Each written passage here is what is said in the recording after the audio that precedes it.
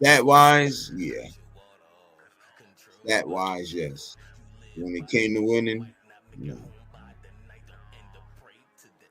No. So, man, y'all make sure y'all hit that like button, subscribe to the channel, man. We in the building. We in the building. We are in the building. It was goody, man. It was goody. I don't know what it is. Watch this. Are y'all commenting? Let me know in the chat. Y'all commenting.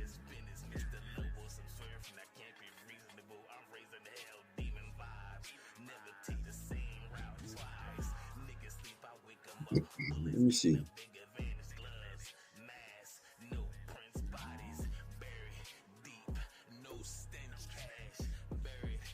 Okay. Let me just check. But yeah, so let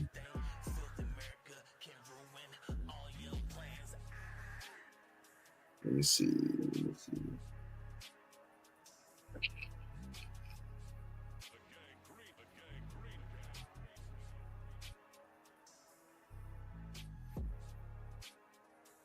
Yeah, bro ain't hit me back yet. So as soon as he hit me back, I'll let him know. I'll see what's up. Maybe Vet 47 in the building. Bro says salute. What's happening with you, bro? Thanks for pulling up, man. Thanks for pulling up. But yeah, I'm like, was he? People was asking me how I feel about people were asking me how I feel about it.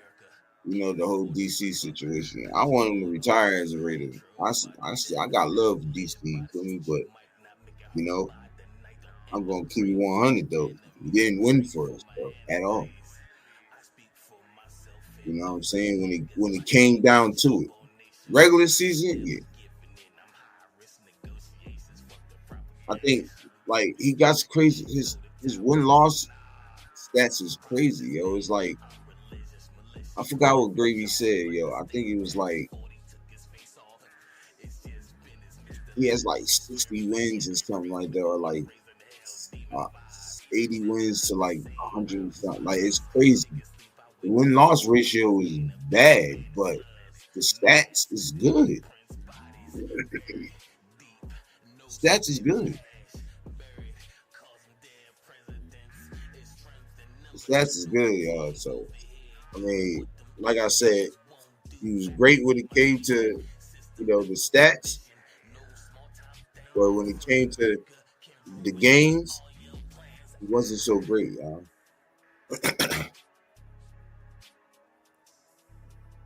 And I don't want the nation to get into this shit again, bro. Like this is why I didn't really like. I be trying to not stay away from it, but you know what I'm saying. I'm just trying to, like I don't know. Like I know the nation, a lot of content creators, like about the whole DC situation the first time, everybody motherfucking stopped fucking with each other for a while.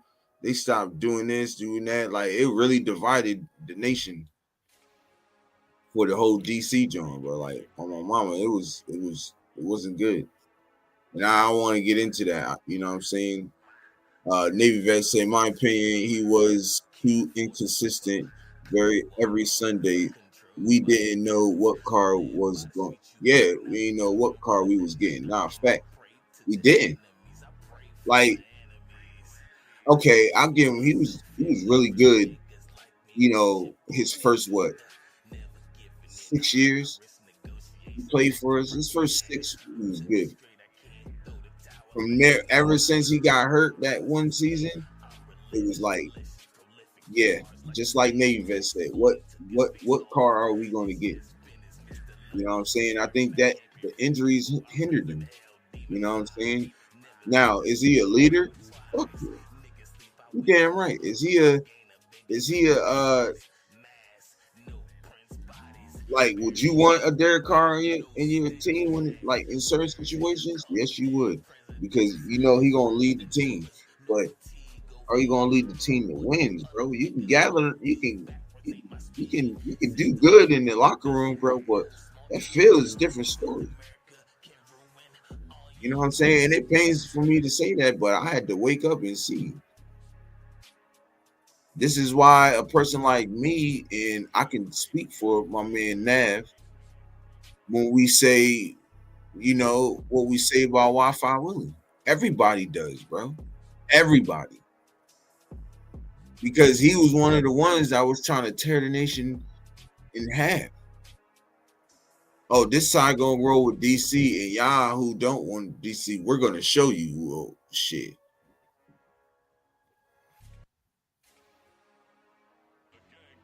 They ain't shown shit yet.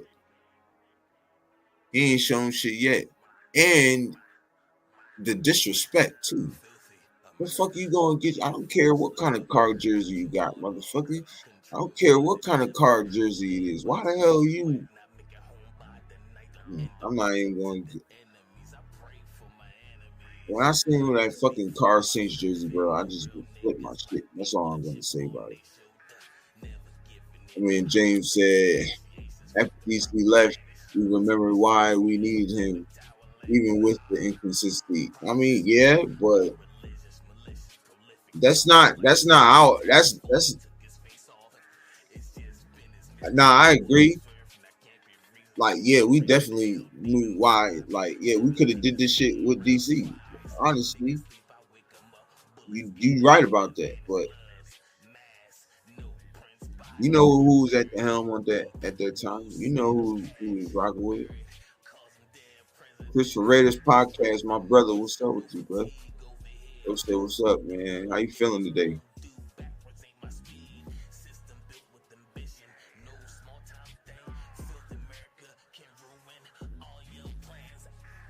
You know what I'm saying? So this is I ain't look. I love DC. I hope he retires as a Raider. I love, what I'm saying, thanks for, what you did. Half ain't your fault, but the other half is. We ain't gonna sit here and act like, what I'm saying, DC was some type of dude, what I'm saying, that was motherfucker, you had your flaws too. You didn't show up when we needed you. You couldn't even get past the 50-yard line. Like, these are the things, like, I'm telling y'all right now, like, y'all think Gino gonna be doing this shit? Fuck no. Fielding, bro. I just hit you up, bro. Man, hop on, cuz.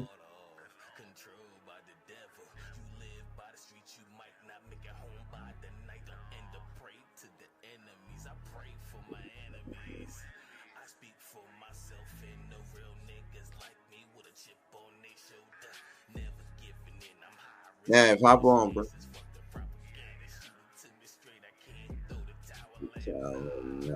Bro, sound good. That's what's up, bro. Want everybody to have a good day today. You feel me? You want some company? I was actually waiting for Nav and shit. You know what I'm saying? But yeah, we get you up on there, bro.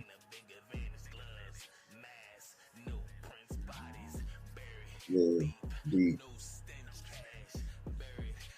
Hold up, pop in right quick. What's up, brother? what's happening with you, bro? I'm nice, man. Y'all My in guys, DC? how y'all feeling? Yeah, man. I just, I want to really touch on this because I was, I watched Raider Nation Live. Those my guys. Shout out to Raider Nation Live. Y'all go check them out. What up, Low, Coach Gravy, Raider Gate 420, man. Go holler at them. You know what I'm saying? I just watched their show, and then, when I got off of work, at like 2:30 in the morning. So when I got off of work, I was watching Raider Rebels too. And like the stats he was talking, you know what I'm saying, like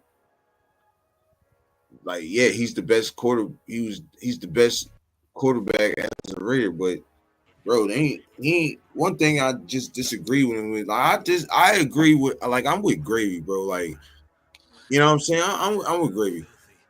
The stats is there. Everything he done is, yeah.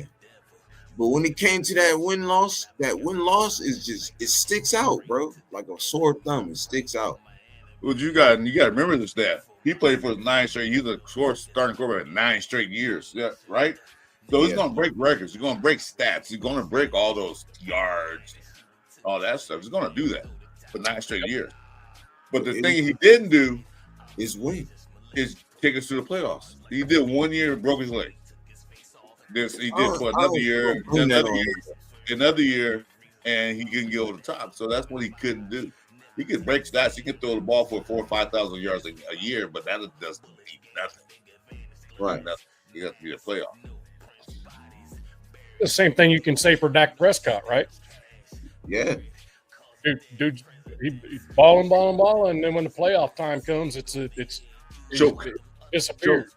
He chokes, yeah. Yeah, but at least he got sent to the playoffs because they had a good team, I guess you want to call it that. But DC can't even get in the playoffs. He got there twice. Yeah. In 9 years. I agree with James.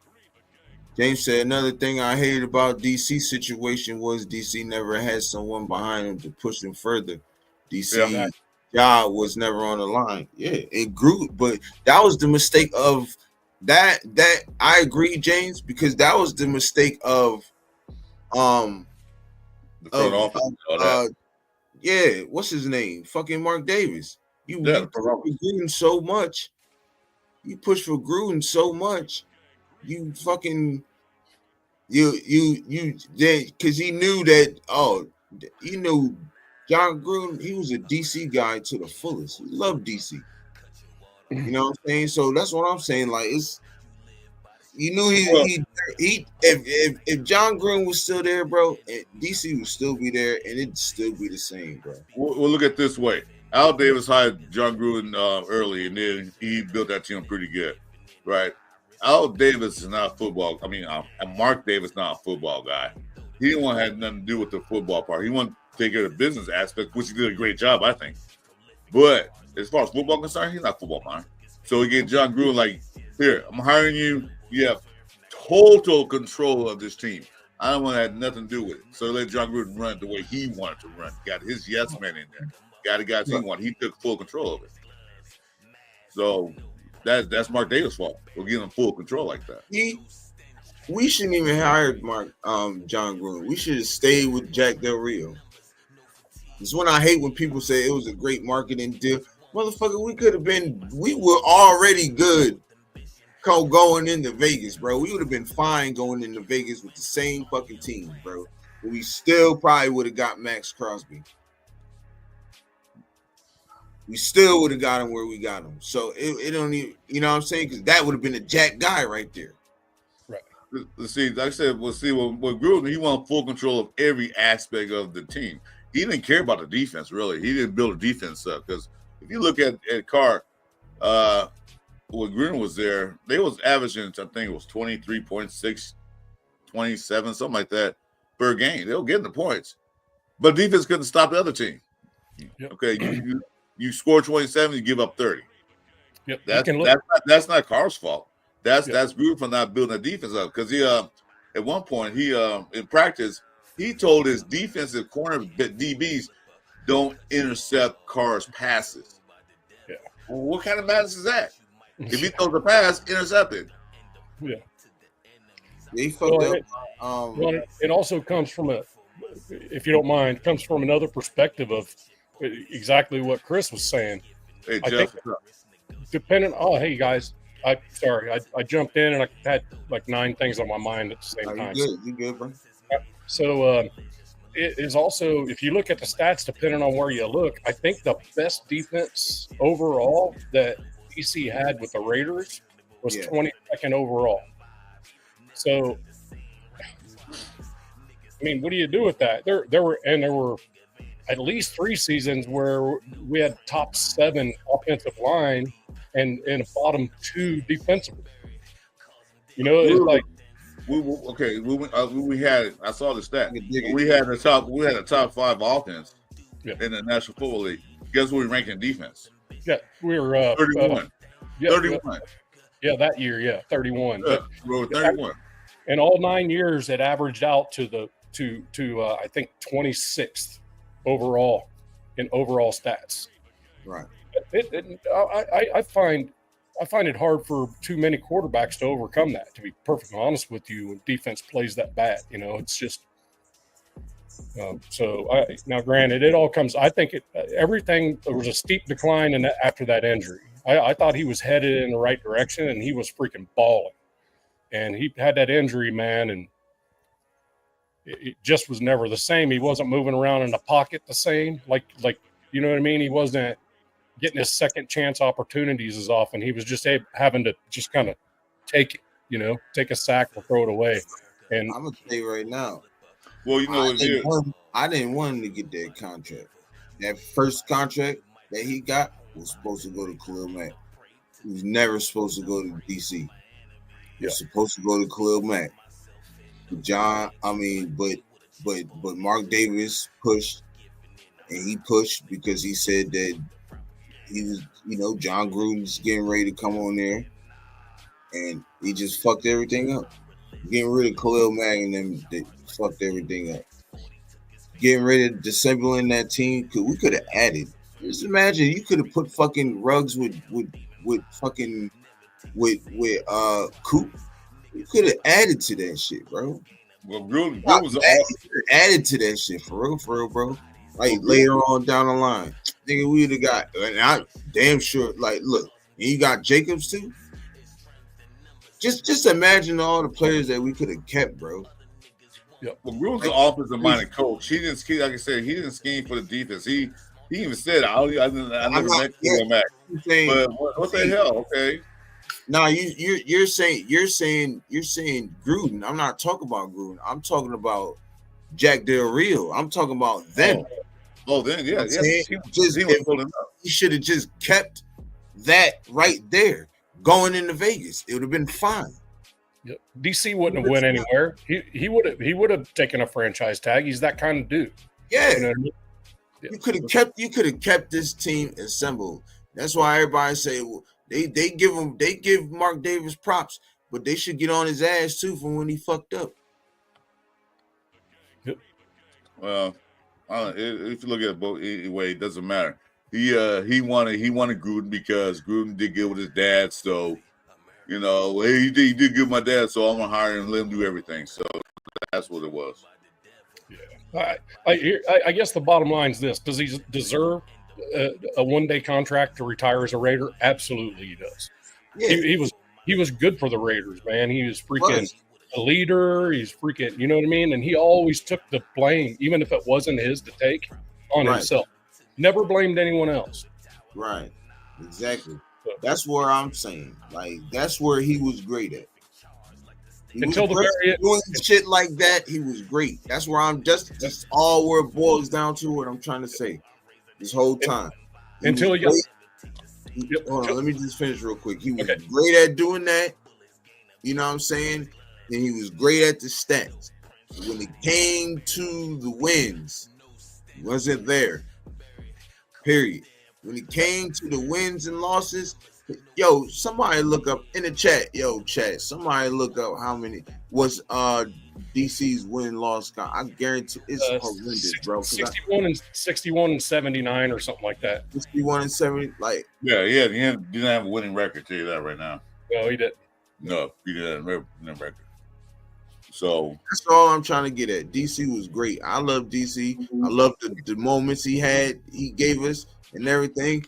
But we gotta stop. Like, you know what I'm saying? I agree with Gravy. I don't care. I agree with bro.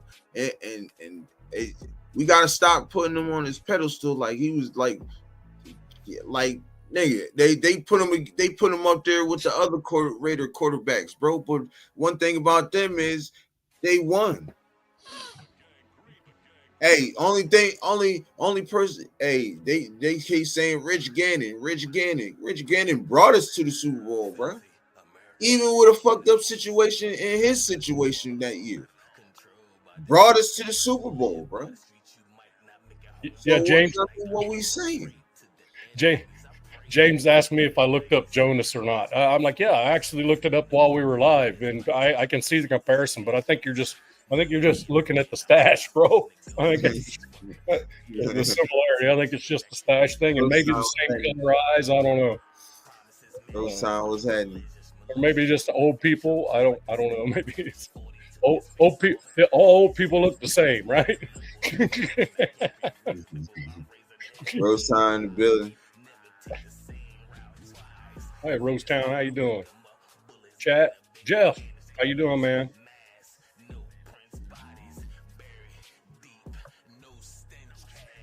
Barry. I'm a little behind. Hold on. Okay, I got you.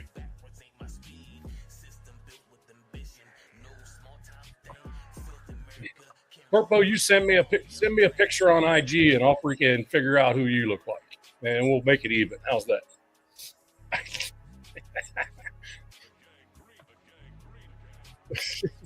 Stash and gray on the sides. Bro said I'm old. I think he'd probably look like Harrison Ford or some shit like that. You got James is the hardest working man here, man. That man, I'm surprised he's not on break right now. You don't break, James? Because he's always on break. He's I'm ugly as fuck.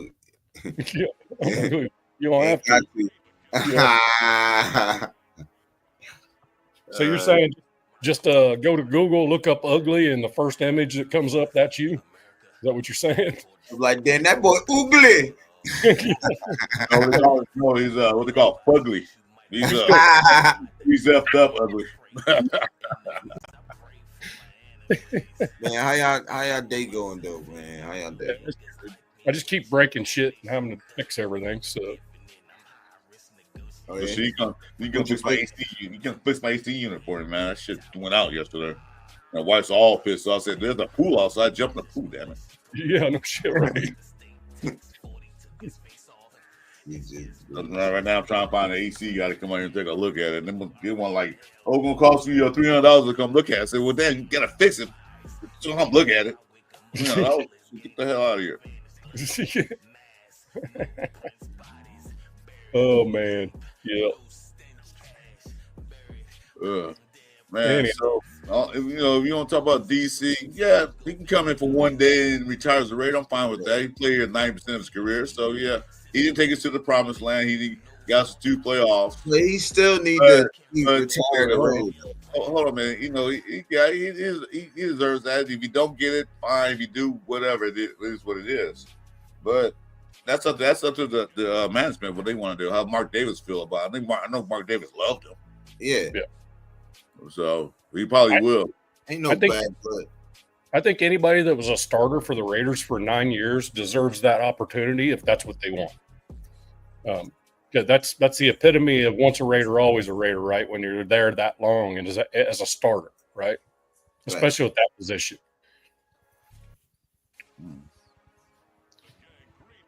I wish we'd had Rich Gannon for freaking 9 years. Well, you got to remember DC. We eventually wanted to, boy. We had him for 9 years. I ain't gonna lie. You got to remember, Derek Carr didn't want to leave the Raiders. They kicked him out. So I'm like, I want to be traded. I want to get out of here like the other guy did. So it wasn't like he wanted to leave. Not really. Yeah, he got the rumor is he got walked out by security on the day that decision was made for him. Yeah, also they locked his wife out the Raiders club too. They told him she can't come back. I like that was cold blooded. That's why he was crying. Wasn't the reason why he was crying. They kicked his wife out the club. I don't know what she did. Maybe she did something she shouldn't have, but she didn't do nothing. They just that's how it was with Josh McDaniels. Call him McDummy, McDoofus, McStupid, and call me anything you want, but not McFuckface, whatever.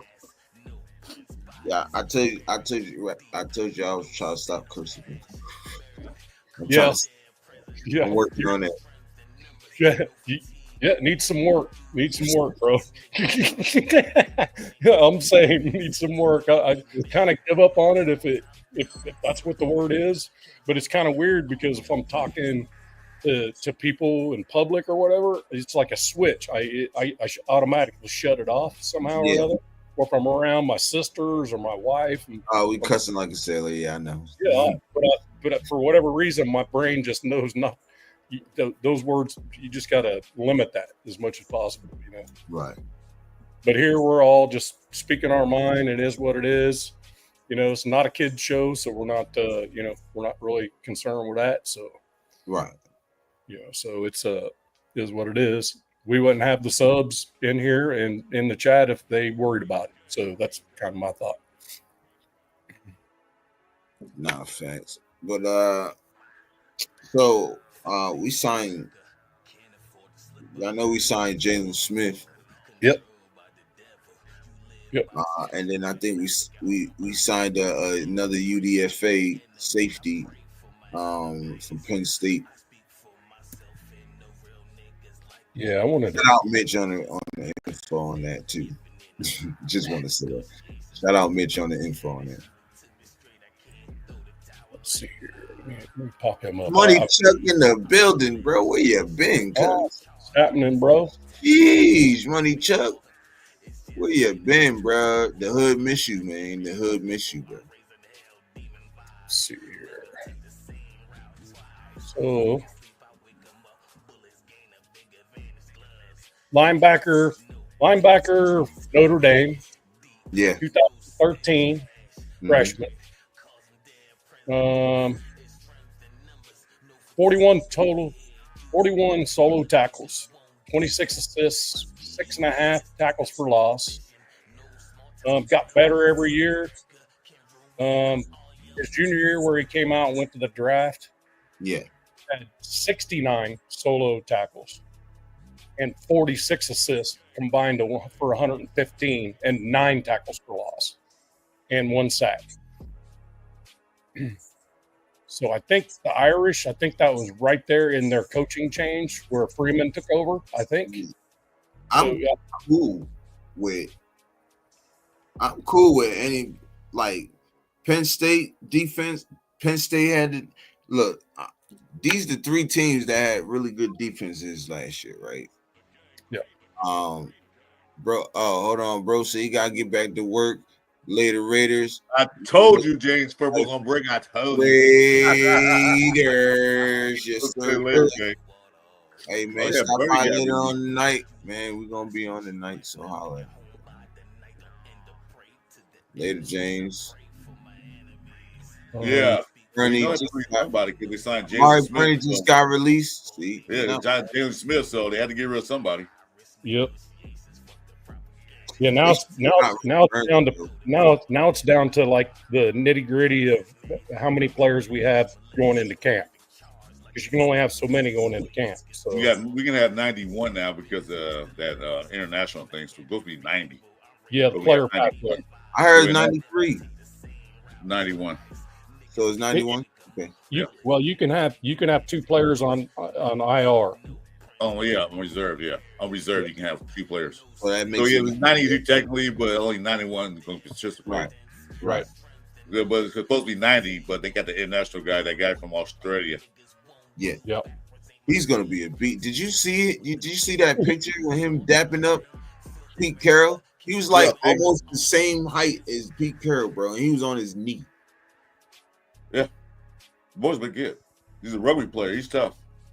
Yo, so man, over translate to the NFL because he'd be good in the middle. And you know who? Man, Pete Carroll looked fired up, bro. I watch the clips of him, man. He's fired up, bro. I'm telling y'all, bro. Like, this man, I don't give a fuck if he's 70 or not, bro. Like, he's so energetic, bro. It's ridiculous. Okay, let me ask you this. You watch some of his practice, because I watch all the other, especially our team. I watch some of their stuff. You don't see Andy Reid, Harbaugh, and Sean Payton running around with his team, laughing, joking, throwing the football, running around. You don't see them guys do that. Pete Carroll's older than all of them, and he's doing that. He's doing that. You know, and plus, compared to McDummies, Pete Carroll's not out there cursing out players. You know, that's a freaking ball. You stupid son of a bitch. You know, he ain't doing that. He's out there rooting, cheering them on. So there's a different energy out there. There's a better energy out there. Yes. And you can see it, bro. Like, it's crazy. It's crazy. Like, man, you're like, watch. It's gonna be different. We're gonna look a lot different next year. I'll tell you that next season. We're gonna look a lot different. We're gonna look a lot different this season. Like this season. I always say next year because just like the. Oh yeah. But yeah, we're gonna. I'm not saying we're gonna mount to a whole lot of like going to 12 and there. Was it 17 games, 12-5, or anything like that? But I'm saying we're gonna be in a lot more games. We're gonna win some of these games. We should have won like last season games we teams that we should beat. Instead of getting blown out. I'm standing on the 10 wins, bro. I'm right mad at you. I'll say 8. That's 8 between 8 and 10. Well, main thing we got one division. I mean, we gotta at least break 50-50 on the division. We gotta do that. We can't have the division sweeping us again this year. No, that's not happening. No, we should watch. I already looked at stats up between each court. He played Andy Reid one time. They like 1-1 or twice. They like 1-1 against each other. Shit, him and Harbaugh, they played 12 times. They like 6. He won 6 out of the 12 times they played. Yeah, 6 and 6. Yeah. Then shoot, he never played against what's the name? So. And I don't think he never coached. I don't think he never coached against Sean Payne. I looked it up. Like it took me like damn near 2 hours to look it up. I couldn't find nothing. So I think he's gonna be good. And you gotta think too, like Pete had a whole year off to, just analyze and sit back and see what's going on. So you feel me? Broheim in the building. What's happening with you, cuz? Appreciate you pulling up. You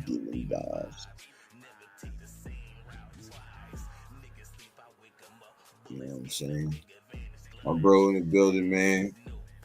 He got a podcast, man. Go check him out, yo. Spiritual. And it's really good. So y'all go check it out. I'm gonna leave that up there for a sec. So y'all get his name. Check him out. For real. Y'all believe in God? Check him out. And he know what he's talking about, and he'll break it down for you. Yes, he will. So y'all go check him out. So 10. So it looks like, I got as far as the Cowboys career for Jalen Smith, as far as stats, if you want to hear them. Who? Sorry, I'll read the chat. You're talking about that? Who stats? Jalen Smith. Yeah, go ahead. Yeah. So he entered the NFL draft. Mm-hmm. Selected 34th overall by the Cowboys. Right. But there was a worry. He had a serious ACL, MCL in his left knee, like on the last game of the season with Notre Dame before the draft. So, yeah, he played in 68 games with Cowboys.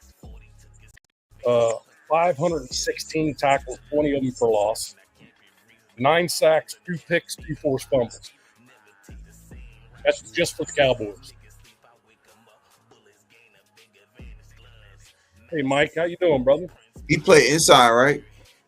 I think it said. Hold on. I think it said Cowboys had him at middle. Oh, if he play inside, if he play middle, he's gonna start over Landon Roberts. I don't give a fuck. I don't care how good Landon Roberts is in the run, because Jalen Smith healthy is just as good, and he can cover. And you put him and Devin White on the other. Get the bro. What are we talking about now? What are we talking about? Yeah, he didn't start at the beginning of the 2017 season as a rookie, but said Anthony Hitchens suffered a fractured bone or something like that, and that's what made him the starting middle linebacker, and he stayed Stayed there from 17. Had a 5 year, $64 million contract, and then he started all the way up to 2021 from 2007. Oh yeah, hold on 1 second, bro. Yeah, we got him. Devin's good over here, bro. Yeah. Yo, Devin White good over here. Yeah, Devin White. Huh. Every linebacker I can name them. Every linebacker we get, they always play good for the Raiders, yo. Well, you know we need help at linebacker. Navarro Bowman. We got Navarro Bowman all the way up to Spillane. The only nigga that ain't played good was what's the one bull name, yo? He was so trash, yo. Cordell. So much money. Cordell. Yeah, I know. He's good. Came from the Rams. Yeah. I can stand that. What's his name? I tried to forget his name all the time. Witherspoon or something like that. Cordell Patterson. No, Cordell Patterson played. No, that's not him. Yeah, Cordell Patterson was No, it wasn't him.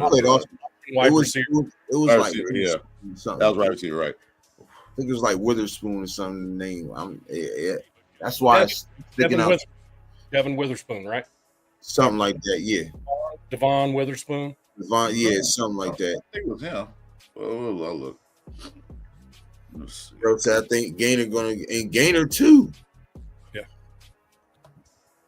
Roasttown cooking today, see? Mm-hmm. Bro said, remember he got a ring with it. That's why we brought him on. That's why we brought him on, bro. Yesterday, Stepper was freaking one that was on one. Roasttown's on it today, bro. Yeah. Stepper brought his game yesterday. That's why we got him on, bro. We still see something in it, bro. You feel me? Pete got a plan for him. Yeah, I don't disagree with our linebackers have been trash since Baker days, with the exception of Spillane. So you mean to tell? Hold on. So Dev, you mean to tell me Navarro Bowman wasn't good? You mean to tell me that what's his name? Perriman, Denzel Perriman wasn't good for us? Like you gonna tell me that? He said yep. You bugging. He said yep. You bugging. I admire you. Hey. That's how you feel. You feel me? But no, I think he's saying at the level of first team All Pro, and I think Beaker was our last linebacker. Was a first team All Pro, and that's been a minute. So Navarro Bowman didn't do nothing. Oh, he gonna sit there and act like he didn't play lights out for us? No, I think he's going like high. I mean, extreme level. Like first team All Pro. I'm not talking about way big, like that far back. I'm talking about from when Navarro Bowman came on. Yep.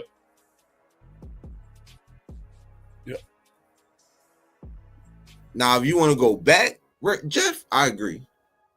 You want to go back, yes. So I agree, but I'm talking about Navarro Bowman on. Yes. Yeah, I go back, but I don't go back that far. Right. Well, I think the big thing about last year was, man, if we didn't necessarily need cover linebackers, we need linebackers freaking tackle other than Spillane, man. Right. It was like, fucking, how do you miss so many tackles? Linebacker 101's tackling, fundamental tackling, man. Get the dude on the ground. And I mean, Diablo was like whipping tackles way too much, man, for a linebacker. Well, yeah, the Diablo was basically chasing people down. He wasn't tackling at the line of scrimmage; he had to chase them down. So, hey, Jeff, I'm not dissing. You're that far back. Yes, I agree with Beaker, but I'm not talking about that far back, bro. I'm talking about from when Navarro Bowman played on, bro. last 10 years. I'm not last 15 disagreeing with you when you talk about Beaker, bro. I'm not disagreeing with you at all. But what I'm saying is from what?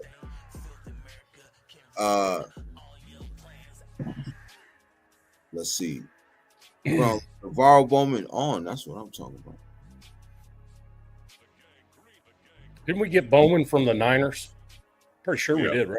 Yep. Yeah. Something like that, yeah. Which that's always a plus when you can steal a great player from a team we can't stand, you know? Right. It's good. Well, we had a good one named Perfect, but the NFL decided to kick him out the league. So that dude. Oh, his name was Corey Littleton. That's what Corey Littleton. Yeah, that's what you're talking about. I don't know why I should think it was, but yeah. Remember his name. It was something. He was trash. Well, he played behind homeboy at the Rams, so the what's his name? That just retired. He played behind him, so you know Aaron Donald. Yeah, no, he played behind there. That was always in the backfield, so you know he could run around free and get those interceptions and stuff. But when we came here, he wouldn't even have that much pressure. Right. Like trash. They didn't pay him all that money. That's what I'm still pissed off about. I think that's a key. Our front four has to get pressure. Just the front four. They have to be getting pressure for the rest of the defense to work. The Eagles proved that shit. If you can get pressure with your front four, you got a good shot at every game. Well, it all starts in the trenches, so that's what they got built up. That's what they're doing. You know, if you put pressure on, like Jeff said, Jeff, I'm going to quote you on this. Like you said, if we have a lot of pressure on the front four, we don't need an all-star DBs. We don't need an all-star linebackers. If we can get the cornerback and stop the run at the front four and put pressure on the quarterback, you don't need all-star DBs and all-star linebackers. So that's where it starts in the trenches. So, Jeff, I just quote you on that. So give me some props and don't talk about my head. My hat's in the wash. My hat's being washed. Looks nice though, man. I'm Jeff. Yeah. NaVorro Bowman was good. You know what I'm saying? Tell me like that boy he wasn't good, bro. Then you need to go look at his tape, cause. Hang on, I'll be right back. Bro. I think you need to go look at his tape, bro. I'm gonna be on for 10 more minutes. I just jumped on and hollered at you, man. See what's up. I appreciate you got my IG account, right? Yeah. Okay. Yeah. So this is the next time you jump on and hit me up. I'll get on. I'm here all day. I don't do nothing. I'm disabled. I can't work. So we could do a show tonight if you want. I am tonight. Yeah, I'm doing nothing tonight. I got to argue with the wife for a little while. Every day I got to do that. Just keep things spicy. Don't get too spicy. You on the couch now, brother. I'm on the couch anyway because I can't sleep in bed because of my injuries. Oh, okay. All right. Because she wakes up in the morning. This is something personal I can't talk about, but I get in there now and then. We want to play 10 games. We want to play 10 games. Right. Jeff, you trying to make it a Bowman versus Beaker thing, bro. I'm not doing that. I'm just saying, you're missing the point of what I'm trying to say, bro. We had some decent linebacker play because remember when they were there, we had a decent defensive line until Wichita came and messed it up. But we had a decent defensive line. So when your defensive line look good, it makes the whole defense look good. It makes the DBs look great. It makes the linebackers look awesome. But when your D-line can't stop the run, they can't get the quarterback. The quarterback's sitting in the pocket for 10 minutes trying to throw the ball. Everybody look back because the DBs only can stay receiver so long. The linebackers only could tackle the running backs, by themselves so long. You got to get help. So that's what Pete Carroll Spy they doing. They build that defensive lineup. That's facts.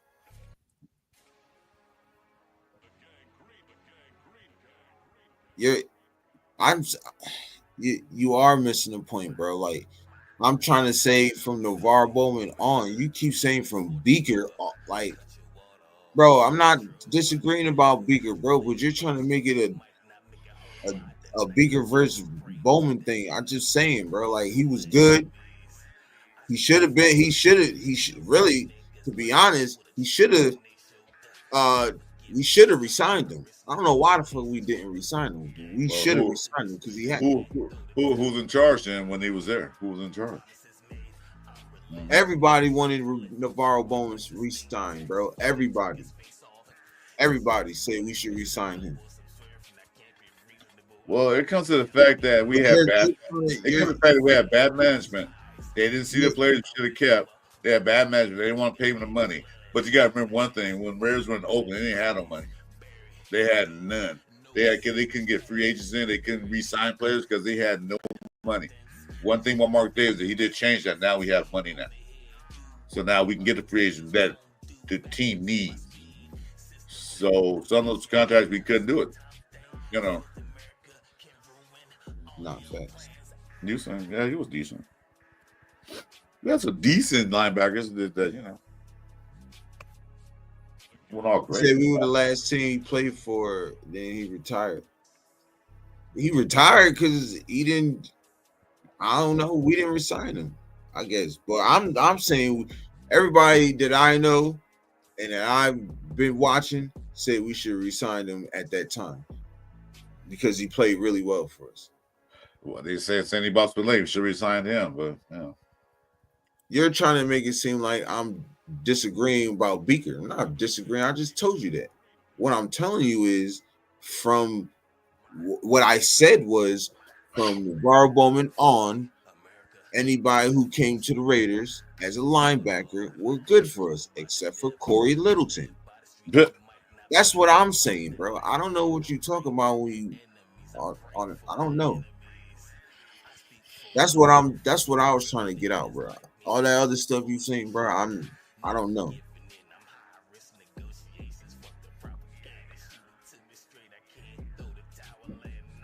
And I'm also telling you that I don't disagree with you on what Beaker has done. No, I'm not at all. So you are missing a point. So it looks like so Bowman was brought in 5 games into the season in 2017, right? So he had 15 games total, just 5 with the Niners and 10 with the Raiders. And over that span, he had 127 tackles, 3 pass breakups, and 1.5 sacks, a fumble recovery, and a pick. Now, you don't tell me we shouldn't re-sign nobody that has that type of for that one season. I would have. No question. Hey, that's what I'm saying, bro. That's what I'm saying, bro. Like, y'all be trying, like, you're trying to make it of him versus him. I'm not doing that, bro. This exactly what Nav just said. Exactly what I was trying to tell y'all. So the Raiders were busy. They were busy. You know, they waived Marty Vernon, but they also waived Matthew Butler, Tariq McAllister, Brandon Smith, and Christian Wilkerson was released. So they were busy. They basically what Pytek and Carroll was doing is cleaning the house. All these guys are not their guys. They're cleaning the house. They're bringing their guys in. Right. There are people they want to play. The guys that produce. Yeah, they don't people that don't be that just kind of like my buddy AR says is on a scholarship because they're on the team. They're just here because they're here. No, we want players to come and compete and play. So they're cleaning the house. Bro said he retired. No way you can sign a guy that wants to play. I don't.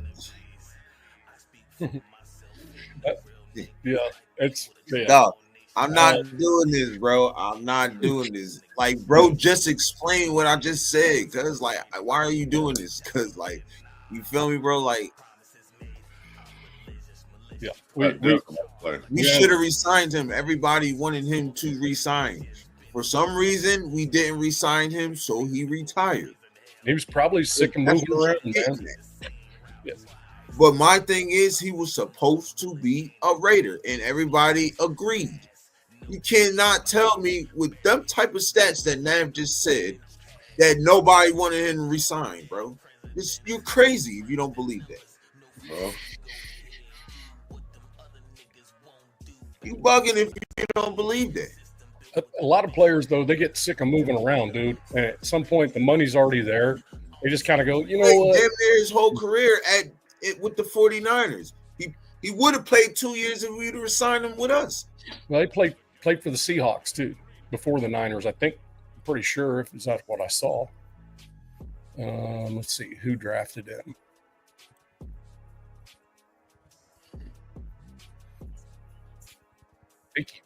Something here. Hold on. Nope. He was drafted 91st by the Niners. Yep. Beginning of season. Victory over the Seahawks. I saw Seahawks, but I was looking for his stats. Hey, bro, I got you, bro. I know my shit because like he played damn near his whole career for the Niners. He wanted. Hey, all he had to do is give him that 2-year contract. Gave him 2-year contract. That's all we had to do, bro. And he would have been a Raider for the rest. You know what I'm saying? I don't know where you getting at with the Beaker stuff. Like I agree, Beaker was a really good linebacker for the Raiders, bro. But you're not gonna sit here and try to compare it when that's not what I'm even here to talk about, bro. I was just saying from NaVorro Bowman on, every linebacker we have gotten has been good for us. That's what I'm talking about. All that other stuff you got me saying, bro, I don't know about that, bro. So that was That's That's why I said you're missing the point. It was 7 years. 7 years with the Niners. So he did 8 years total. And for a linebacker, you just never know. Also, I didn't know that. I really didn't know this. 2016, Bowman tore his Achilles. I did not know that. Mm-hmm. I mean, for a linebacker, that's freaking, oh my God, dude. And that was before he played for us, right? Yeah. It was a 2016 season. He came to us in 2017. And then you have a production like that. Yeah. Why wouldn't you resign? That's what I'm saying. Why wouldn't you resign him? I guess my only question, Europe, is maybe he didn't want to. Maybe he was done. He just said, "No, I'm done with all these injuries. I'm done with all this. I'm done with moving around. Maybe it's just time for me to retire." You know, could have been that. Really could have. Yeah. But look at y'all coming up with all these injuries. That's cool. Look at the production he had with us, though. Yeah. That's what I'm saying. The production. Nothing else.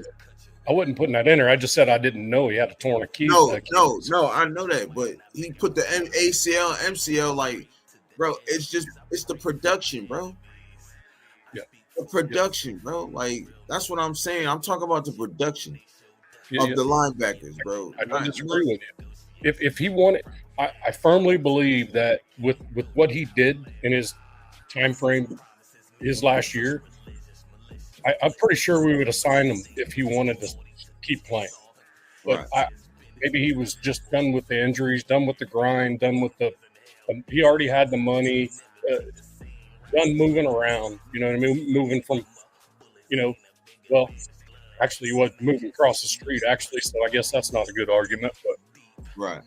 He probably didn't have to even buy another house, probably right in between, Thanks. So just saying, so maybe that's not part of it. But some players, they just get sick of getting beat up, man. And once they have the money, they know they're good. For the rest of us, like, man, I'm sick of this rehab shit. I'm sick of all this craziness. And it's like Barry Sanders. He had quite a few years left in him, and I think he was just done losing. Right. So he's just like, I'm done with all this. I've achieved everything I can individually, did everything I could to try to get this team to win, and they can't. Right. And I'm going to retire.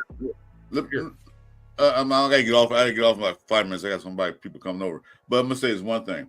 You gotta look at what happened. Bowman was here when we had Del Rio. The next year, the year we didn't sign him, who was there? It was Gruden. It was Gruden. Okay, then plus, wait. I'm gonna say this right point. I gotta get off. One point I'm saying though.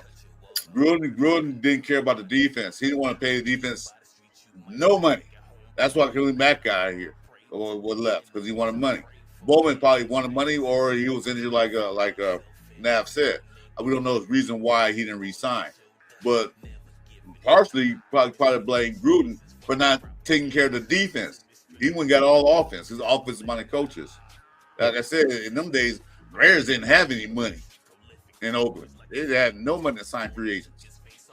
You know, they signed that one dude, Corey Littleton, for all that money, and then we couldn't sign nobody else after that. Right. Yeah. So it could be the money factor, or it could be the injury factor why we didn't resign. We don't know. We don't know what's in the mind to get ahead of the guy. He didn't tell us why he didn't resign or why the Raiders didn't resign. We don't know for sure. Could be anything. So, but anyway, guys, no, it's nice chatting. You hit me up if you're gonna do a show tonight. Hit me up. I'm not doing anything tonight. We'll get y'all, bro. We gonna get y'all. Just pull up. Get you later, Jeff. I gotta talk to you about private. So I gotta ask you something. But anyway, guys, all right, Raider Nation, guys, salute. Have a good Chris, day, brother. All right. All right, take care, bro. Later. Yeah. So I think they're missing the point, bro. Like, no. What I'm trying to say is, right. He said, "Don't call me Chris." Yo, Jeff, crazy. Yo, Jeff. Don't talk to me, Chris. Jeff, it's all love, bro. You know, I ain't even. You know what I'm saying? But I'm just. You know, it's all love, my brother. You know what I'm saying? It ain't no. You know, it's agree to disagree. You feel me? But what I just feel like you guys are missing a point. I'm just saying from the time that Navarro Bowman played on to Spillane, linebackers that have came to the Raiders and played for us played well, except for Corey Littleton. That's what I'm saying. I'm not. And the only reason why I'm kind of glad that Nav put the stats up is to show you why he should have resigned to the Raiders. You know what I'm saying? But like bro said, he didn't. So the next linebacker we got was pretty good. Yeah, and I like. Wait. Did Corey Littleton come after Navarro Bowman? He did. Didn't we missed out? We should have bet on that one, but everybody after that played well for us. Right.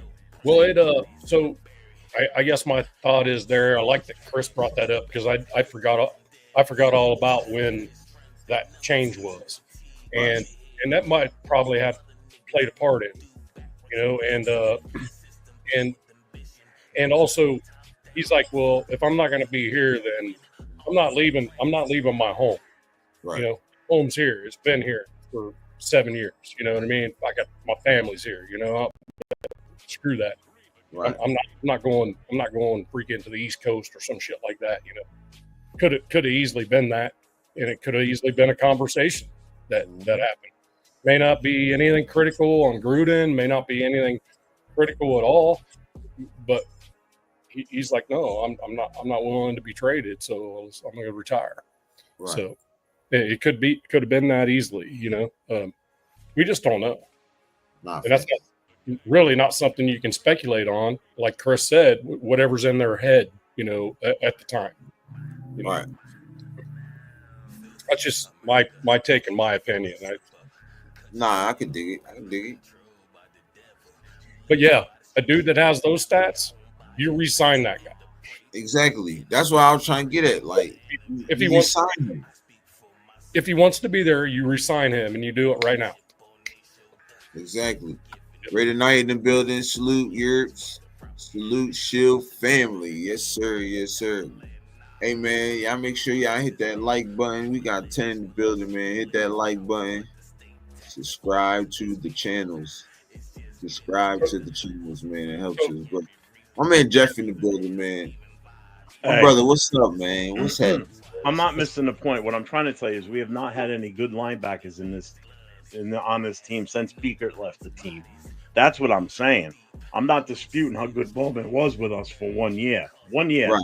10 games. Right. Then he didn't play again after that. Didn't play after us. Didn't go to another team. Was never offered another contract with another team. 2019 finally decided to retire and retired as a 49er. We signed him to a 1-year contract for $3 million. He didn't want to come back to us. We never offered him anything. So it's not that we didn't offer him anything, or he just didn't want to play anymore. His injuries had taken a toll on him. And if you look at his stats versus stats of some of the greater linebackers in the league. Yeah, he had a great time with us for that short time frame. Right. Well, our linebackers during that time frame, from the day that we lost, from the day once Beaker was gone until current, we have not had great linebackers. We have not had awesome linebackers. We haven't had even some good linebackers. And some people will sit there and say, "Well, we had Khalil Mack. Khalil Mack was not a linebacker. That's what they put him at." I don't count Khalil on the roster, but he was a defensive end. Yeah, I don't count. So that was an anomaly. You can't even say that. Yeah, I don't count him as a linebacker. I don't count him. And now the other thing too is you said you were talking about Littleton. Littleton didn't come to us until 2 years later. We didn't get Littleton. So it's 2 years later. Yeah, I knew it was after. Bowman. I just didn't know how long it was after Bowman. Yeah, I mean, if you look through our history of linebackers, I mean, you're talking guys from Beaker on. I'm not talking about how good Beaker was. I'm just saying he was the best out of our linebacker pool from the time he stopped playing for us and went to Minnesota to the time since, say, now. So we've had the likes of Rolando McClain. The two that were probably the best for us would have been the Morrison and the Thomas Howard. Yeah. But they weren't here for that long. They were only here for a few years. But, Rolando McClain was a bum. He played better at the Cowboys, but I understand that. Yeah, but when he was with us, I don't care what he did with other teams. Right now, but I'm just saying, he was a bum with us. I agree with that. And the only reason he lasted as long as he did on the Staunton roster is because we didn't have anything else better than him, which is sad to say. Then you look at the rest of our linebackers through the year. You had C.O. Moore, 2 years with him. Miles Burris, 2 seasons with us. Actually, 1 season. Then you had the likes of Alden Smith, Bruce Irvin. These guys all came in for like 1-2 years and they were gone. We had nothing sustainable at linebacker for long period terms here. Agreed. So we couldn't even get good linebackers to stay. As a DN, for real. I didn't know because I didn't view him as a linebacker. I viewed him as a DN. One of the better ones that we had, and he really wasn't with us for that long, was Perryman. Perryman was good. Perryman was here for 2 years with us, and he was good to decent, and that's not saying much. When you look at the linebacker position of what a linebacker does and what their position is on the field, they're basically the quarterback of that team, of that defense. And they can't even. We can't even keep guys. So now we go from Perryman, and now you're in the Spillane and Diablo. Diablo, we all know how bad Diablo was for us. Nobody liked him. Nobody wanted him there. But again, it was by default that he ended up out there as our starter for those years that he was here with us, because we had nothing better than him. That's how bad it was until we got Spillane. And Spillane was only here for 2 seasons. He was here in 23 and 24, and now he's gone. But that's so you look back at our linebackers since we had a steady stable of linebackers, which goes as far back as 2001. We have had such a mishmash of linebackers in that time frame. But now, hopefully, with the regime we have now, we can get some stability in that position, because that position's important. It is. That's what I'm trying to get at. I mean, you're sitting there saying we had some great linebackers. No, we didn't. We might have had some really good linebackers. I didn't say great. I say good. But there was great. Yeah, but there's no longevity, and that's what you need. We had no longevity. These guys would come in for 1 year, 2 years, and they're gone. Vontez Burfitt. Good linebacker, dirty player sometimes. Didn't last because half the time he got suspended or he got fucking thrown out of games. So it's like you can't even count on guys like that. So our linebackers were just not good during that time frame. Nah, I never said great though. I never said we had great linebackers. I just said you did though. I said we had good linebackers. Never said great, bro. I never said great. You can't see. So that's why I keep throwing. I said we had good linebackers, and I didn't even go back since 2001. I went back since Navarro Bowman. That's why I told you before, I'm not going back that far. I'm only going back from there. on. Yeah, but even Bowman, he had a good year for us, but it wasn't even a full season, and it was for 1 year. You know, But I'm saying, but see, this is where we get mixed up at. I said, but like me and Nat was talking about, if he would have came back, everybody wanted Navarro Bowman back because of the season he had that year. I don't care if it was a half a season. I don't care if he played 2 games. The stats is there, bro. That's where I'm trying to get at. The stats was there for him to come back. That's what I'm trying to say. I'm not saying. Yeah, but if a guy doesn't want to play anymore, how can you offer him a contract if he doesn't want to play? It's not like he went to another team. He left us, and that was it. He didn't play again. Period. All I know is that we were talking about it, and then they said they decided not to come back. That's what I'm. That's all. That's what I around that time. That's what I was hearing. But what I'm saying is that people wanted him back. No, don't regardless of the situation on what happened. People, the fans wanted him back. That's where I'm getting. That's what I'm saying. The fans wanted him back, bro. Oh, the fans might have wanted him back, but the player doesn't want to come back because of I'm sure his injuries took a toll on him. I understand that. Like, I understand what you're saying. I'm not disputing nothing you're saying. I'm just saying from where I was at and what I was seeing, and people in the comments and people online was saying, yo, we should bring him back. We should bring Navarro Bowman back. That's what I'm talking about. Now, if he wouldn't want to come back or whatever his situation was, that's cool. You know what I'm saying? They ain't got, and to be honest, that really ain't got shit to do with me. I'm just saying, for what I seen and what I was hearing, that people wanted him back. The fans wanted him back. Content creators was talking about it. They wanted him back. That's all I'm saying. All right, now as far as like, there has been some good, and I never said great linebackers. I don't even use great like that. If I know what great looks like, and I know what great doesn't look like, so I'm not gonna sit here and just say, oh, he was a great linebacker or that guy was a great linebacker. I don't even use that word, bro. So I just want to make that clear. Like that's not me. I mean, you look back at our linebacker. You look back at our history of linebackers during those years, and it was not good. Right, the consistency, yeah. But the times they were on the field, they played their ass off. They played. That's all I'm saying. And I also don't forget a lot of those stats are elevated because our defensive line was not that good either during that time frame. Our defense was not that great. I ain't saying linebackers and cornerbacks should not be leading, especially your corners. Your corners should not be leading in tackles because that means they're getting past the front line and they're getting past your linebackers. You know. If you want to group Khalil Mack into a linebacker at one point because that's how they had him listed.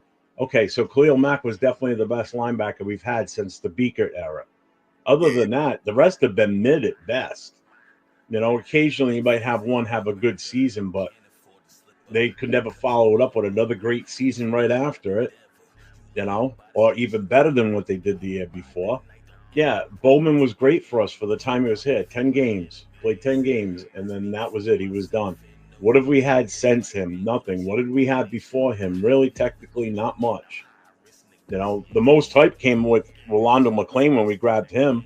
That everybody thought he was going to be the next greatest linebacker for us, and he turned out to be complete ass. I wasn't the other with play trade. McClain was getting comp to freaking LT, and I'm like, I hate comps, Jeff. You can't compare anybody to the LT. That was the biggest. Hell no, he's in a whole different world. LT in a whole different world. I hate any comps to any college player going into the NFL. Comparisons to an NFL player from a college player, you can't do that shit. Similarities in their game. Yeah. Similarities in their game and the way they play at the college level, yes, I can take that. But comparisons to Hall of Famers and shit, come on. You can't do that to a young kid, man. You can't put those kind of They do that all the time. They're going to continue to do that shit, which I think is stupid. I know, and it's bullshit. It's stupid. and I'm just holding out hope that with Pete Carroll here as the head coach and him being a defensive-minded style coach, and what we're trying to put together, going forward, we can get a better linebacking core out of this. Bernie's gone now. I mean, that project is over, thank God. So we'll see what happens. We'll see what happens from here. I just wanted to pop on, say what I needed to say because it wasn't coming across the right way in the chat, is what it was. Right, it wasn't like I was arguing with you. I was just trying to get points across. Right. So I figured I got a couple minutes. Let me pop on. Hey, bro, you good, bro? You hey, anytime you want to hop on. I wasn't mad at you. I was getting frustrated because I couldn't relay the information the way I wanted to. So I'm like, fuck it. I got like a couple minutes. I'll hop on. Bro, you straight, bro. It get like that. This is what we doing here, bro. Ain't no hard feelings on nothing, bro. We all fans, and it's all love over here, bro. Like, people got to stop beating the dead. I like this shit. I like this shit because guess what? Most of my shit, I be jogging, I be going off the top. You know what I'm saying? Because I remember a lot of shit. You feel me? And there's some shit that I don't remember. You know what I'm saying? So, you know what I mean? If you got on and you just like you was saying your shit, all right, cool. I rock with it. You know what I'm saying? So, it's always love, bro. You always welcome on here, bro. You know what I'm saying? So, bro said I got Storms here. I'm sitting backstage right now. Okay, my bad. But yeah, brother, is always good, bro. It's always love, man. Yeah, you feel me? Yeah. Word up, bro. Hey, just to let you know, I know you were talking about going on tonight. There is a shit ton of shows on Monday night, so you may not have a lot of people. I'm just letting you know. So if you're, people are going to be on watching whatever, Monday nights is usually one of the busier nights for shows. So, especially during the season, because everybody's getting on Mondays talking about the days, the game day before. So, just trying to let you know that what's out there as far as slots where you're going to be able to get the most hits possible. Monday nights is not a good night. Well, that'll change. Sunday nights are good. Yeah, I always do the Sunday night, John, but I had work last night, so I didn't do it. Yeah, I don't know what time. Where are you? You're on the East Coast side, or? I'm Central Time. Okay. All right. So you're lucky. You're right in the middle. Thursday nights aren't bad. Tuesdays, I don't think there's usually. I think the only ones that I know of on Tuesdays is 805 goes on with his guys, but they go on. I think they start at like 9. But Monday nights are tough. Monday nights are really, really busy. Well, that's why I never schedule anything for Monday unless somebody has me on as a guest. But I don't usually do. This time of year, I'm good with. I'm usually Monday, Friday online, and I know it's kind of conflictive, but once the season starts, I'm going to switch it up into what you said. Well, on Friday nights, it's been turf and rundown. It was turf and rundown on Friday nights, but then once turf was doing the gymnastics, I took over the Friday nights for him. Just to hold it until he got back to just have that format that wasn't available at the time once he was out. I'll be switching. Hopefully with everything he's got going on a personal level, once he's back home and settled, he'll be back on Friday nights with him and Turf. So I'll probably be switching to Sunday, Thursday when we get closer to the season. Yeah, Sundays are perfect because not a lot of people tend to go on unless something stupid crazy happens on a Sunday. Yep. Right. I know Turf does during the season. He does live feeds he doesn't show the game, but he'll go on and do a live watch party. Yep. On Sundays whenever we're playing. He'll do it whenever we're playing, regardless. But on Sundays he does that. Gotcha. And I usually check in from the bar at that one because I'm with the club. But maybe not with the club this year. I don't know yet. It's not looking too good for me on my end. I'm this close, man. This close to wanting to drop. I've had it. It's just been a nightmare. So it's not worth it. But on that note, I'm out. I just wanted to come and say what I was trying to say in chat, but couldn't get it across. So you good, brother? You good, brother? It's always good to see you. Left It's always good to see you. Is he in the background? Who? Is it AR in the back?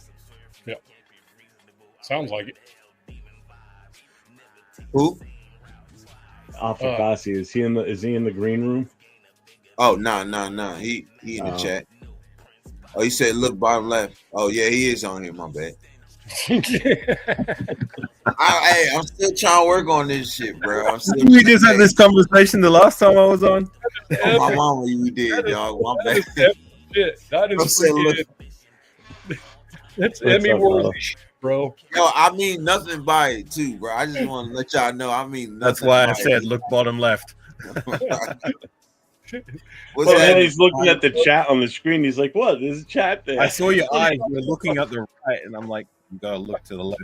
Like, nah, you're like, I'm like this, yeah.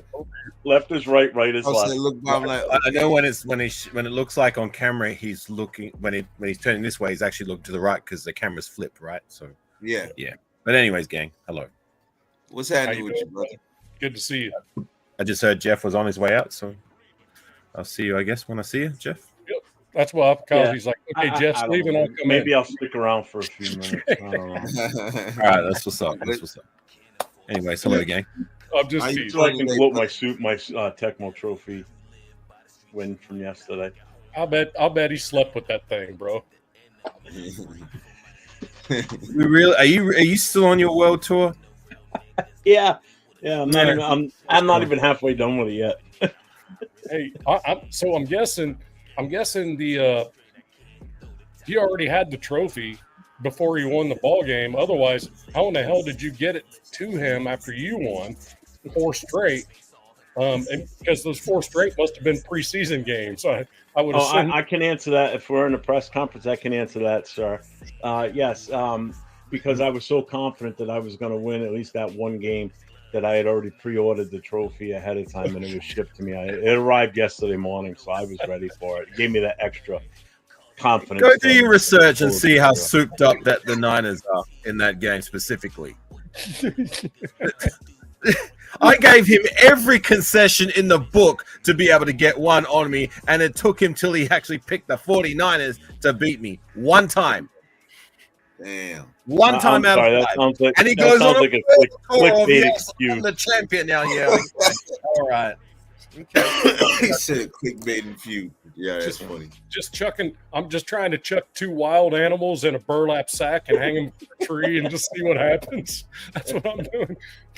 My fat ass ain't fitting in a burlap sack. It better be a burlap parachute. That'd be a good sized burlap sack, wouldn't it? Yeah, you gotta chill, bro. Yep. Talking linebackers before? Huh? Were you talking linebackers before? Yeah. So I guess he touched up on that because the signing of Jalen Smith and the release of Amari Burney. Yeah, Amari Burney is. They released him. I think you should. I don't know how y'all feel about that releasing him. You know, like. What did he do? What did he do? Nothing. Yeah. Exactly. Jack shit. Nothing. Shit. Yeah. All right, so can we blame the coaching staff or blame it on him? He didn't do shit. Look, it could be it could be both, but at the end of the day, like you've got to do something. You've got to at least make somewhat of an impact or contribute. And in 2 years, what has he done? I think Gaynor looked way better than him. Can we be on agreement on that? Right. Well, at least Amari Gaynor made an impact in preseason. I mean, in the regular season, he didn't really do much, but they might see more of a ceiling or potential with him. And I'm looking forward to seeing what he can bring to the table year 2 and maybe beyond that. But just with Burnett specifically, it's just like, right, well, you've got to it's like I keep highlighting that these guys that we draft, like even rounds 4, 5, 6, 7, there's got to be a bare minimum with these guys, and you've got to contribute somewhat. And if you cannot do that in spots, then what are you doing on our roster? You know, he's had 2 seasons to do something. He's done nothing. And if they don't see him being a contributor, which to me it seemed evident being with all the moves that we made, you know, we're looking at signing guys in free agency. We drafted a cat. We brought in another guy in Jalen Smith, a guy who hasn't been good for a while, who was on our roster 2 years ago, didn't do nothing, and we brought him back in the door. That's, to me, speaks volumes on the confidence that the coaching staff have in the current depth at linebacker specifically, which isn't good. It's definitely a point of concern. You know what I'm saying? Like, I'm not sold on this linebacker core at all until proven otherwise. I'm hoping they can be better. I'm sure that the coaching staff are going to do their best and due diligence to bring the best out of them. But you know, like, it's good that we've got a on paper an elite defensive line, which should kind of nullify somewhat our weaknesses at linebacker. But you know, still, like, you know, you were talking about the linebacker core since 2000. Like, it just, for me, hasn't really been a position that they've really focused on, especially during the draft. I mean, we just never address it during the draft. Like, we either address it late or we're getting project guys and trying to turn safeties into linebackers. Amari Burney being another one of these project guys that just doesn't pan out. And I'm getting tired of it. That Amari Burney, these linebacker users. You know, Divine Diablo being the best of the bunch, and he was like, you know, maybe above mid at best. You know what I'm saying? Like, yeah, that dude just needs to learn how to freaking make solid tackles consistently. Are y'all sold on the abilities of this coaching staff to develop players? I feel like people are missing that. Like, yeah. I feel like people are scared because of last year's coaching staff that they don't think that this coaching staff will be able to.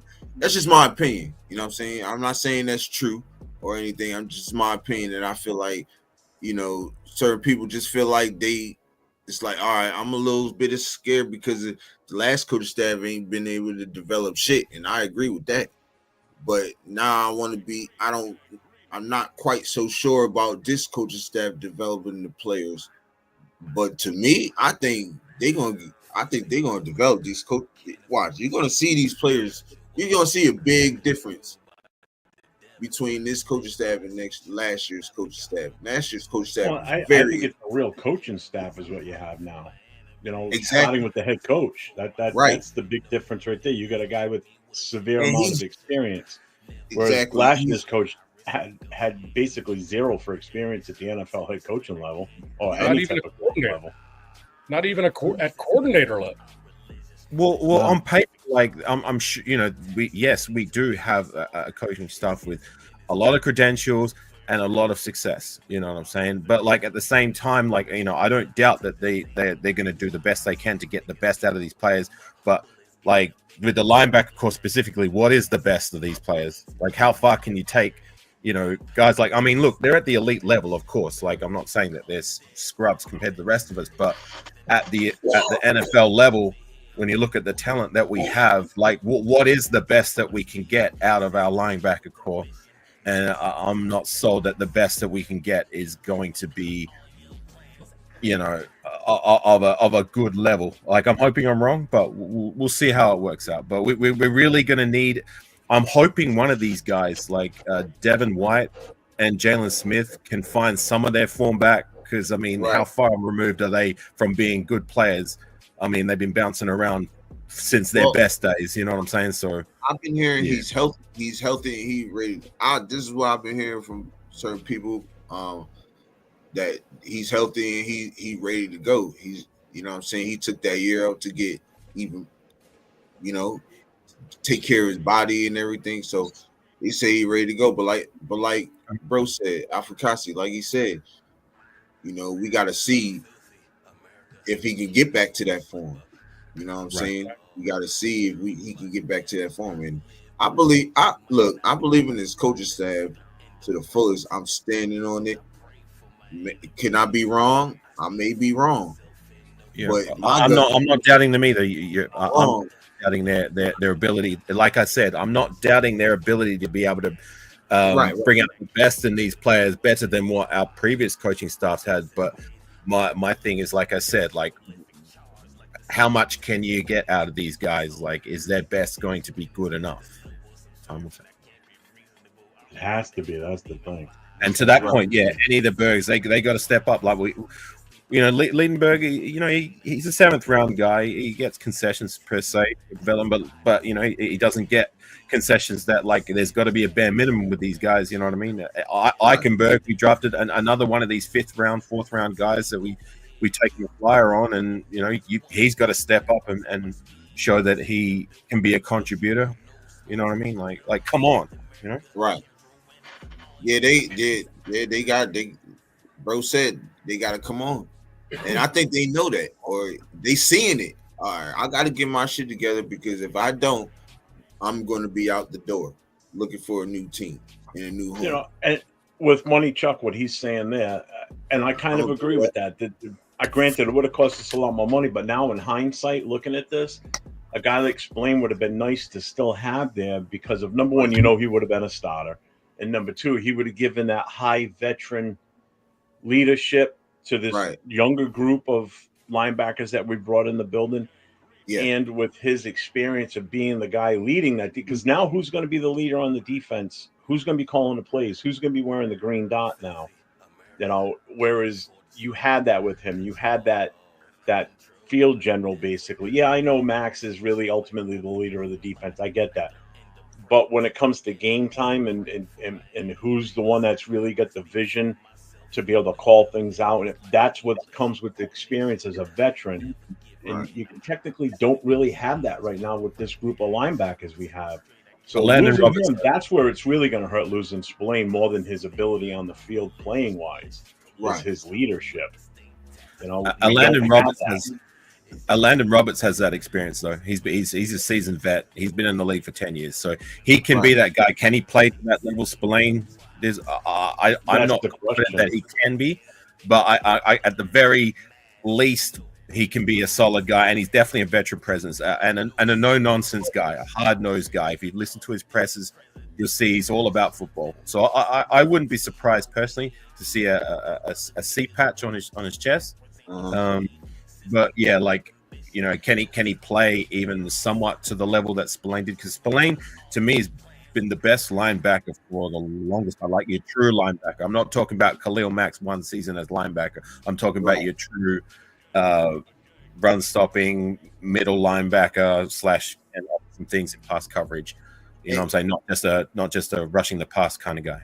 Right. I mean, all you gotta do is watch Spillane play. You watch a couple of games and you see that he was all over the field. He was always either whoever was the ball carrier, he was either on that player or he was immediately one of the next guys to be at that spot. He was always hustling. I will give him that for sure. And that's what you're hoping we replaced, or we're able to at least come equal to. You know what I mean? We need somebody that's going to be able to do equal to what he was doing.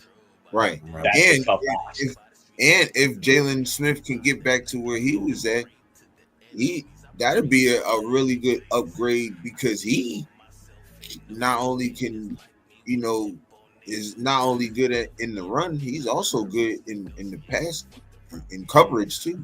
If he still got that, I don't know if he still got that speed. I mean, he's like 29. He's like 29 right now. I mean, he might have some speed to him, but his coverage abilities is pretty good. So that's a plus. And I'd say this: his coverage ability is better than Landon Roberts' coverage abilities, but in Landon Roberts' run abilities, he's pretty it's a little bit better than Jalen Smith. So I mean, it's going to be a battle. Training camp is going to be very interesting. I'm really going to be paying close attention to training camp, because I just wish that we drafted at least try to address linebacker properly via the draft. I mean, we're taking guys late. We took another guy in Liedenberg. How good can this guy be?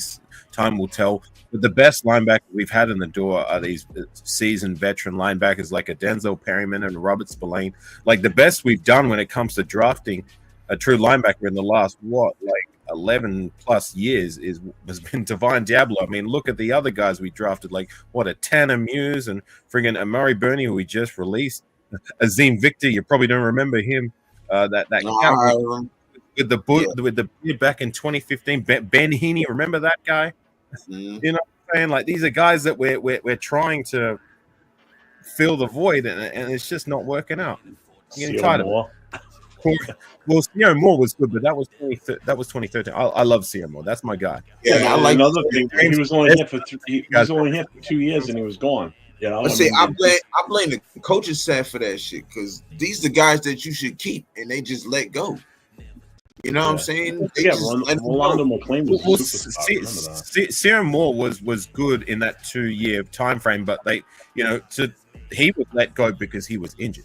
And remember, he clashed with Del Rio preseason 2015, and then he ended up being off our roster. But even after that, like when he went to other teams, he was hurt, and he never found that form that he showed in his first season.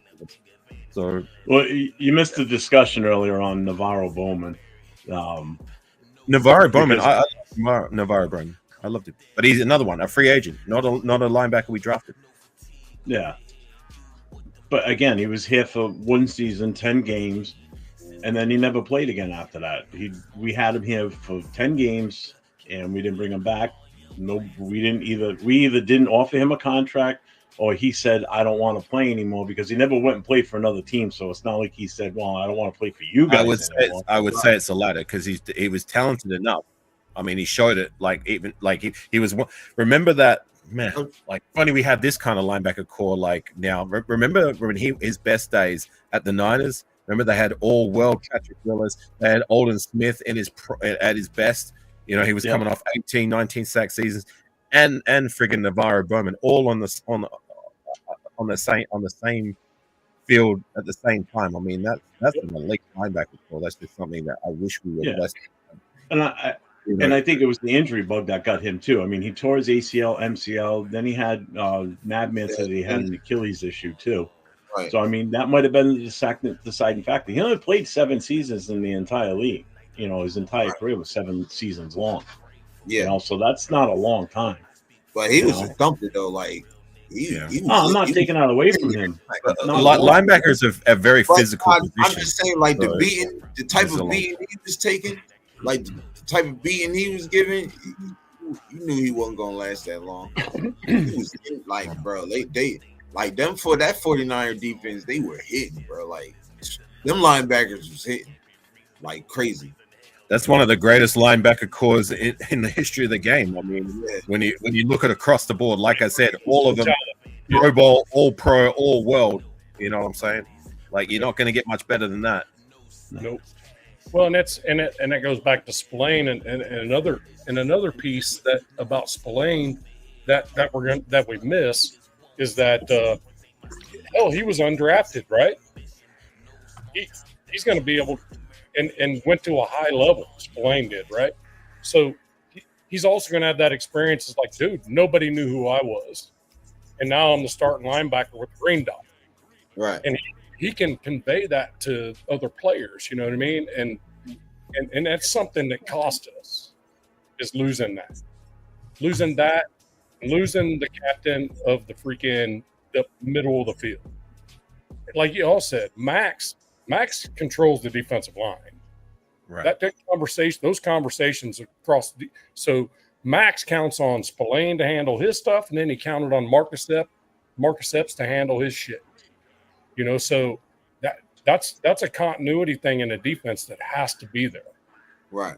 It's just that's just what it is, you know.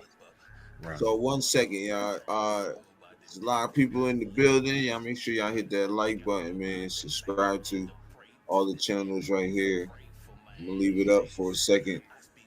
You know what I'm saying? Make sure y'all subscribe. Hit that like button. You know, it helps all the channels grow over here. And, you know, keeps us giving y'all that Raider content. You feel me? So I'll leave that right there so I can see it for a second. But go ahead, bro. My bad. So I got a question, Jeff and AR.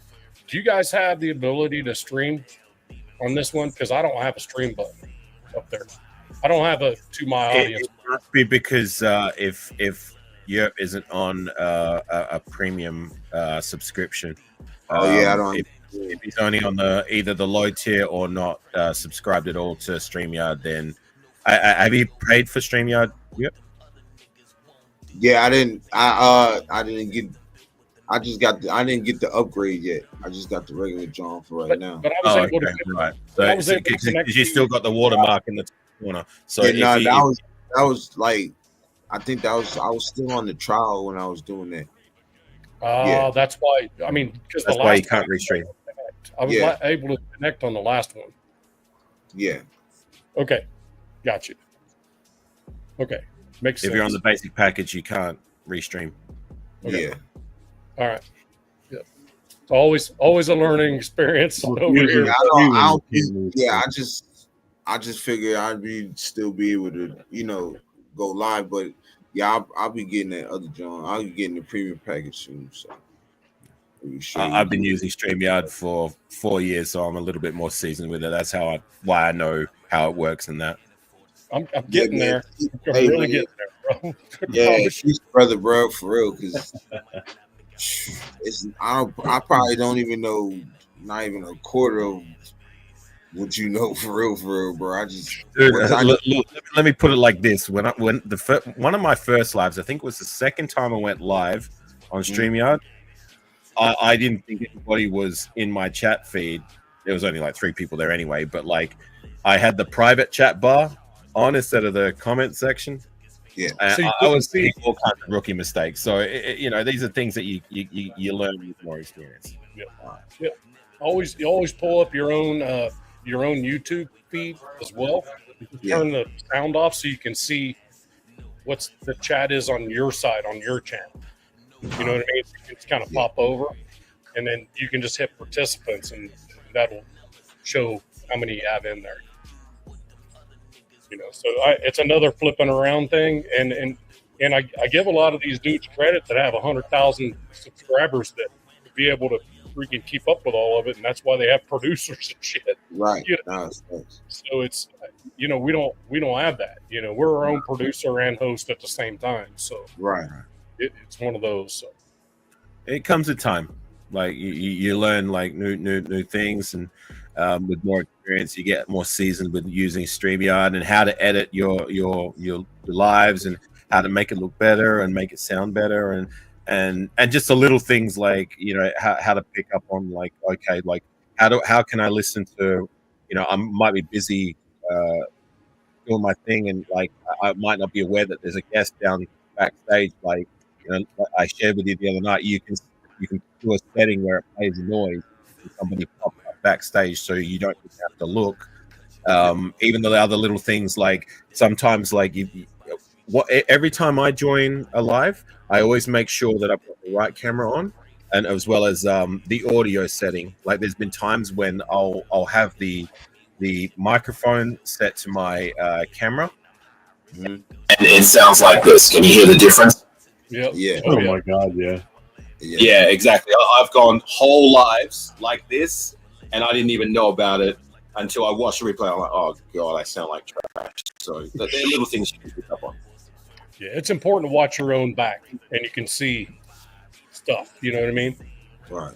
Well, that's why it's not so much important that you can see the person you're talking to. The sound quality is everything. Yeah. Because if the sound is horrible. Like if you've got somebody on your show that like AR, if AR's sound was that bad and I'm catching it, I'm telling him, hey, your sound is horrible because I know I want somebody to tell me. I've gone whole lives, nobody's told me, and I'll have to go back and watch them. Like, oh shit, I went that whole live and I had my microphone set to my camera, and you guys I just showed you like the difference in quality. It affects the show, and like sometimes like sound and visual is everything. With someone's first impression when they come to your live show, you know what I mean? Like that's the first thing they're going to see is what do they see and how can they hear it? And if you either look like shit or you sound like shit, like that's enough to make viewers like instantly drop out. Like they're not even going to give you a chance. It's like, nah, I'm out. Like this is just not. That's good advice, man. But the whole thing too with the sound is if you can't articulate what you're saying, like if the sound's not coming through and they can understand you, turns people off. You'll see your numbers start to drop in your live show. You'll go from say 30 people, all of a sudden next thing you know you're down to like 15. It's like, what the hell's going on? Yeah. And if you're doing a solo show, you're not going to catch it right away. So that's why it's always good to have. If I'm on live, I have the show that I'm on or my show up on a different screen. So every now and then I can unmute it just to listen and make sure the sound sounds good. Because if I know it sounds good on that, I know it's coming across good here. I don't have to worry about it. Yep. You know, but if I can tell them, because here it's always going to sound somewhat good. Yeah. But if there's a problem with my audio, I'm never going to know unless I listen to my show at the same time. So if I listen to a couple of seconds of it and I can hear that I'm good, then I'm good, and I'll just keep going. So First impressions are everything. Yeah, it's a cycle that you need to do every time you go live if you want to keep people entertained and people drawn in. As soon as the sound goes bad, you lose them. Yeah. Well, that's they'll tell you too. If they can't hear you, the chat will tell you. Trust me. That's the first impression side of it. Like everything else, like you make a first impression. Okay, you sound good. Like it looks good. Okay, then it's up to you to kind of write what's going to keep the audience engaged. Like, why are people going to tune into you? Because if you're not being engaging, or you're being boring, or you're just talking about absolute nonsense, then why are people going to watch you? Right. If you're not entertaining, why are people going to watch you? That's why people want to watch YouTube, right? Because they want to be entertained. Right. Facts.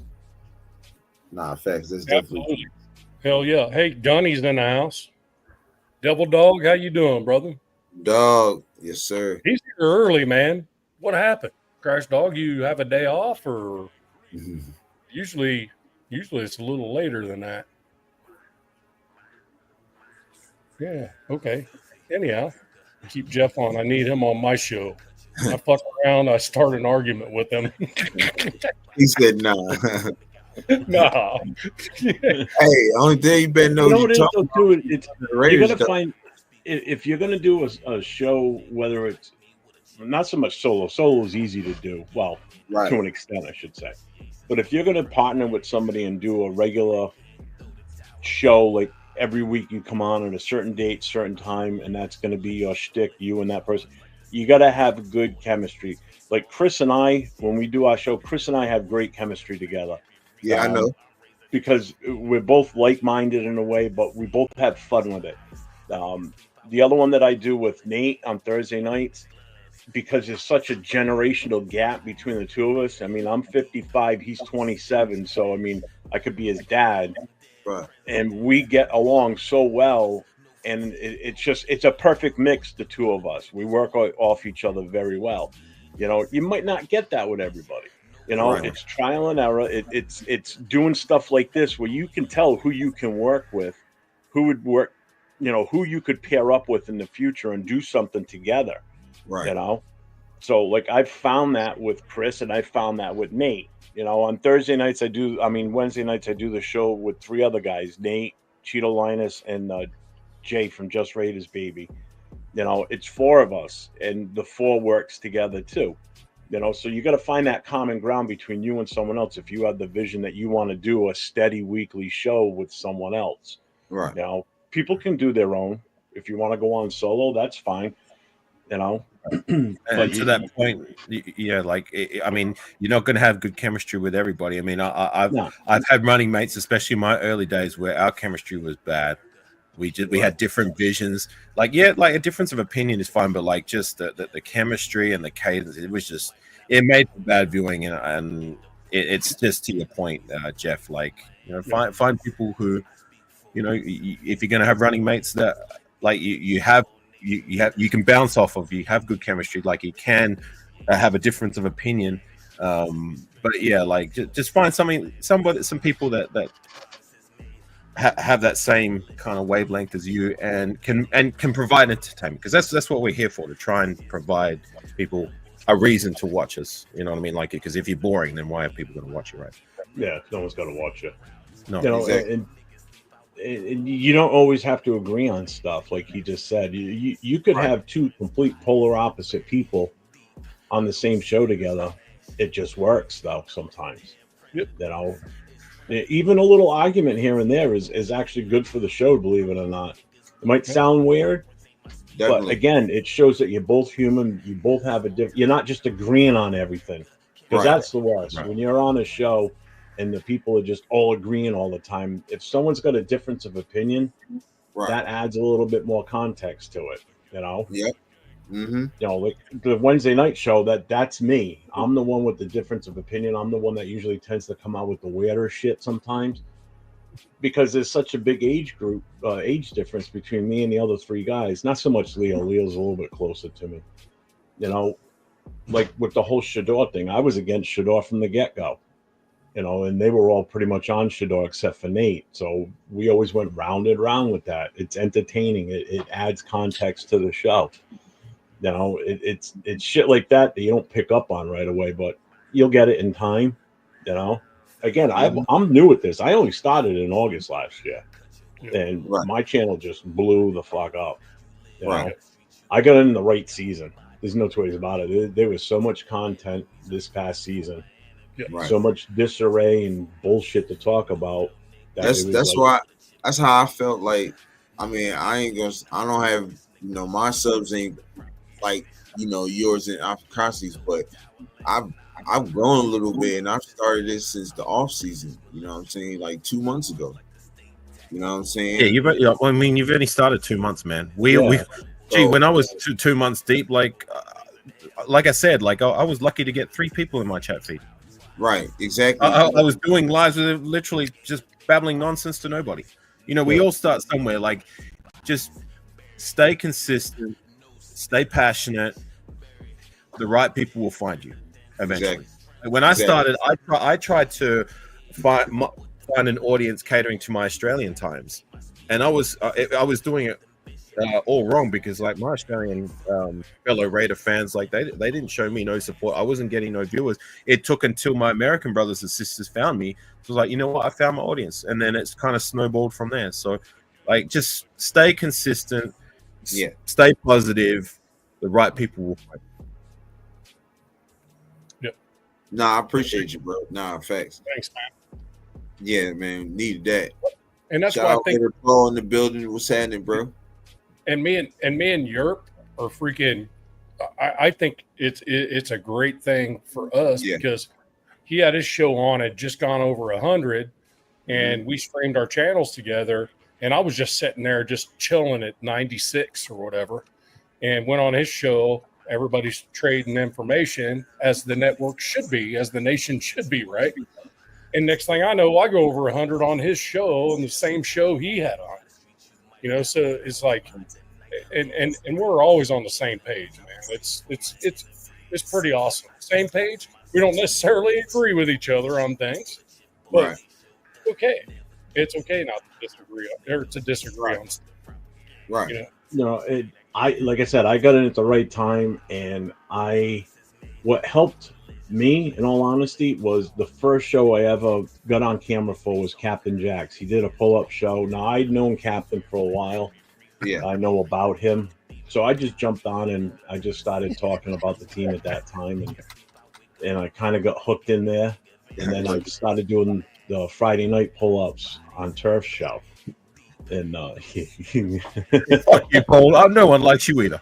I'm sorry. I'm sorry, Jeff. Raider Paul crazy. Cool. I just read that too. Yo, he's fucking dog. An American dude's gonna tell you something.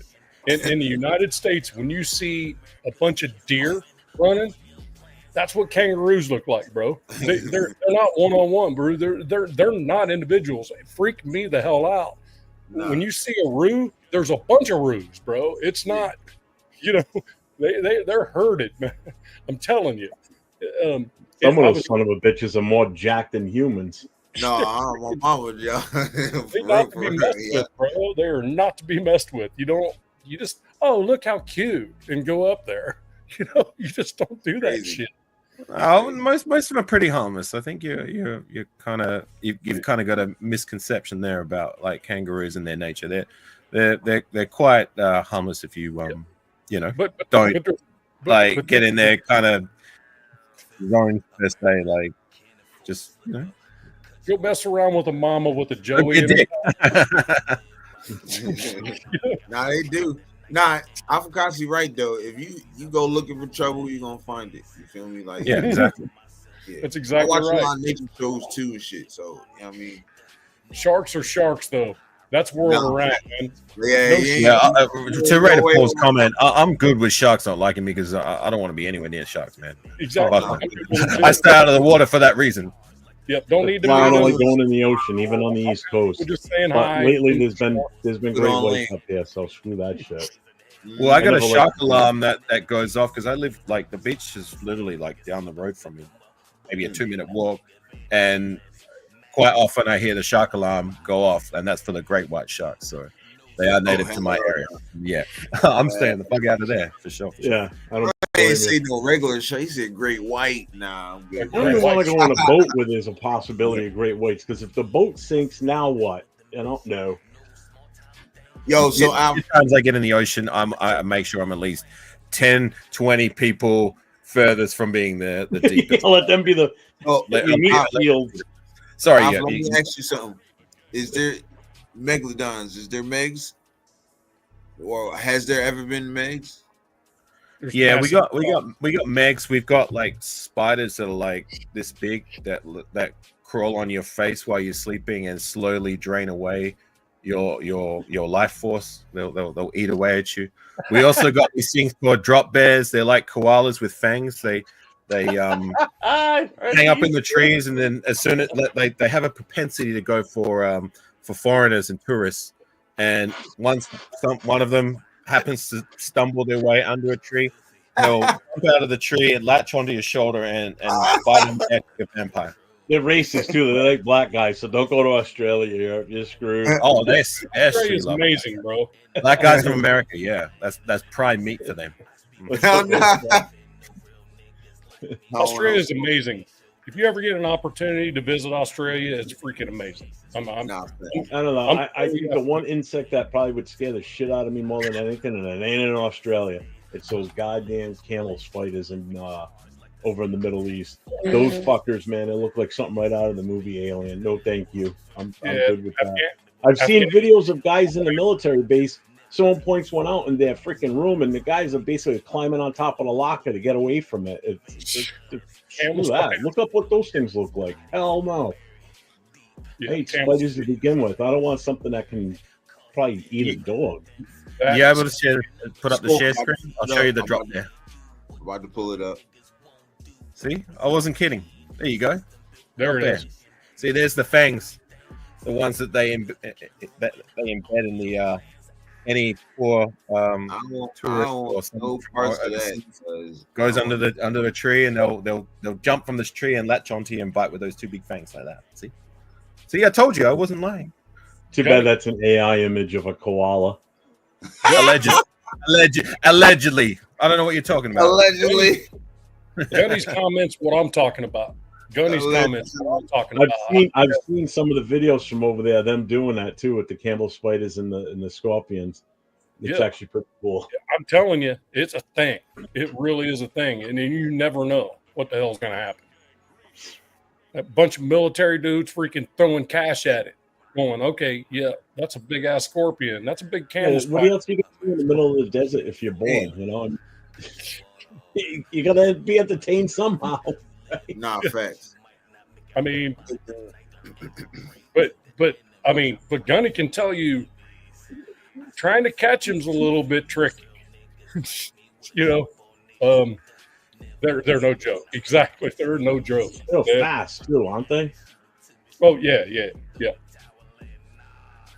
But if you, and part of the reason why you got to check your boots before you put them on too.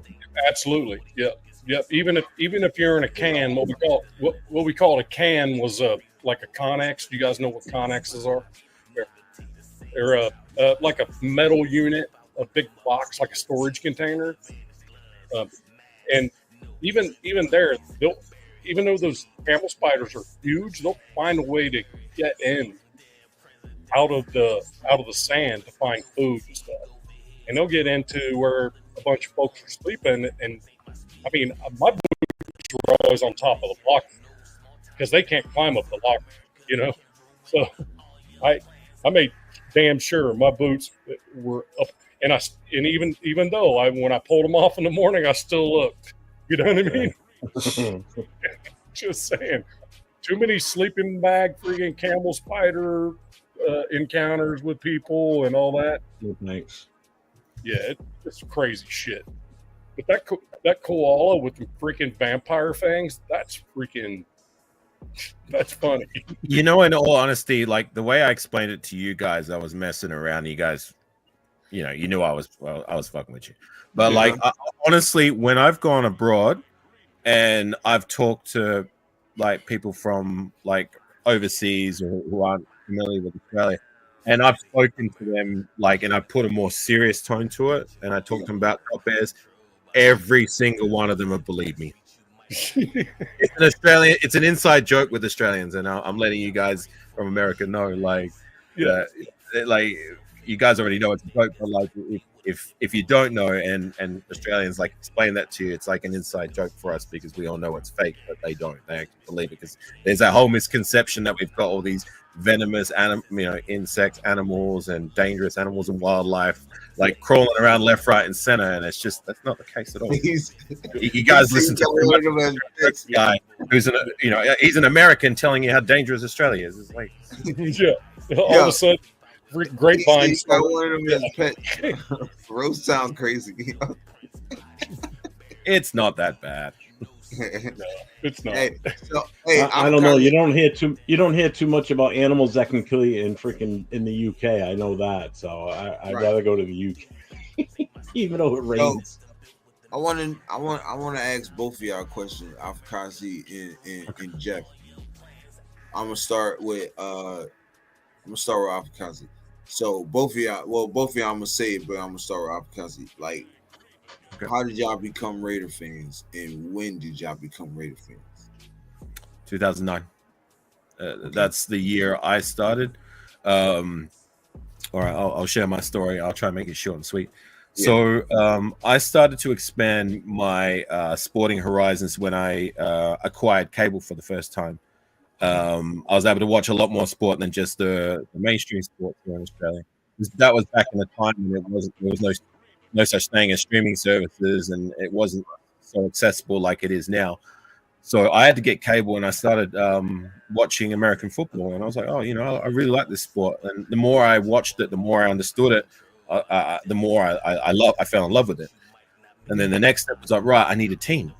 You know what I'm saying? And like there's all these mainstream teams that everybody likes over here at the time. The Cowboys, the Packers, and the Giants, the most successful teams around that time. Right. But like, I stumbled on a documentary on YouTube, and it was the top 50 rivalries in sport. And I believe the video is still there somewhere, but the number one was the Raiders against the world. And I remember watching that video, and I was like, wow, like a lot of what they're saying, I can really resonate with it. They were talking about the Raider history, how they did things the Al Davis way. They were the renegades, the bad boys of the league in their successful years back in the 70s and the 80s. You know what I'm saying? And that I was quite enamored by that. And I remember watching the draft when that was the year they drafted Darius Hayward-Bay. And, they were talking about how, like, it was a kind of out of left field pick because he wasn't the best wide receiver on the board, but like how Al Davis had a fascination with speed. And I was like, okay, well, I guess it's another one of those, like, doing things the Raider way, So I was getting kind of, trying to get to know things like how the Raiders go about it. And then I remember the first game of the season I was able to watch, and lucky for me, because at the time, like, they were only playing like 2-3 Raider games a year on the cable TV over here, was the Monday Night Football game.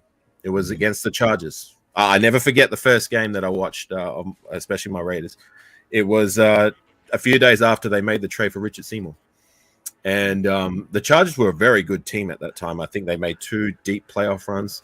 So they were a white-hot team, and we were still a team in flux.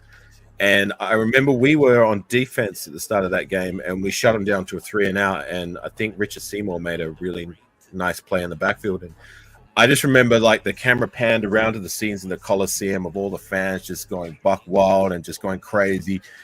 And it was that from that moment on, I was like, you know what? That's it. That's the one.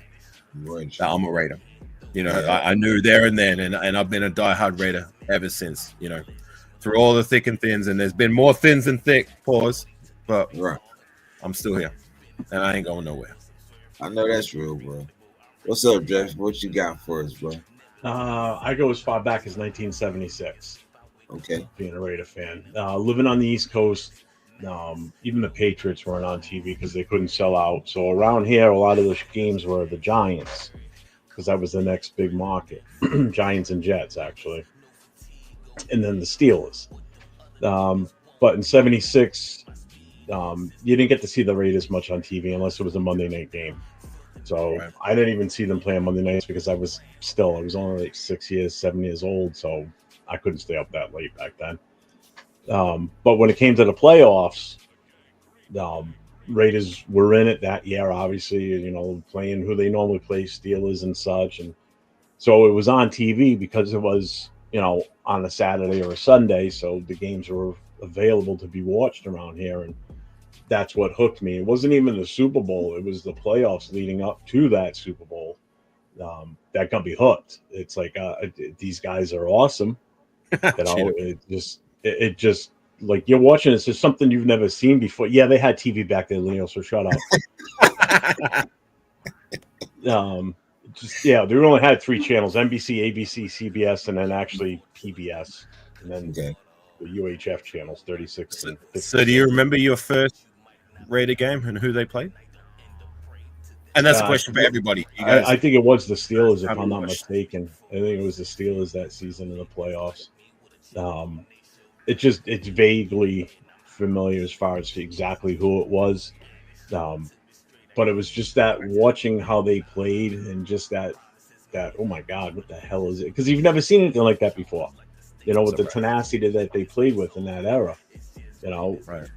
You're used to seeing like the Jets and the Giants who just weren't down and nasty. Like the Raiders were a nasty ass team back then. Like there were no holds barred or no bars hold.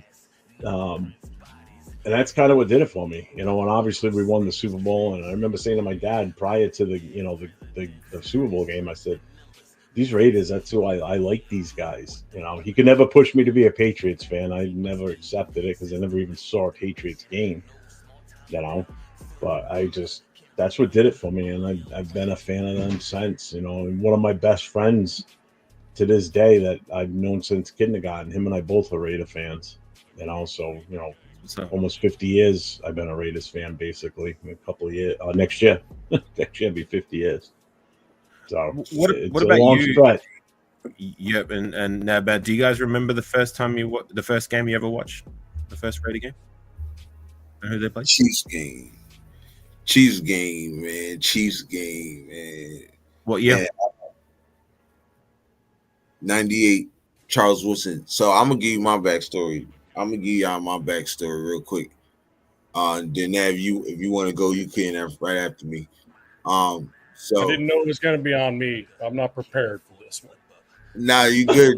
You just giving first time you know what I mean, what made you a Raider fan? You know what I'm saying? And what Afakazi said, first game. Man. I was anointed a Raider fan. My dad didn't give me any freaking choice. I'm the youngest of 7. I'm the 4th boy out of 7 kids. So he said, "You're a Raider fan" the moment I was born. And if I could find a picture of that 77 jersey laying across me after they brought me to my mom, he lays the jersey on. Are you from the Bay, Navman? Huh? And you, are you guys from the Bay? Nah, I live in Alabama. I'm in the South. We both in the South. What about you, man? My dad played like JUCO college football with John Madden at San Mateo, and it just kind of filtered through for him. And then where are you from, Navman? Where are you from? I grew up in Southeast Indiana, but my old man went to Notre Dame. He was a fullback, got hurt. They took a scholarship. He went to Maryland, finished his educational stuff. He's a mechanical engineer, and that type of thing. But before he got to Notre Dame, because of his grades, he had to go somewhere else. So we went out to San Mateo and played with John Madden. Old man was a fullback. He always said, he goes, I recovered more fumbles than I had rushing attempts. Funny. Yeah. Nice. I get you. Yeah. And what's your earliest Raider game that you can remember watching? Probably 76 would be the same. Probably close. I mean, that I actually started getting some understanding. I was 5 years old. And do you remember who they played? I really don't. I just remember the silver and black just being and the whole pirate thing and the whole, because it's long before the Bucks. So I was just like, oh my God, you know. But to be honest with you, the Super Bowl run in the season in 83, 84, that right there, that cemented it for me. 83, 84. So that would have made me, 12 or 13 years old, 11, 12, 13 years old. So just watching that stuff and the ass whooping that was delivered that cemented me. That cemented it. So, yeah, that's mine. So, All right, host, share your story. Okay, so so I'm actually a Miami Hurricane fan, you know what I'm saying? But it was just something about Charles Woodson. Like, you know, yeah. He was just great to me. And in high school, I didn't know what my role is, so I just tried to play everything. So watching him made me believe, like, well, I could play on wherever I want to play at. You know what I'm saying? I could do kick return. I could play corner. I can, you know what I'm saying, even play a little safety. I can even play on offense as receiver. You know what I'm saying? And I try to, like, hone my craft around that. So, you know, and then, you know, when he got drafted to the Raiders, you know, I had to do my homework on him. And, you know, all the way up to, you know, kind of where he was at and why they pick him and everything. And shoot, the rest is history, bro. Like, and then I just remember in the Chiefs game, like, he just made the impact, you know what I'm saying? I'm like, I know this is why they drafted him. And I'm like, dog, like, you know what I'm saying? So that's kind of like my story with the Raiders. And, you know, I never look back, you know what I'm saying? Like bro said, man, I ain't never going to look back. We stand on business over here when it comes to the Raiders, you feel me? Yep. We stand on business. 23 years for you. Yep. 16 years for me. I've been through the I mean, you know, Jeff, he the oldest in here, so he can test. He been through the hell and backs, you know what I'm saying? And I'm about half of that. Well, these two OGs have at least had a taste of the glory days. I mean, Right. even you to a point, like those early 2000s, we were a perennial playoff / we went to a Super Bowl. We were a good team around the time you picked a good time to become a Raider fan again, because that's when we were great for at least half a decade. Right. Like me, what's my body of work? 2 playoff games. It's been nothing but struggle. Hey, it's not easy being a Raider fan, bro. It really isn't. It's not. That's why I keep saying there ain't no such thing as a bandwagon Raider fan. That's what I always say. I'm like, hey, look, at least I know what it's like. You know what I mean? And I always stick to that, you know. And my you guys have tasted success. You know what I mean? Like, well, that's one thing I'm always able to hang my hat on is you know, I was alive and got to enjoy. You know, how much did I enjoy the 76 season? I was so young, but I still remember, you know, seeing what I saw. But, you know, by the time we got to the second Super Bowl and then definitely the third one, I mean, I remember every second of that game. I mean, I watched that like, you know, it was a homework assignment, basically. You know, I mean, and then when we got to the Super Bowl against Tampa Bay, let's put it this way: my best friend, his name's Tom. This is the kid that, you know, we grew up together, being Raider fans. When we won that championship game to go to that Super Bowl, he called me immediately, and if I could have recorded it and played that now, you'd be like, it sounds like 2 girls. We were yelling and screaming and just hooting and hollering like a couple of high school girls because we were so fucking excited. Because we're getting to see another Super Bowl. It's been that long since we've seen us, us go to a Super Bowl or even could sniff a Super Bowl, and now we're going to get to play in it and we're going to get to watch it. And, and then obviously it turned out to be what it was, but it was that exciting moment of finally after all these years. So I can only imagine what it's like for a Raider fan that hasn't even been able to see that or that joy of. Dude, I'm not going to lie. I'm going to be honest. I will shed a tear. Oh, I'm sure you will. When I see them win their first playoff game, I'm going to shed a tear. If I get the chance, I'm hoping it happens in my lifetime. If they ever win a Super Bowl, I'm going to bawl my eyes out. Yeah, of course. Me too. I ain't even gonna cap. My wife asked me, "You think you're gonna cry when you?" I said, "You damn right, like a baby." Shit, yeah, me too. Like a baby. Because that's how much it means to us, especially like us who've been around and know nothing but like mediocrity or been through the the shit for the last like for me it's been 16 years. For you guys, it's been longer than that. Like it's been almost my entire lifetime. Yeah.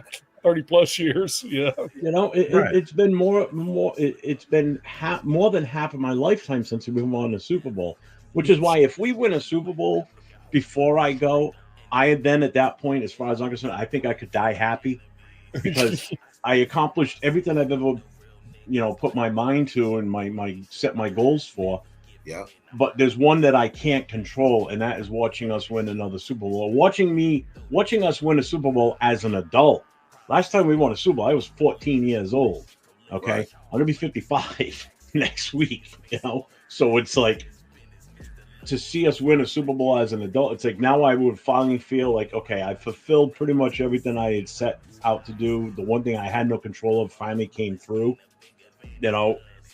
because if I have to wait another 40 years, there's no way that's happening. I'm going to be in my 90s, and I doubt I'm going to live to 90 based on how my lifestyle was through my years, So it's like, is that a possibility that we could go another 40 years? Yeah, damn well it could be. I mean, it's already happened once. We've already gone 40 something years since the last one. It's like. But one thing's for certain, we're not going to jump off the ride, right? Oh, hell no, I ain't going anywhere. Hell no. I'm not going anywhere. I'm here for life, man. That's it.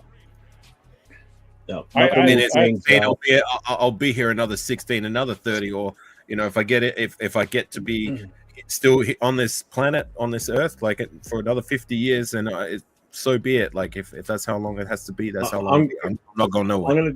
I'm gonna take a quote from Captain Jack, because you were on the show with him the other night, and he said this to you. The only way I would not be a Raider fan is if the team were to move and then change everything, like change the name, not from the to other than the Raiders, lose the logo. If they became like, say, the St. Louis Arches, the St. Louis Arches, that the Golden Arches, that's what or whatever, and it's no longer the Raider logo, that because they would have lost that Raider mystique at that point.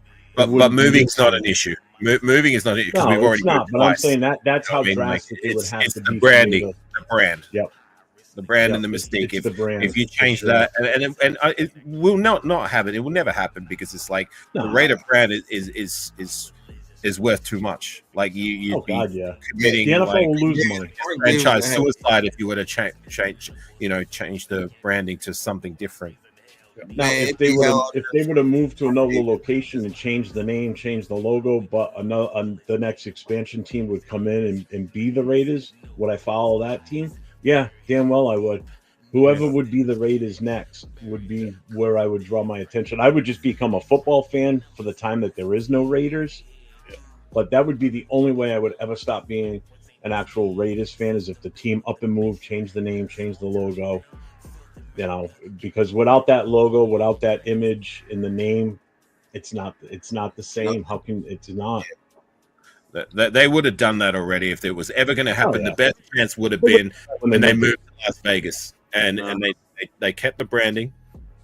So it's never going to happen. So it'd be silly not to keep the branding because it'd be marketing suicide.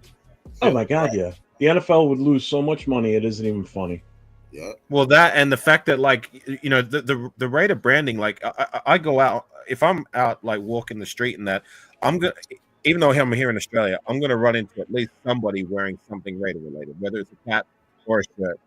Granted, for the fashion. Like I'm in the 0.0001% here in Australia that actually wear it because I follow the team. But like, it's to my point that like that branding and all that marketing that comes with it. You know what I'm saying? Like it would be crazy to forgo all that and then all of a sudden change your franchise. You know, the Las Vegas, whatever. You know what I'm saying? Like it's Right. Makes no sense. I will tell you this. I sometimes you watch a movie and they'll show like a camera's scanner, and all of a sudden it zooms in on an image and it just pinpoints that image. That's kind of what my eyesight is when I see someone walking towards me wearing a Raiders hat. I can spot that logo from such a distance, and I won't look at anything else. I'll key on that logo because as we get closer, as I'm walking towards that person and they're walking towards me, I'm already thinking of what I want to say to them because I know I'm going to say something to them. I'm going to strike up a conversation, because I want to meet another Raider fan. I want to know where their backstory. Funny you say that because just last night I was driving. I went to go to KFC, Kentucky Fried Chicken, at like 9 o'clock at night. I was there getting some food for my mother, and there was this young cat. Like you said, like you can spot like the Raider image from a mile away, and he was walking across the road a good like 50 meters or however many yards that is from. For you guys, this young kid, he was in a group of like teens / young adults, and he was wearing a Raiders hoodie and some Raiders shorts, and he just happened to get in a car that was like maybe 10 meters away from me, and I walked past him like, hey man, I can appreciate it. Yeah, fuck with it. Where'd you get it from? And he told me, and we had a conversation. I was like, I can dig that. That's cool. That's awesome, actually. Yeah, I'm always. It's funny you say that. Like it just happened to me, 2 nights ago. And you know what? And the good thing now is, now that we meet other Raider fans and stuff like that, we can bring them along, and now you know what I'm saying, and we can get some of their opinions and stuff like that too. You know what I'm saying? Like, well, I've always got it at the ready on my phone. The second I bump into someone that's a Raiders fan, and I know that they're a Raiders fan, I pull it right up right away. I pull up the picture on my phone of the QR code, and I have them scan it right there. It takes them right to my link tree, brings them to all the social media that I have, the YouTube, Instagram, everything. So if you want to know anything more about the Raiders, go to these links, and you can just filter out from there. You can hit the likes of, because off of mine, you're going to find Alfakasi, you're going to find Navman, they'll find anybody that I'm associated with. Right. So it just brings more people in that way too. Mm-hmm. It's all about that growth too. So you make those connections with someone in person, turns into something in this aspect here too. So you guys want another thought you might want to do too is make yourself a QR code with your links. All right. You guys want to hear a funny story about my 2002 Super Bowl experience? Did you end up in Mexico also? Nah, far from it. I'm on. You're the one that took Pat Robbins there. God damn you! I'm on deployment USS Abraham Lincoln, and this is 2002, right? So we're in the process of getting ready to, take down some shit from 9/11, right? Right. However, Super Bowl shows up. Skipper of the ship comes over the freaking radio. I'm just going to say radio. I'm not going to try to throw names at you guys. Comes over the radio and goes, "Hey, our dish on the rotating tower for TV, it's broken. It won't rotate." So we're not going to be able to play the game unless we go in reverse and just roll in reverse. And so I'm like, roll in reverse. That's an order. And sure you never made a faster order than your life, right? Yes, we came out of the Arabian Gulf the day prior. We came out and around outside the Red Sea, right? And he found a 1,000-mile radius and just rolled us backwards at like 2 knots, which is 4 miles an hour, so we could get the game. And so I'm sitting in my shop, an electrician on airplanes, right? So I was a supervisor of all the electricians for my squadron. What I didn't realize is that our squadron commanding officer was a Bucks fan. So we're watching the ball game in our shop, drinking sodas, no beers, none of that shit. You don't do that out there. But anyway, we're drinking sodas and having a good time and all that stuff. And the game ends. The game's close. Was ended when Derek Brooks picked off that fucking ball. That pretty much over at halftime. And well, but we started coming back. But once Derek Brooks took that pick six back, it was over. That was the nail. So you got to understand how long an aircraft carrier is. It's freaking 4 football fields long. My shop was all the way up in the front of the ship. I mean, he's close to the building, patches away from the very front of the ship, where my commanding officer's freaking stateroom was about 3/4 of the way backwards. When that dude picked that ball off and took it to the house, the commanding officer comes down. He's a flight officer also. He's a flyer. He flies in the airplanes, right? He comes running down, busts open the shop, and we all try to stand up to our commanding officers there, and he just rips down his freaking flight suit and goes, Bucks, baby! Bucks, baby! That's fucked up. That's so fucked up.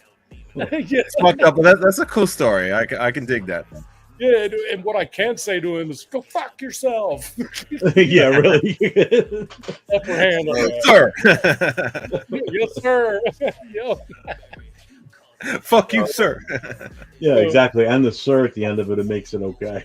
Story. I'm glad I was. My 2002 Super Bowl story, right? I'm gonna go from AFC. I'm at the house. I'm like, I'm coming through Super Bowl, and he's like, all right. Pops take me over there. I'm in high school. It's like my junior year, so I'm in high school. Next thing you know, my cousin's there. He's in the he was in the chat earlier. High IQ Truth. He was in. He's a Bucks fan, so he was like, we made a bet. Like, nah, bro. We got. I'm like, bro, we got the number one. Oh, I'm talking my shit. I'm talking my Raiders shit. We talking his man. When Charles Woodson picked that first play, when Charles Woodson picked off, had that interception, I'm like, yeah, we got this in the bag. Ever since then, I didn't even cheer the rest of the game, yo. I was like, yo, this is. It went to hell after that. He's jumping around. He's doing backflips. He's doing this. He's doing that. He's talking crazy. I'm like, bro, I just want this game to be over with. Then we started making a little comeback. Then we start making the little comeback. I'm like, all right, now we on something. Then Derek Brooks. Yeah, they were playing us soft at that point because they knew they had us beat. There was nothing we could do to win that game. There was nothing. No. My Super Bowl 2002 story was I was sleeping at 4 or 5 in the morning, not knowing the first thing about American football, and then going to school. That's it. Sorry, bro. So you haven't even. That's right. You haven't even experienced us going to the Super Bowl yet. What's up, Coach? What's up, Gravy? Coach Gravy in the building. What's happening, my Gravy? What's happening? Yeah, it was. It wasn't the quarterback Brad Johnson, was it not? Mm-hmm. Yeah, for the Bucks, yeah. Oh, Brad Johnson. Yeah. Everybody's like, "Whoa, look what Brad Johnson." Yeah, Brad Johnson didn't do much of anything that season. He was just like the Trent Dilfer situation, just like Flacco, where they didn't make mistakes.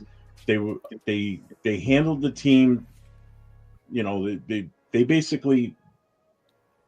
They were just, how do you want to explain it? They were proficient without making mistakes is what it came down to. Wasn't Prime Warren Sapp on that team? Who? Warren Sapp. Yeah. Oh, yeah. He was on the Bucks. All-star defense, Warren Sapp, Derek Brooks, John Lynch. Baba. Barber. Rondé Barber was there. Yeah. So I mean, their defense was pretty damn nasty. But I mean, not only were they nasty, then you add in the fact that as Gannon's calling audibles at the line, they already knew where the ball was going. Yeah. You know, first of all, we had Jerry Rice and Tim Brown out there as our receiver, so it was 50-50 who the ball was going to go to out of those two. Did you see that? Did you see that documentary when they said they had to coach themselves that whole season? Yeah. People don't believe me. Tim Brown. I swear on everything. People do not believe me when I say, that year we coached ourselves, Like none of the head coach had nothing to do with anything that whole season, bro. It was nothing, but it was on Rich Gannon, Tim Brown, Jerry Rice, and the key players on there, and the defense. It was Bill Callahan. Bill Callahan was already. Yeah. Anal. Anal. Well, I said my comment, Gravy. Please don't say that like that again.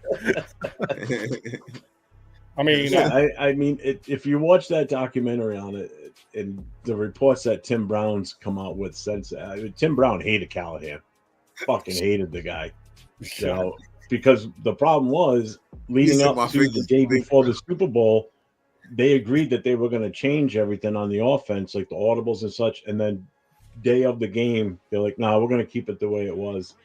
Right. So they didn't change the audibles. That's why I honestly think that Callahan was there to sabotage us, to be honest with you. I think that was a complete giveaway to Gruden, as kind of like a fuck you to Al Davis in a way. Not only did you get rid of me by not letting,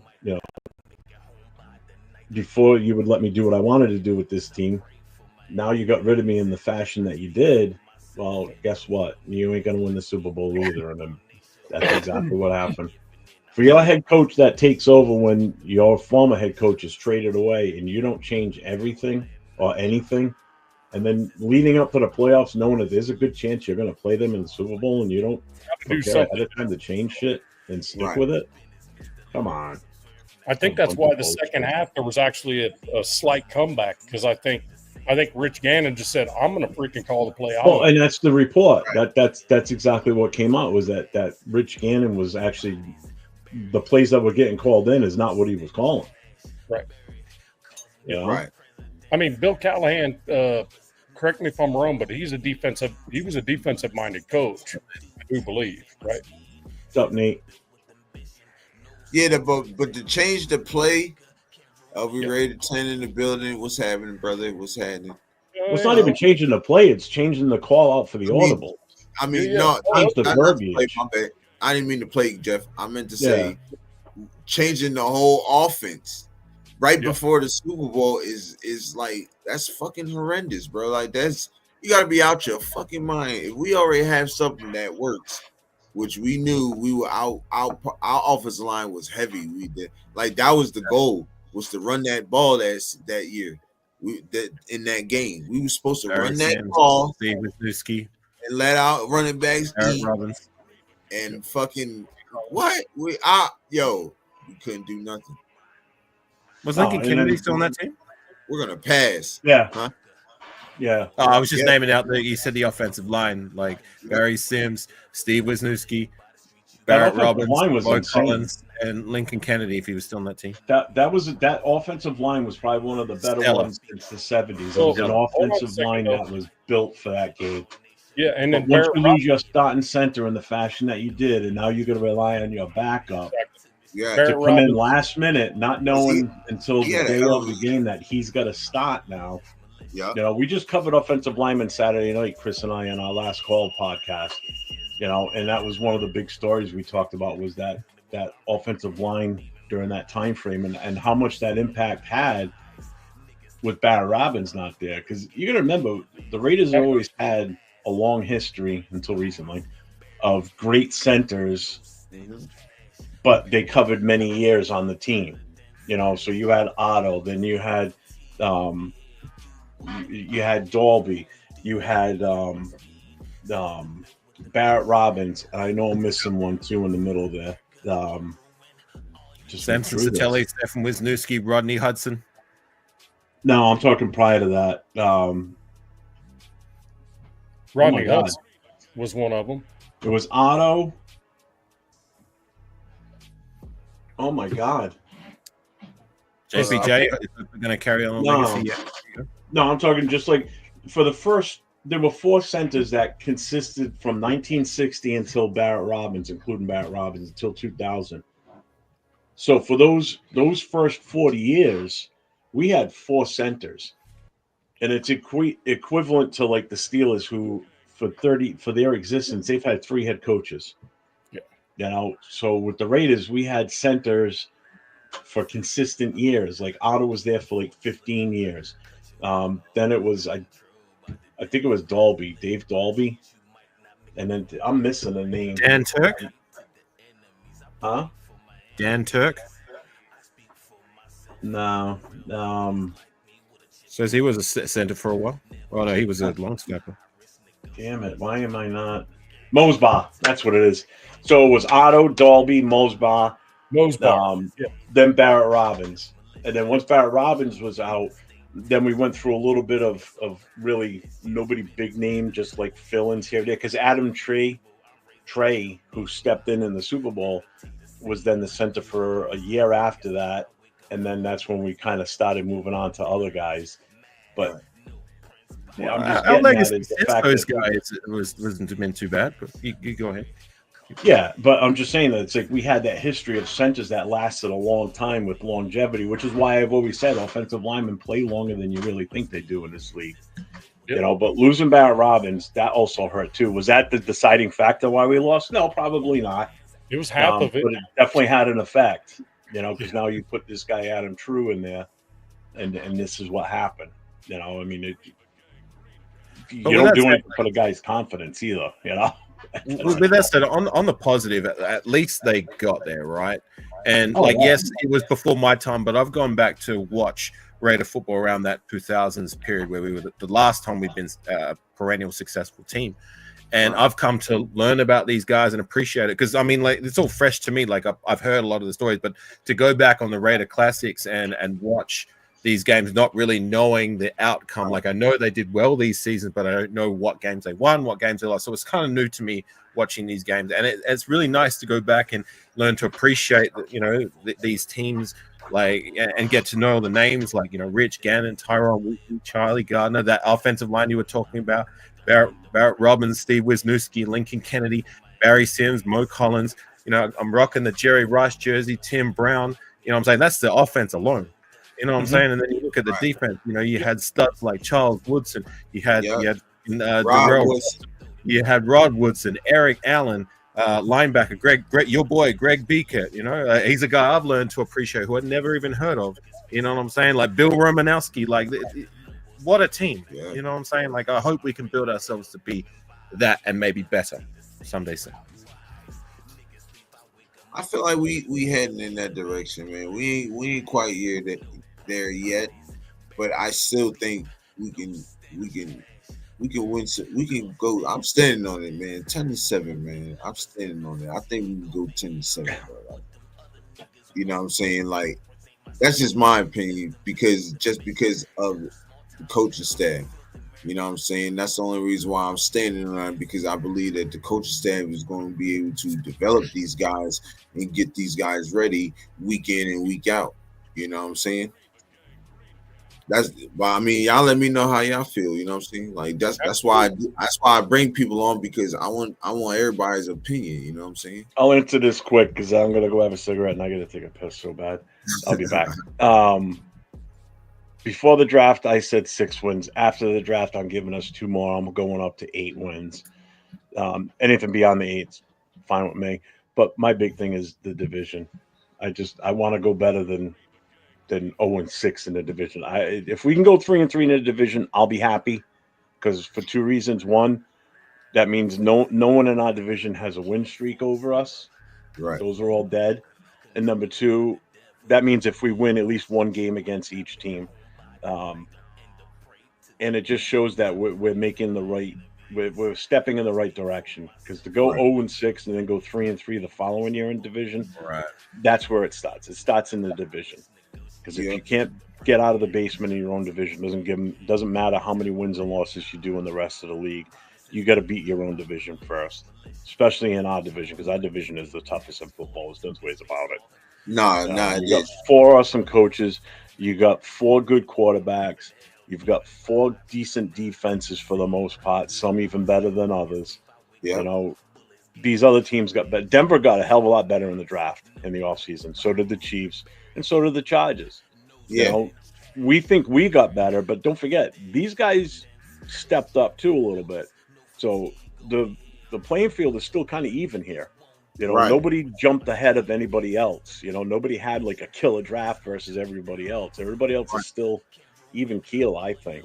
So this division's going to say a lot in what we can do in this division. And I'll be back in a few minutes. I'll go next. Well, to that point, though, like, you know, killer draft, like, I mean, on paper, it can look like a killer draft, but nobody knows how the draft's going to go. So everybody's on a level playing field. I mean, you don't know how a draft class is going to go until, you know, the action starts and you see their body of work. So, like, you know, I believe, like, you can't really say, like, oh, this team killed it and that team, like, you know, I guess you can have a feeling about how they went, but, like, at the end of the day, you've got to see how it all shakes out. You know what I'm saying? But for me, like, look, I like what we have as a coaching staff. I like our front office, and I believe we have the best staff that we could have mustered to be able to get us where we need to be. But I'm going to stress in time. I feel like, you know, especially before the draft, we were leaning on the draft to find ourselves guys that could be starters, good players, as well as cornerstones for our team, because we had holes everywhere. And I believe a lot of these guys can be that, but it's going to take time. You know what I'm saying? I don't believe, like, year one we're going to be where we want to be, but, like, all I expect is that, like, this team trends upwards. It doesn't have to be all the way. That if they can be that way, then fantastic, right? I'm going to be happy than everyone. But, like, I personally think that this year is going to be a transitional year, seeing, like, these players emerge that we drafted through the door, or watching them, progress per se. But, you know, we still have, like, holes in our roster which may lead to our downfall. And we're having to rely on young guys who haven't established themselves or emerged into the league yet. So, like, I personally think it's going to take a little bit more time. I'm not going to give a number on how many wins we're going to get, but that's my bare minimum expectation. It's just, like, give us enough hope that, like, we can be where we want to be in time, hopefully sooner rather than later. Like, I'm looking at this much like, say, you know, John Gruden's first year when he was with the Raiders, or even Jack Del Rio. Remember Jack Del Rio's first season with the Raiders, 2015? We didn't win a whole bunch. We won 7 games that year, but, like, he showed enough for us fans to be like, right, I believe we're going to be where we need to be probably next year, and we were. Remember 2016, we had our greatest success ever since those early 2000s, and even when John Gruden, like, you know, we had some mid-level of success in the 90s, but we didn't get to the Super Bowl until what, like, you know, 3-4 seasons deep into John Gruden's tenure. Like, the team got better and better and better, you know what I'm saying, in time. So that's my expectation for how I see with the team. Anything less than that, if we stay languishing like we have in the last few years, where we've just kept trending downwards, that's unacceptable. And I don't want that. So can I ask you one thing? Before Nav go real fast, I just want to ask you one thing. Go ahead. So, do you believe, not last year with the Commanders, but the year before, do you believe we were a better team than them? The Commanders? Yes. I got to be honest, man. Once upon a time, I used to watch more football outside of Raider football. Right. Those days are gone. Like, okay.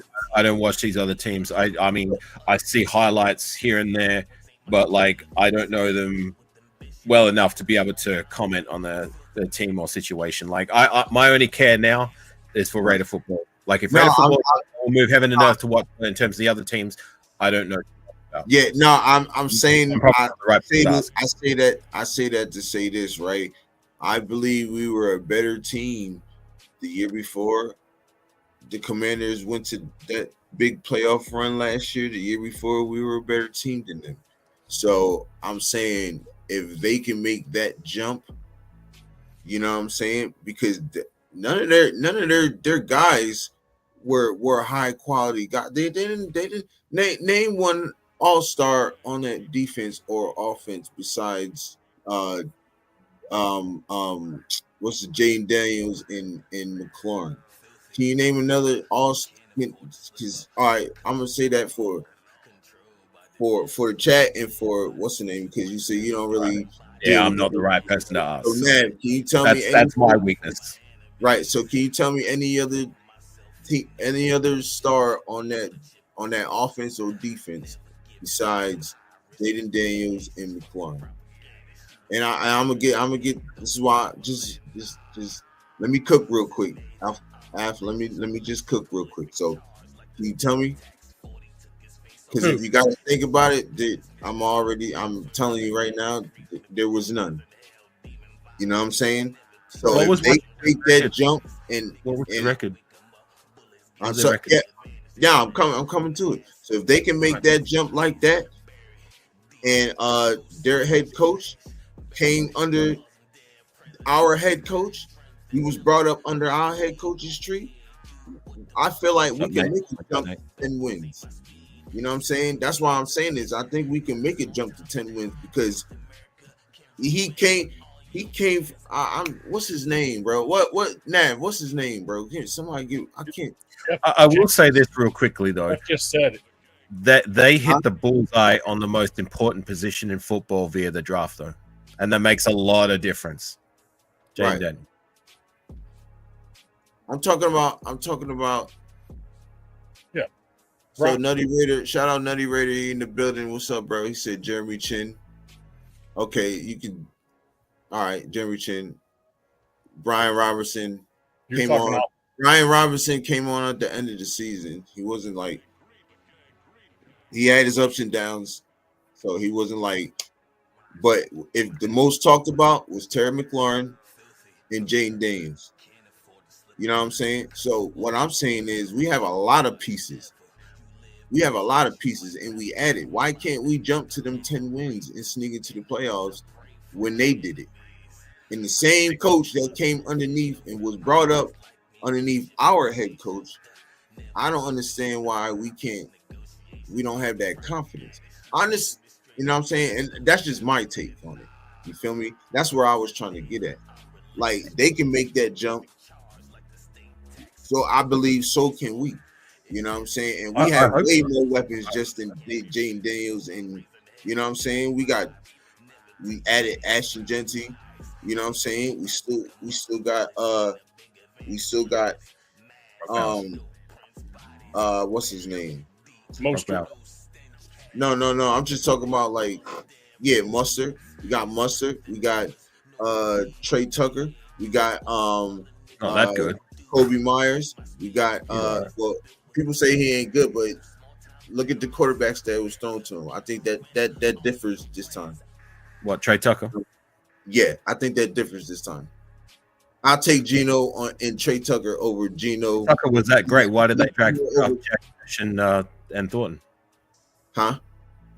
If Trey Tucker was that great, and I'm not saying he's bad, but if he was that good, and the coaching staff had that much confidence in him, why did they draft 2 wide receivers?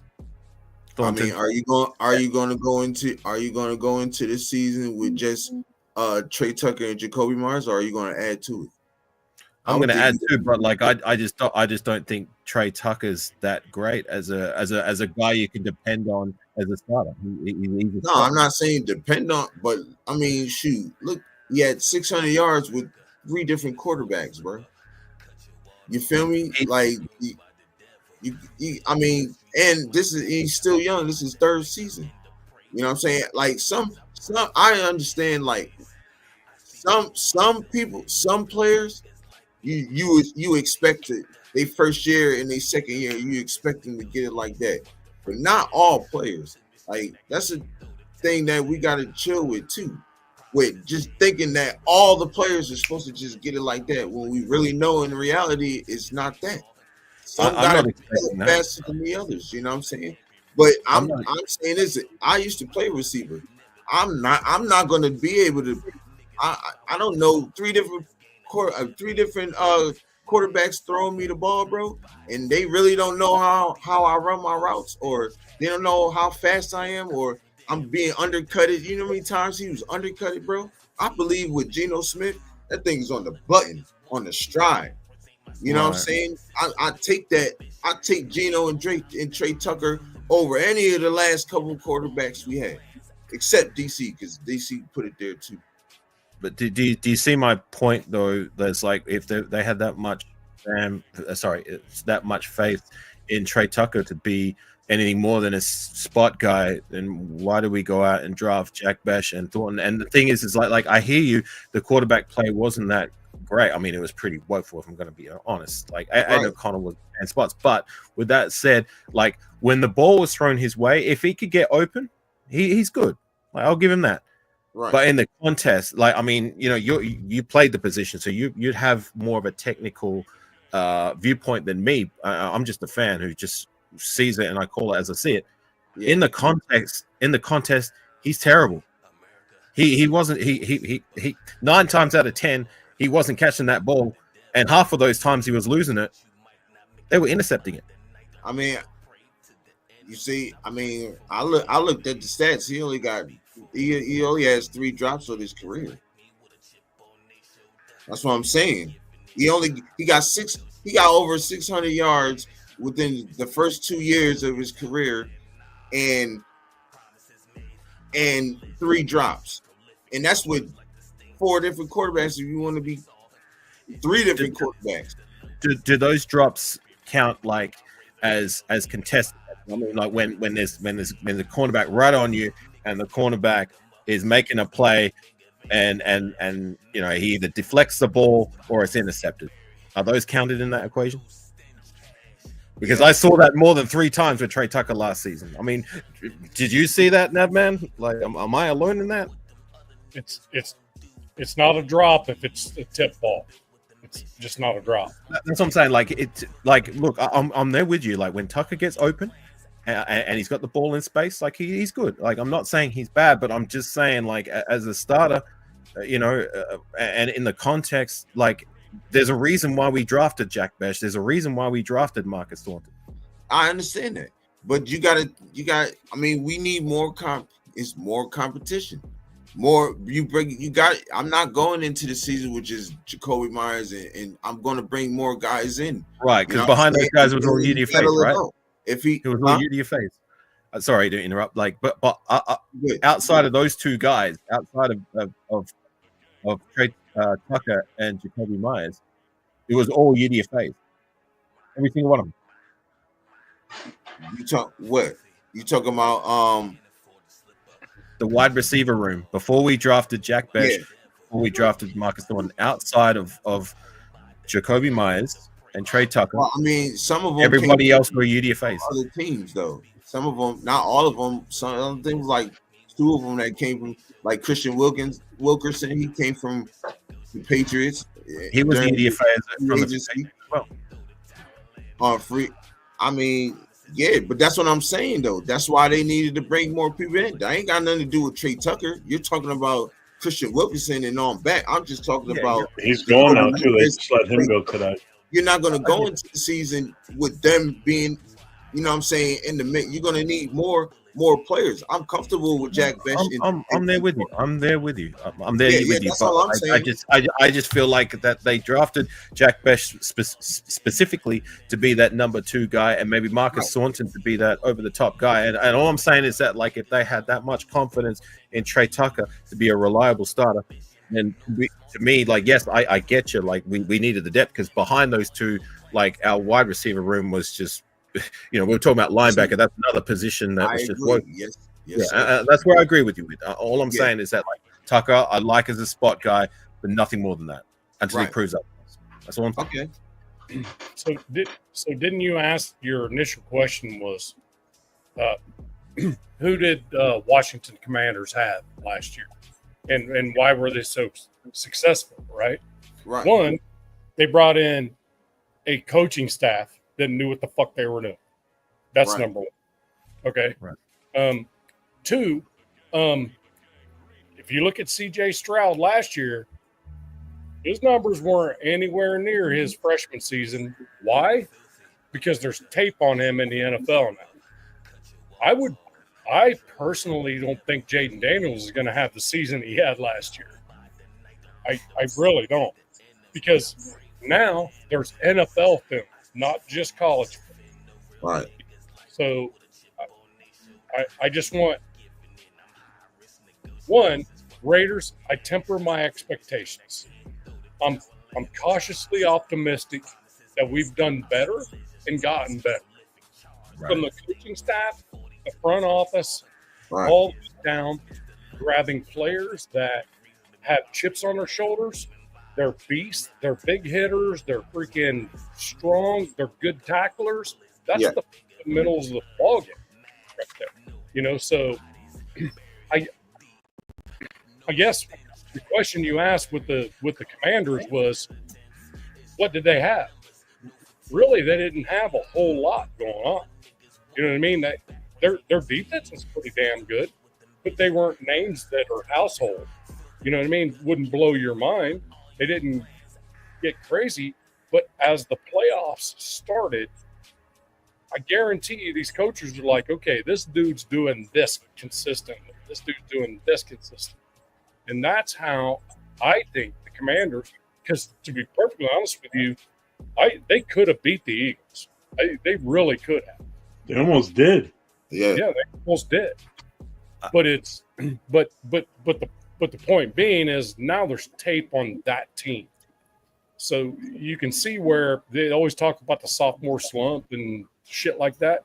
Where you look at the Panthers, Bryce Young goes there, has nothing. In fact, they traded away his biggest weapon to get him. Yeah. What they were thinking, but he got better. So I don't know what the best way for that process to go is have a rookie quarterback come in and freaking kill it his first year and go downward, or one struggle his first year and go upward. Mm-hmm. I don't think you're going to see that with Jaden Daniels. I think he's going to be just fine because a good head coach and a good offensive coordinator, they're going to change things up. They're going to make adjustments.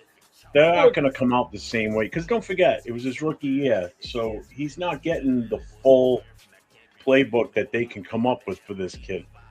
This year is going to be different. I think he's going to be just as good this year, if probably not, maybe better. You know, because now he's got a full year under his belt. Nothing's changed on the offense for the most part, so he's still got all the same weapons. He's got the same line, basically. I think he's going to be better. But the point is this. I don't put too much hype on C.J. Stroud or not. Which one is? Oh, he's not going to be. C.J. Stroud had nothing to work with down there. He had nothing. Right, but he killed it his first year. And everybody's like, oh, my God, this is the next freaking whoever. But that I guess circles back to what I was saying. Like, you know, I mean, I don't know much about the Washington team, granted, but what I do know is that, like, if you hit the bullseye in the first round specifically, especially at the most important position in football, then that can take you places that, like, you know, can fast track your team to success. Absolutely. You know, case in point, look what Jaden Daniels did. To your point, you're like, you know, that what you were trying to point out that Washington, you were saying that they weren't better than us. Like the year before, they drafted him that we were last year, and like, that's my case in point. Is that, like, you know, that if you hit it out of the bullseye, especially at the most important position in football, then that can fast track your team to success, or at least give you a better chance to succeed. You know what I'm saying? Yeah. Now we got shitted on in that draft though. We should have came out that draft with a quarterback, but it's all good. We got one of the better tight ends in football, so I'm cool with that. I'm cool with that. He is the best tight end in football. Yeah. There was no one left to pick by the time we selected, right? Who was it? Who was left? We got. Yeah, I mean, he fell to our lap. Is basically what happened. Yeah, right. But that quarterback specifically, Jeff. Who was left? There wasn't. That was just it. Right. And I love it. You know, I there's no love it. quarterbacks worth taking at 13. Any quarterback we would have grabbed at number 13, we would have then been accused of you're reaching for that quarterback. It would have been a bad pick when you had a talent like Brock Bowers sitting there. Right. It was a no-brainer to take him at number 13. Agreed. There was nothing left. Bo Nix went to pick before him. That's who we were going to probably take was Bo Nix. Right. You know? And he was if we were taking Bo Nix, I don't think we'd be having a lot of these conversations we're having right now. But keep in mind, if we would have taken Bo Nix, then we don't have Brock Bowers. So how good would our season have been last year? Who knows? Right. Right. We probably still would have had JPJ, and we probably still would have had Glaze, you know. But if we would have given our draft away to move up to take Jaden Daniels, you wouldn't have Bowers. We wouldn't have had JPJ because we would have lost our second round pick in that trade, and We wouldn't have Genty this year. Yeah. We wouldn't have Genty. Genty, Say goodbye to Genty. No, And we say wouldn't. goodbye to next year's first rounder too, because they were asking for 3 first rounders at least. They were asking for more than that.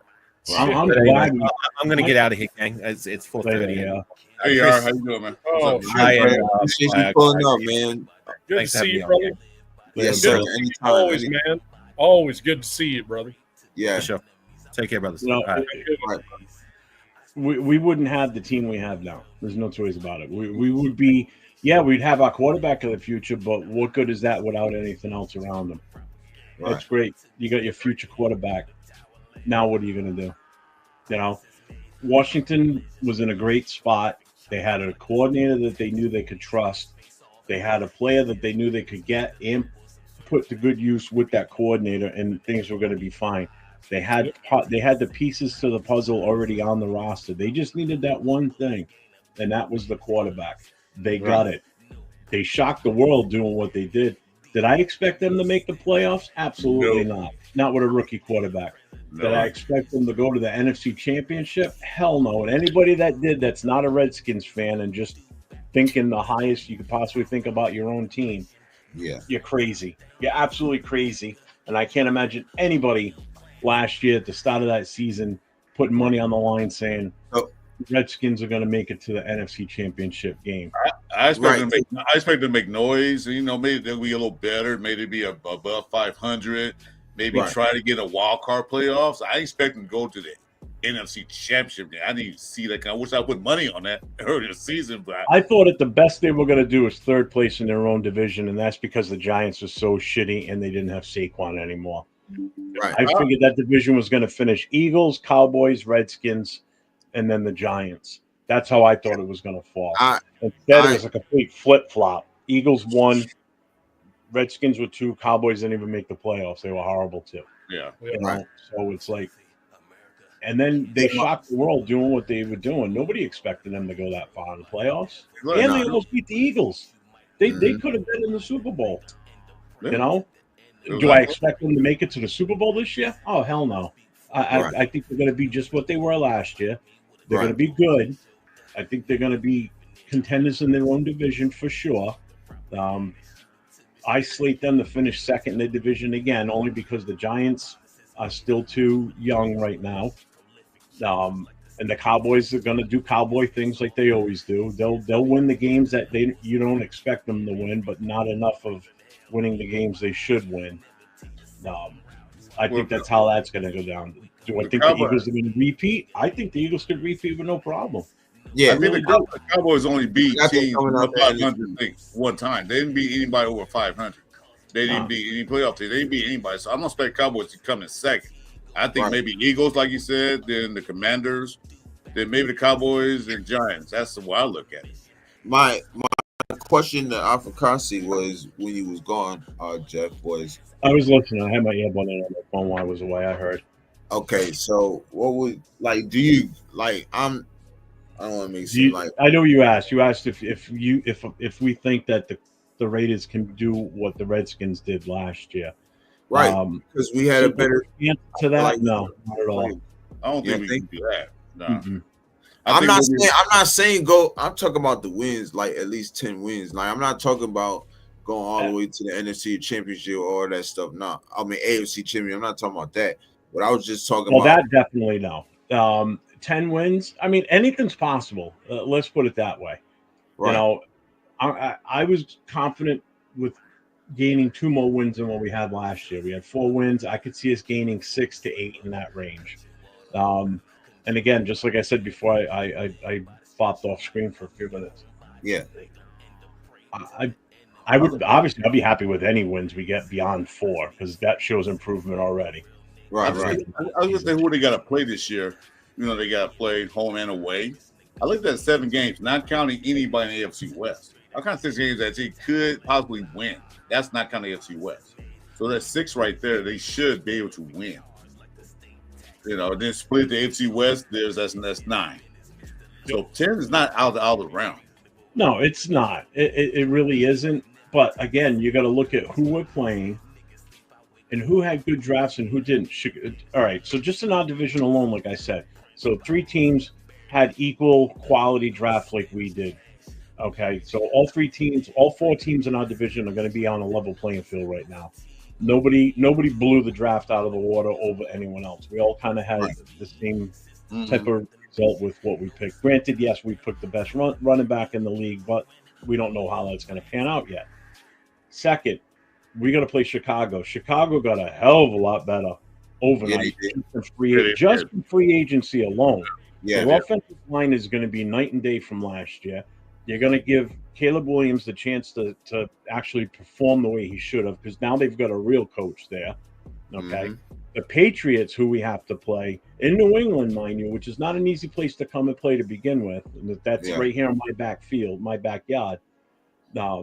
They got a hell of a lot better between free agency and in the draft. They're not going to be a pushover like they would have been if we played them last year. Right. I agree. Just those 5 games, 6 games right? No, 5 games right there. 3 in our division. No, 6 games. 6 games there, plus the Bears, plus the Patriots. You're looking at 8 games right there that are going to be probably 50-50 shot to win those games. That's what I counted. Exactly. I count the Bears. So if you win 3 out of the division, so that's 3 wins right there. Okay. If we split between the Patriots and the Bears, which is a possibility. Now, granted, we could go in. Now, we're playing the Bears at home in Vegas, but we got to come to New England. Okay. So I'm looking at teams. I'm going splitting with either one of them. Yeah. I mean, we could still beat either one of them, but we could also still get our ass whooped by either one of them. Oh, we did before the Bears. It's very possible. You know, the Bears are still going to be a tough team. The Bears always find a way to just make. I don't know. I hate playing the Bears, yo. For like. Oh, I do too, but I hate playing the Patriots even more. And living in New England and being around the sports scene around here, listening to the local sports talks and everything, and you know the hype they're giving the Patriots. The Patriots are not going to be a pushover. They're going to give a serious push in that AFC East. There's only one team they're going to worry about, and that's the Bills. And if they can split that series with the Bills or even beat them twice, which is possible, they could end up doing some damage in their own division because the Dolphins are not the same. The Jets are definitely not going to fucking win much. You know? So this is tough. And we still got to, that's right. And we still got to go play against the Texans in Houston. Right. We got to play the Eagles in Philly. We're going to play the Redskins. I think we're home against the Redskins and the Giants. We've got a tough schedule. We really do. We do. It's not going to be an easy schedule. Not at all. No, I ain't thinking. I'm not saying like 10 wins is going to be a breeze through. Nah. No, I don't see it either. I've seen that some of these games they could win like teams like the Bears. It might be a harder game than we think it would be because, like you said, they got better. The Bears did beat us with a division. So I know that. So we don't know. And the Eagles are going to be just as good as they were last year, probably not even better. And we got to play them in Philly. And until the schedule comes out, you don't know when we're going to be playing that game in Philly or the game in New England. There could be cold weather games. The Raiders play in basically in the desert. Okay? Yeah, I know. Basically, is a desert. Shit. Yeah, and you're still going to play the Redskins in Washington. So there's another one that could still be a cold. You're talking about 3 nasty-ass cold weather games that possibly could. No, I think. Did we play? Oh, yeah. We're on the road for those 3 tough games. 4 if you count Houston, 5 if you count Chicago. So there's 5. We play 3 away games, depending on the schedule, like you just said. Could be cold weather. the Eagles, or the Redskins, then Patriots, depending on where they put I it. don't know. I don't have People this with the game. on me, so I don't know who else we're playing off the top of my head. But those are the ones that I know of. Yeah, I'll let you know right now. I got a thing right here. Hold on, man. Here, present this. I got it right here. The screen. You can see. Well, I think our home schedule is way more favorable than our away schedule. So we got Jacksonville and Tennessee too. There's a screen right there. You can pull it up. At home. Oh, there you go. Good. So all right, so home, we got obviously our 3 divisions. So we got Jacksonville and Tennessee. Those should be wins. The Giants will probably be a win. The Browns 50-50 on that one. I don't know. Bears, that's a tough one. Cowboys always play us tough. Yeah. And then our 3 in-division games, they always play us tough at home too. So even at home, it's not really that much of a cakewalk. I can sit here and say 1, 2, 3,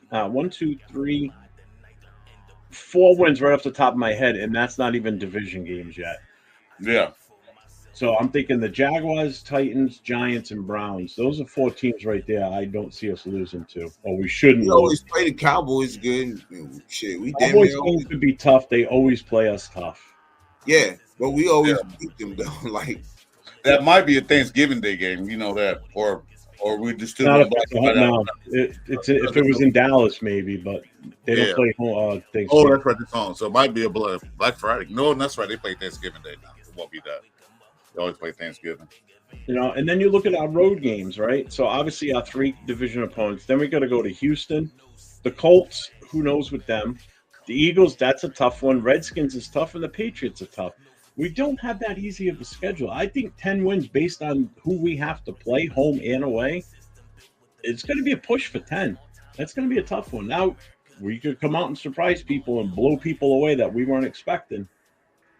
But yeah, that's what I'm saying. Like, I agree with Rosetown. That's why I went 6 to 8 route. I can't see us pulling 10 out of this. I'll say 8 to 10. I see some surprise. There might be a surprise coming up, like you said. You never know. Yeah, that's what I was saying. If you just look at looking at the there might be some teams that you might not know.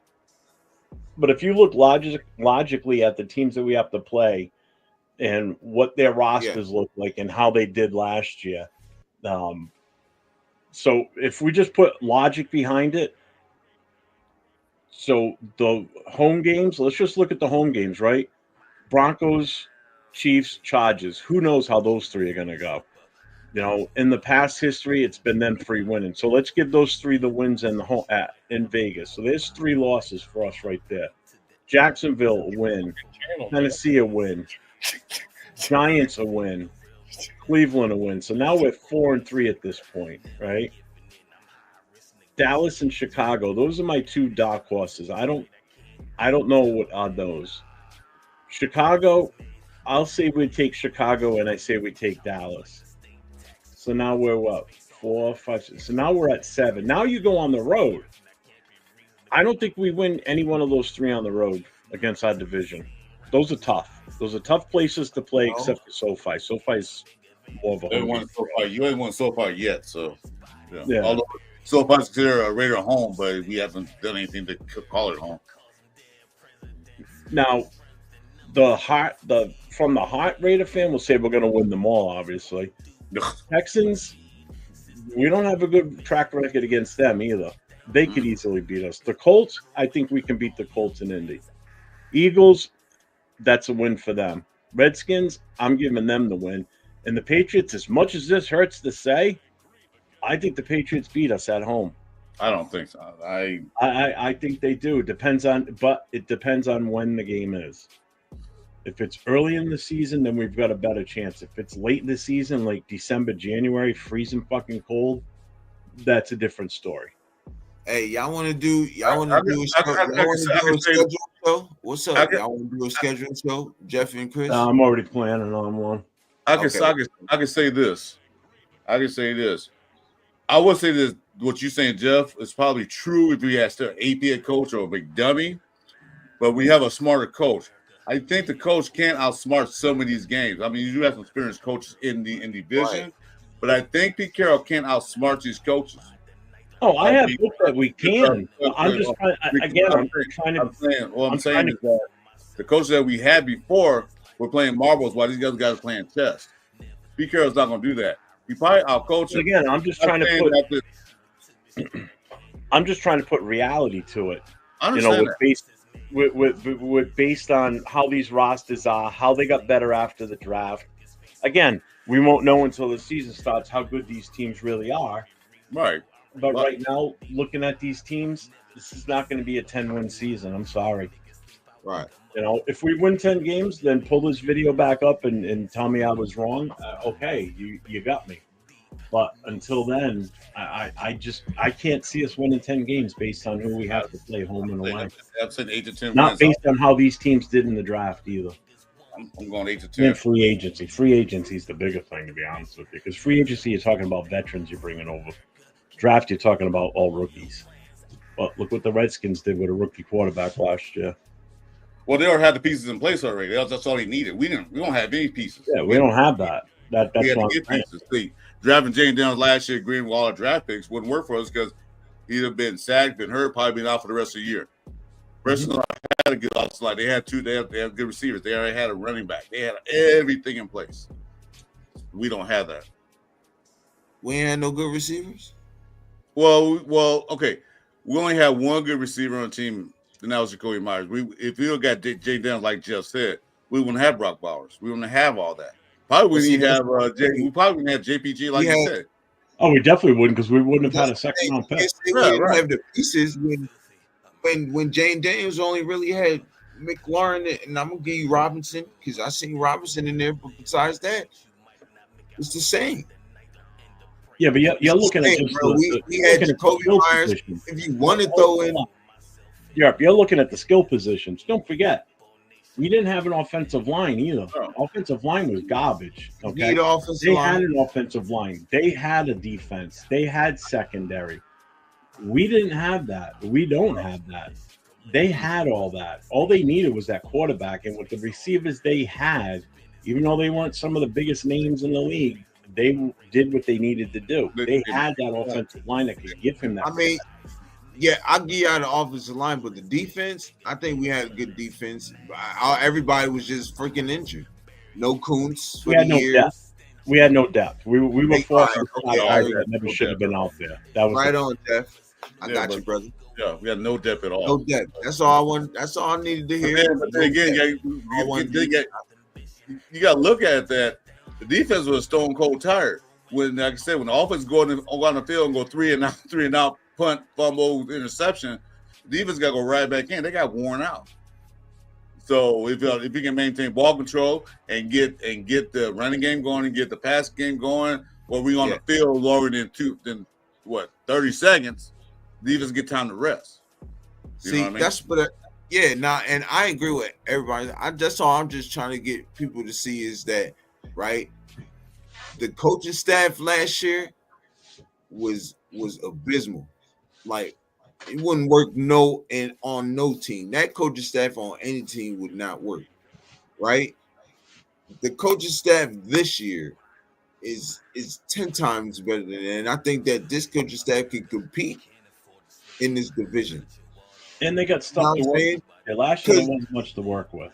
Exactly, Jeff. We got stuff. We got more to work with. That's what I'm saying. Like, we got to stop thinking like because Pete Carroll took a year off, he wasn't doing his homework, bro. Like, this man was out here doing. That's why he picked us.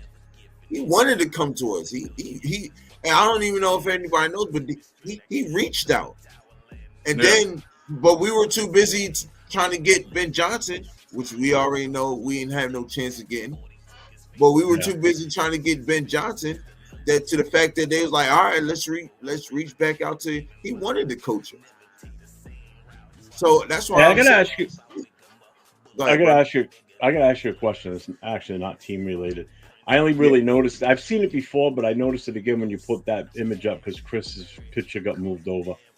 Now that Raiders logo, where did you get that from? That nice. Airbrush look like a, Yeah, that's nice. I like it. Where'd you get that logo? Which one are you talking about? The one that's behind Chris's head, you can't see it. The one that says where it says Raiders, it kind of looks like old school graffiti.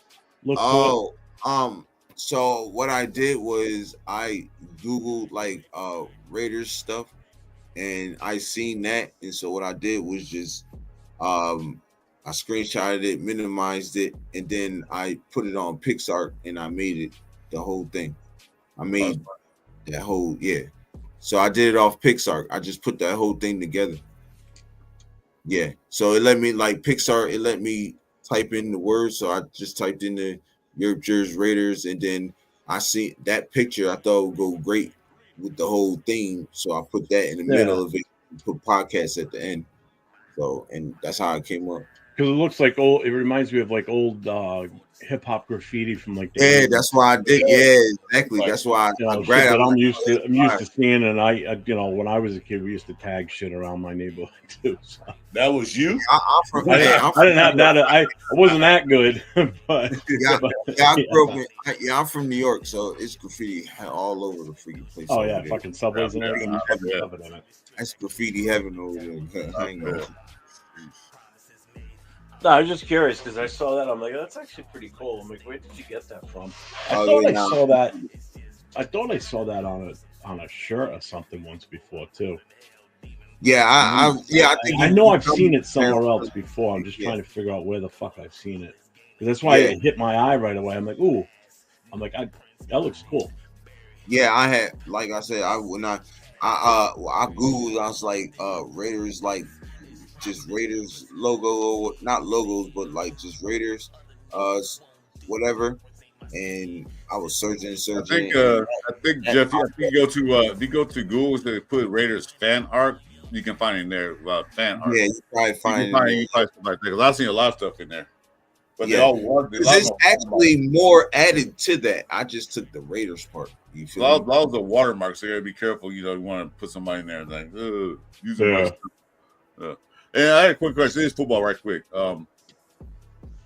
Jeff, Europe, and I don't know where the admin is. I think I mentioned earlier before I got off. What do you think about this regime cleaning house? You know, they waited a lot of guys there from the prior regimes. What do you think about that? I mean, I'm cool with you cleaning house. Just get the right players in. Yeah, but they signed some and they got rid of some.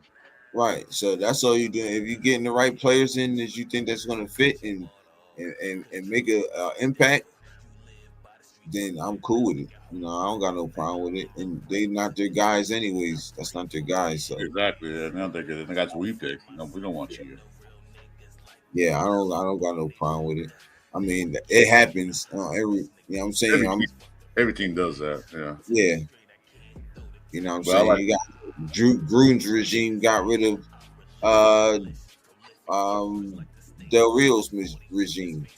You know what I'm saying? McDaniel's regime got rid of Gruden's regime. You know what I'm saying? AP regime got rid of McDaniel's regime. Not really. He didn't get rid of that many players. He kept all not that many players, but you know. Yeah, he kept most of the same guys. He still was cleaning the house just a little bit, not too much though. No, he was just dusting the lamp. That's all he did. Right. Tyree got one more year to prove it himself. I agree. He's definitely on the hot seat. His ass sizzling right now. Definitely right, Rosetown. See, Rosetown on it today, man. Oh, Rosetown's always on it. Bro been cooking. I ain't gonna lie. You said your boy Piano Man coming yet? Oh, no, he don't want no more. So I told you I got rid of him a long time. He don't want this one. How about you, Nat? He come to your channel too? Nat, can you hear me? Nah. Can you hear? What? Oh, that's about Piano Man. Did he come in your channel still? Yeah. I give him just rip him up, give him a 5 minute.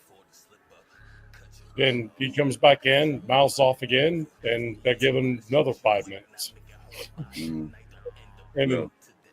it's a repetitive action. You were on last night, right now? What happened? Tell him that what happened. Hey, Money Chuck, look, him and I had a beef. It was pretty simple. and I'm not sure where it came from, but to me, he's good. He publicly apologized on every single stream I go on. He's good, man. He's good over there. Yeah, you know what though, Rostown? He's not really the new Money Chuck, because at least when Money was in here, he was passionate about Genty, and I understood his argument, wanting to push for Gent. I get that. Yeah. First of all, Money Chuck was a Raiders fan. Piano Man is a fucking Chargers fan. Right. That will come in. He'll type words, like he'll put, he'll say things in the chat, but he'll just keep typing and typing and typing, and just he was on the other night when Chris and I were on, and I couldn't take it anymore. I had to boot his ass because the chat was so explosive with everybody else trying to get in and say things that I had to fucking kick him because he was spamming so much. I couldn't keep up with it. I mean, literally the chat was scrolling through so fast I couldn't keep up with it because of all the shit he was putting in. So I got the antidote to that, Jeff. I got the antidote to that. You just have your motherfucking chat spam 63. Ask him, Nav, please tell him the story, yo. Please tell him the story. Build the screen with 63 and just everybody in the chat, 63 all the way down, Taino, everybody. It was like just, and he didn't even have a chance in there. Then he came on, he came back. I just gave it to his ass, Jeff. Oh yeah, that too. I was there when you did that. Like, damn, calm down. Oh no, it was worse. It was worse. It was worse the other day. It was just the other night. It was just the other night. And then, it was worse than when you was on here, bro. Way worse. Damn. I'm like, oh no, Rosetown. He's 7-0 against Piano. 7-0, bro. That's the count. 7-0. But I went by an hour and a half on him, and now you do not see him anymore. I'm like, I tried the diplomatic approach with this dude, and then once he wasn't listening to that, I'm like, yeah. Bro said lost count. Your time. Well, that's what Jeff said the other night. He said, hey, look, man, I heard about you. It's okay. You welcome to the channel. But if you start doing all this other stuff, I'm about to kick you out. And what he did, he lasted what, 5 minutes? He did it. Then poof, like 2 minutes, I think. I don't fuck around. Two whole minutes? Damn. Yeah. As soon as he started doing that, he was out of there. I think, Nav, you were on last night, right? Yeah. Where was I? I was a mod on someone's show last night. I wasn't even in the channel. I was just in the chat. I wasn't like on the screen. And he was in there, and he started saying something. I think he got maybe 3 lines in, and I booted him right away for 24 hours. I'm like, I don't even want to deal with him right now. It's too late. Most times, what he types in there is incoherent. There's no it's gibberish. Yeah, he's just rambling like, what are you talking about? So it's like, Coach Dave about to pull up. Oh, Gravy's coming in. I'm leaving. Yeah. I'm definitely staying because I'm going to see Gravy Saturday, man. I'm on cold cocking. Because I got 2 people after me right now. What's his name? You can only get so much gravy and your blood pressure goes up. Yeah. I got 2 people after me now, so I got to watch myself. No, I mean gravy. Like gravy. Yeah. Gotta be careful with the gravy, bro. When we get older. I was surprised when they waived Mari Burner. I was shocked. Like, what? Oh, well, it is what it is. Broham. I heard all that. I heard all that. My man Gravy in the building, man. My man Gravy. Appreciate you pulling up on us, my brother. You guys ain't the only one. You ain't the only ones telling me that. How you guys doing today? Wonderful day. Wonderful day. Yes, sir, man. How your day going? You good? Oh, it was till you got here. I'm leaving now. Bye. Bye. Have you been saying you about to leave for the past like hour and a half, bro? Oh, you guys are leaving right now? No, I'm kidding. Got on late? Oh. I may have to. I'll take off if you guys want to. I'll take off. No, stay, Gravy. I was kidding. He's welcome all the time over here, brother. How you guys doing, man? Man, we good, man. We just talking Raiders, man. You know, Chopping it up. Chopping it up. You wait for that season release. Yeah. So what time is it going to be the released? games? What time they going to say? They say a time? We're going to do the release? Nah, they didn't say. I've been looking too. You know, sometimes they be late on shit. It'll come out. Yeah. And we'll just find out. That was on the 14th. I was in the car listening to you guys. It's going to be important with the games that Jeff, while you guys were talking about the winter games. It's going to be very important, man. New England and we got to think too in our division. You know, we got to go to Kansas City at that time of weather too. Kansas City's freaking cold. So is Denver. Yeah. The NFL always does that. Like, let's just say for New England, for instance, they'll always have Miami come up here in the middle of the winter to play the Patriots, and then they'll send the Patriots down when the heat is the absolute worst in Miami, like when it's hot as hell. And don't forget, that stadium's designed a certain way so that the home team is always in the shade and the sun is in the eyes of the opposing team. Yep. If you watch last year's game or any games in Miami, the team that's on the visiting side, they're fucking blinded half the time because the sun at that time of day is literally right in their eyes, and they're just cooking in that heat all day long. And if the Dolphins are smart, they wear their away jerseys on those days, like when the Raiders come to town and force us to wear black. Because they've done that before, too. Oh, yeah. You know, it's that psychological thing that people don't put into concept when they're thinking about who we're playing and where we're playing sometimes, how that affects the team. Okay? So the color of your jersey may just be like, oh, it's a pretty jersey. No, it has a lot to do when it comes to playing in warm weather teams when it's sunny out. Because if they force us to wear black at, say, Jacksonville, Tampa Bay, Miami, that fucking takes a toll on our players because that heat is just intense on those jerseys. It's not the heat. We're on the whites, like they should be doing on away games. It's a little bit cooler, a little bit more relaxed. But when you're going to wear those black jerseys in that heat with the humidity, that kills, make them sweat so much. They're just sweating all their fluids out. They get tired. They get cramps, all kind of stuff. Yeah. So, That town said May 14th. That's 2 days. 8 p.m. Eastern. That 5 o'clock my time. Hey, Gravy, what we were talking about earlier was how big of a fucking bust Genty was in the draft. What do you think of that? That Genty's going to be a bust? No, I'm teasing it. I'm teasing. Gonna happen, brother. I'm like, wait a minute, we didn't talk about that. How Buck didn't even play yet? That's going to happen. I'm pulling for the guy. No, I'm teasing, bro. I'm only teasing. Yeah. I know where you're at with that running back coach, brother. I get it. I'm still getting shit from last night.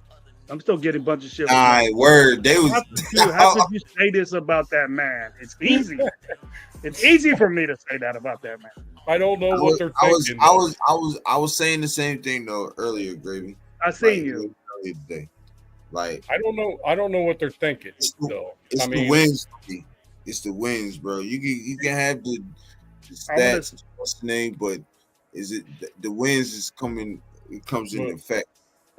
And it's not people. It's not people. It's people from my city, really. Right. It's people from my city, really. And actually, I loved the Derek Carr when he was at Fresno State. You know, I went in. I'm glad the Raiders got him. I was like, yeah, let's go. For a while there, it's cool. You know what I mean? But, and I hate to bring this subject up again. You know, I know you guys talked about it, but it's a big topic. It's a big topic as far as I'm concerned. Nah, we can talk about it. And a lot of Raider fans, you know, saying, hey, you know what? The dude in 9 years only had 2 winning seasons. 2 winning seasons in 9 years with us. That's it. Everything else was below 500. He had a 500 year, I think, with Gruden. And then everything, the 13-3 season, and he had like a 9-8 season. Or 8-7. I don't know what it was, but 2. And when I started watching it, and it's no disrespect to the guy. If the guy's gonna be a retired Raider, good for him. You know, I agree with that. I agree with that. But don't sit here and tell me he's the greatest quarterback ever. People are saying this, and I don't know why. In our show, and at me, you can show me stats, you can do everything you want to do, but he leads the Raiders in every stat, even the bad ones. Nobody mentions that he had 90 fumbles in 9 years. That's the most. If you look at it, you know, he's top 4 in this and top 4 in that, top 2, top 3 in fumbles by a quarterback in that span of time. And interceptions. He leads in interceptions. He leads in incompletions. He leads in passes thrown. I understand all that. I'm not saying don't retire a Raider. Fine, that's cool with it. But don't come with me. He's the best ever Mount Rushmore of the Raiders with 2 winning seasons. No. You know, 2 winning. And then you could say, well, he didn't have this. He didn't have that. Yeah, I mean, is he the best statistical quarterback we ever had? Yeah, without a doubt. Yeah, He's got all the stats. Yeah, The good I'm and the not bad. knocking the guy for that. You know, I'm not knocking the is guy he- for that. But you got to remember, he played 9 years with us straight. He started all 9 years, so of course you're gonna probably beat some of those records, the most yards, the Well, most and it's TDs. also a different era. Like when it was So Stabler in Plunk, Stabler. Totally Let's say different, Stabler bro. because Totally Stabler was it wasn't It a was a pass running. happy league at that point. It was a running league. Now it's a Right. pass happy league. Right. You know, so yeah, his stats going to be a little bit different. It's gonna be You know, hard. so I mean, this is beating a dead horse to death. I mean, Jesus Christ. I mean, I'm And I just I'm made already. my He opinion, retired Jeff. 3 I days just ago, made- and everybody's beating the fuck out of this. Okay, Yeah. he's retired. He Yeah. retired from the Saints. That's the team he was with at that time. Yes, he was with us for a long time. When his contract expires with the Saints, or they ultimately release him because he's retired now, once he's officially filled his paperwork out with the NFL and it's legit, and the Saints relinquish his rights and terminate his contract, if that's how that goes, we sign him to a 1-day contract. Fine. He wants to retire as a Doesn't Raider. have a lot of interceptions. He ain't going in the Hall of Fame, but if he does, now he can sit there and say he goes in as a Raider because that's where he spent his career. He ain't a Hall of Fame quarterback, plain and simple. Not Well, even. not he happening. thinks about If him that way. Plunkett's not in the Hall of Fame, there's Raider no Nation- fucking way he's going in. Sorry. Yeah, I love the guy the when he Raider was Nation here. thinks he's a Hall of Fame quarterback as far Nah. as Raider is. Yeah, well, they're all smoking. They're all no. smoking No. too much whack. And I shit. just no, I don't. I'm not saying Jeff that the Raider Nation says he's a Hall of Fame quarterback. I'm just saying we think so highly of this guy, but look at production. Right. I'm not doing this just to make myself different. I've always been this way about the dude. This ain't nothing new. People shouldn't be surprised all of a sudden why I'm saying this about Derek Carr. I've been saying it for after 2016. I was saying it. He's scared to run the football. He was scared to get hit. He was playing like he was a scared kid, a scared guy. You know, people from the locker room were saying he would crawl up in a little ball and not run the team. You know, if he talked about Derek Carr, he would get all pussyfoot and run around crying and shit. And there was nobody behind him to trust to take over that job. Yeah, You know? and What nobody year push did him. Gru- Nobody what push year him. What year did Gruden come in? What? When was it 2016? Because that was Del Rio. And 2017, 2018. I think So it Rebel was. says he was here during a heavy running game. Okay. He didn't. So in No, 2017, hold on. 2017, 3,500 yards passing. 2018, 4,000. 2019, 4,000. 2020, 4,100. I was just about to go to that, bro. I was just about to go to that. 2021, 4,800, almost 5,000 yards. Yeah. 2022, 3,500 yards. So if it was such a heavy rushing season or years, why did he throw for well over 4,000 yards and actually 4,800 one year? And another thing, Jeff, what you said, Jeff, and let me note this real good because I looked at it. And I've been having this on my phone for, I don't know why it's still the oldest thing on my phone. 2016, we were 12-3. Right after that, he came back, almost an MVP season. This is when I said, fuck Derek Carr. This is when I said that. 2018, 4-12 season with all those thousands of yards that Jeff just said. We went 6-9 the next year, 4-12, 7-9, 8-8. Finally, 2021, we got a 10-7 season, and he lost the playoffs game for us. And then after that, 6-9, and then he was with New Orleans, 9-8, 5-5. So tell me, after a 13-3 season, you get hurt on 2016, you come back, and everybody expects all this shit from you, like me. You don't consider that like, do we really got a leader on our team? Do we really have somebody that can take us over the top? There was nothing. He had a defense. He had a running game. You know, we were a good fucking team. We were 13-3. So it's amazing to me that the only thing he was consistent of was not winning football games. Well, hold on. Here's So wait a the minute. What years are that? Because he just asked who was on the roster then. Because Hold on. I got it all right here. I want to list And you're these taking players. away, I you're want- taking Damn, I away haven't said the shit in input 5 fucking of minutes. Derek Carr. The Raider Nation loved this guy. Look at whatever the team was. So we lost a 13-3 team. Everybody just left. Right. You changed the offensive coordinator. They got the guy you wanted. You didn't want Musgrave no more. He got fired, right? You wanted Dowling.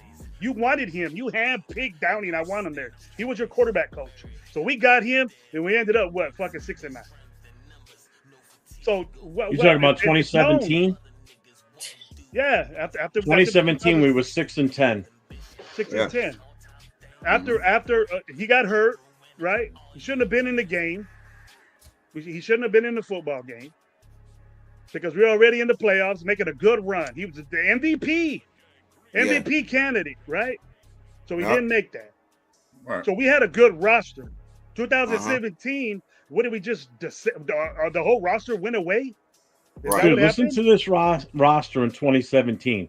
So Derek Carr was our quarterback. Marshawn Lynch was our running back. Amari Cooper, Crabtree, Jared Cook, and Lee Smith were our tight ends. Donald Penn, Osemele, Rodney Hudson, Gabe Jackson, and Marshall Newhouse was our offensive line. That was a really good offensive line, and the offensive firepower was pretty damn good too. And you still had Jalen Rashad and Cordarrelle Patterson out there too, because Patterson was still damn good for us, especially on the return side of it. That's my point, Jeff. That's my point. Our weakness You can go to probably the would next be our person going our down when we defense make a little coaching bit. changes. We made coaching changes. We went back to Gruden, and things needed to change because he got his own guys in there. But that run with Del Rio, Del Rio got fired guess at the what? end of the year. You know who was on our team that year? That was the Navarro Bowman season too. Yeah, I heard you guys talking about it. We came all the way back to that again. That's crazy. Way to go, Jeff. Way to go. And they never recovered. Yes, that Washington game. You know, like the Pittsburgh game that we went to and we lost that. The Pittsburgh game where he got benched. That was it. That was it. And then that that's Redskins game was, the and then offensive the line Redskins basically game, and said, then the "Fuck you Saints to him." game, and then the Bengals game where we needed the dude to shine, bro. Yep. Where we needed, you could tell me all the comebacks or whatever, but what did it do? What did all those comebacks do? You're 4-12. You're 6-9, 6-10. You did what it or fourth and comebacks of winning what? One game on a 4-12 season on this and that. But I'm happy the dude retires. I hope he retires a Raider. He deserves it. Okay, but you can't sit here and tell me that he's a Mount Rushmore of Raider football. No, He didn't not win even football close. game. Not even Right. close. No. Right. You know, No, because And Mount that's what I'm Rushmore hearing. is That's four. We got to look at it this way: it's 4 guys. Okay, there is no way Derek Carr's replacing any of the 4 that are already on that thing. No. All right, because if you're talking overall, or are we talking just quarterbacks? Because even quarterbacks, he's going to be tough to make the top 4 as far Nah, as I the think Rushmore. quarterbacks. yes, sir. Quarterbacks. If it's just quarterbacks, then you're talking right now. You're talking Stabler, Plunkett, Gannon, Yep. and I'm sorry, but I'm putting LaMonica or Blander in there before I put Derek Carr. Yeah. Those two. Answer me this question: Did Hostetler have a productive season for us, dude? Did we go to the Hostetler, playoffs yeah. with Jeff Hostetler? Hostetler, yes. Jeff Hostetler went us to playoff crazy. game. Yes, bro. I did. remember Hostetler, dog. Right. He's- And I mentioned he lights this. it up. I know Jeff. I knew you were in there. Jerz, I knew you were in there. Out of Chris. I don't know if you were watching, but I know I seen you out there barbecuing, so you're probably busy and stuff. But the thing is that I compared him to the Tony Romo of the Raiders, bro. The Tony Romo of the Raiders. Everybody hated Tony Romo, and that's the way. And Gabe brought up a thing that I didn't even really think about. It said that the reason why I'm saying this, and people could throw all the stats and everything, whatever. Derek Carr let me down, and I don't know why people don't feel that way. I had so much. I kept my mouth shut so much, and rooted for this dude, and made excuses for the dude. And now that I doubt. Now that I kept my, because he went to Fresno State, dude. I watched the kid before any Raider fans even knew about the kid. You know, when he was a freshman, it was in ninth grade. I was watching the kid because he wanted to come to Fresno State because of his brother, right? Because of David Carr. Yep. You know, and so he was around Fresno forever. So we seen this kid blossom into a great quarterback that committed to Fresno State when he was in the 8th grade. He was going to Fresno State when he committed in the 8th grade, bro. So when you got to see this kid, I expected so much from him, and when his expectations, I learned real quick that he ain't playing like it. So, you know, I'm not saying give me leeway, talk shit about Gravy on what I don't know what I'm talking about, but look, just watch the games that this dude played in, and look at the records we had with this guy. Our expectations of him. Look at the record and see. He could throw for 5,000 yards, 6,000 yards. And after the years go by, it doesn't matter, man. What did you do for me to win football games, bro? And that's what it matters now. Why is Derek Carr an exception? Why is he an exception? Because he's a Raider. Or he was a Raider. But I don't know, bro. I just don't understand it. But he let me down. And it's not personal. You know, it's not personal. I feel the same. That's why I'm saying you can't say that, bro. Because I feel the same way, bro. Like, I was one of them guys that was like, people used to, I know, if anybody of my peoples is in the chat, they gonna tell you in the chat, bro. Like, I was one of the ones that was fucking always talk about DC. Like, he let me down. Like, and I'm saying here, say that. You know, who could say that? Who had big expectations in 2017 and said Derek Carr's gonna be an MVP in this fucking league? I did. And then on down the line, I started saying, he ain't doing shit. He's scared. Right. He's running like he's fumbling the football in the end zone and losing games. He's throwing picks. Yeah. Ever since that injury, he just went. That's why I said his first 6 years was really good. But the last 3, so I'm done with that. Just like, well, I guess I'll be the only one that dogs the guy out. Well, some people agree with me, but I'm surprised that the guys agree. People agree with me, but I'm just Hey, I love the guys at quarterback all those years. He gave us a steady presence back there. There was never really a lot of talk about we need to replace our quarterback. No, you know, was he inept sometimes? Yeah, but again, not every quarterback. Nobody's perfect, regardless. Right. Nobody's going to go out there and have a perfect year every year. Raider fans and fans in general want to see a team go 17-0, 18-0 every season, no questions asked. Oh, who doesn't? Okay, well, it's a fucking pipe dream. It's happened twice in the history of the NFL where a team has gone undefeated during the season, one all the way to the end to the Super Bowl, the other 18 and one giant loss, which I was living in New England, loved every minute of that game. It was my favorite Super Bowl that we weren't in. You know, so it's like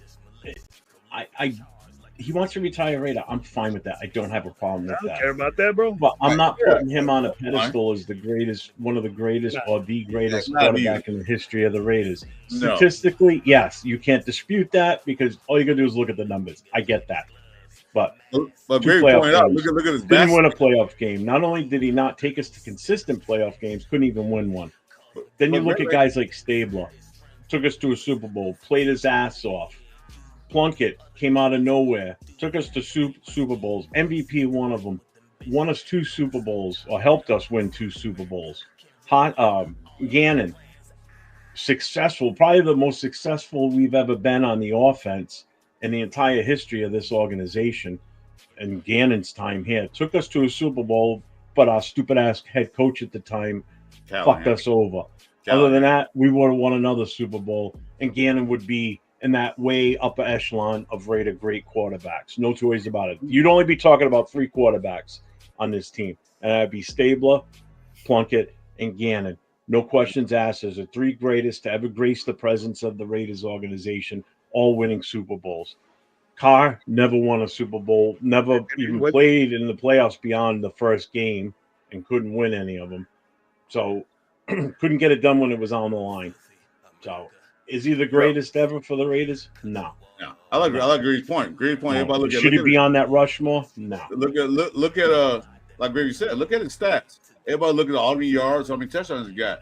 But if they don't look at like Gravy said, is his bad stats, his fumbles, his interceptions, his sacks. How many times he got sacked in the game? What do you get? Nobody mentions that, Chris. Nobody mentions that. Don't mention that. And you got to look at that too. So I mean, of course, every quarterback has sacks, every quarterback interceptions, every quarterback has fumbles.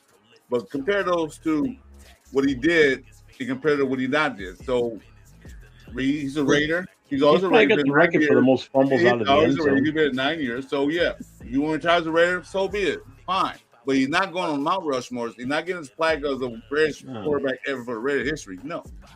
The greatest stats, yeah, but not the greatest quarterback. When I say he finished number one as the Raiders, number one overall Raiders quarterback, it's based on his stats. That's the only reason I say he's the number one quarterback through the history of the Raiders. It's based on his stats, not his accolades, and that's what you got to look at too. No, accolades are wins, playoffs, Super Bowls, and all that. So that's what I look at. I don't care. You can throw. You can throw for 5,000 yards. You can throw for 5,000 yards in one season. You're gonna get me mad. Right? But that'll amount to getting to the playoffs. What good is that? Who cares about those stats at that point? You got 20,000 yards, 20 touchdowns, that. But yeah, but the team is only like 6-10. So what? We got. That just tells you people like mediocrity. Rebel want to say his piece, y'all. I was just gonna say something to you, Rebel. I'm like, I love you, brother. I can't hear. I can't see how you can say he's the closest thing to perfect for Raider Nation. I mean, how do you consider him perfect? He got the left. Banks. Yo, and then he gets up and walks away. Oh, what's that, bro? What's goody low? I can't even see him. I can't even see Rebel. Where you at? Oh, there he is. There's a light on. What's good? What's up, He's like one of those witness relocation program interviews where it's docked out so you can't see his face. Bang, Marcus Banks. What's up? It's Marcus Banks. What's up, Marcus? Is it a relocation center? See you, Rep.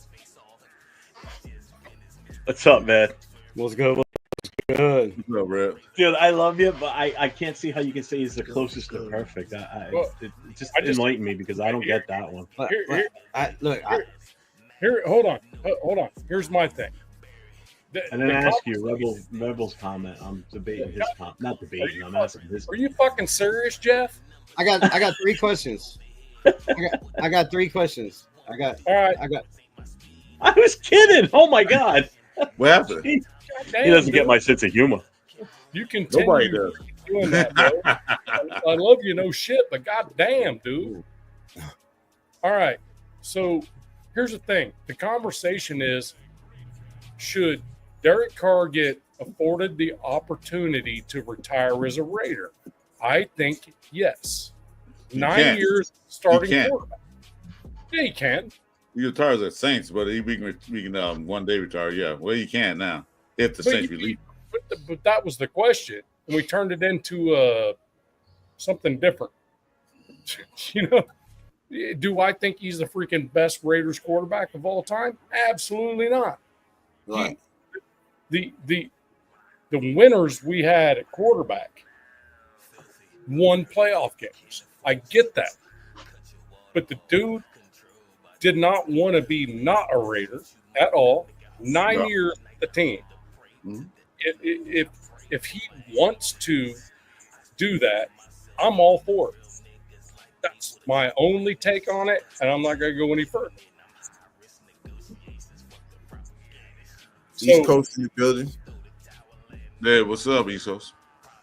Sorry, Reb. I didn't mean to jump on you there. It wasn't you. It wasn't any of that. I'm just the question was about DC retiring as a Raider. That's all. There ain't no problem with that. Yeah, no problem. Yeah, you can do that. Right. That was the question. 90% of the time. Sorry, I had a badass echo. Can y'all hear me? Yeah. Yeah. Good. I hear it too. Somebody got his YouTube open or something. Yeah, that was me. I couldn't figure it out. I was like, "What the hell's going on?" But I apologize. So I just got one question: does a team win a Super Bowl, or does a quarterback win a Super Bowl? I mean, We know that because we never had not just. It's a simple question: does a team win Does a team win the Super Bowl, or does a quarterback by himself, a quarterback win the Super Bowl?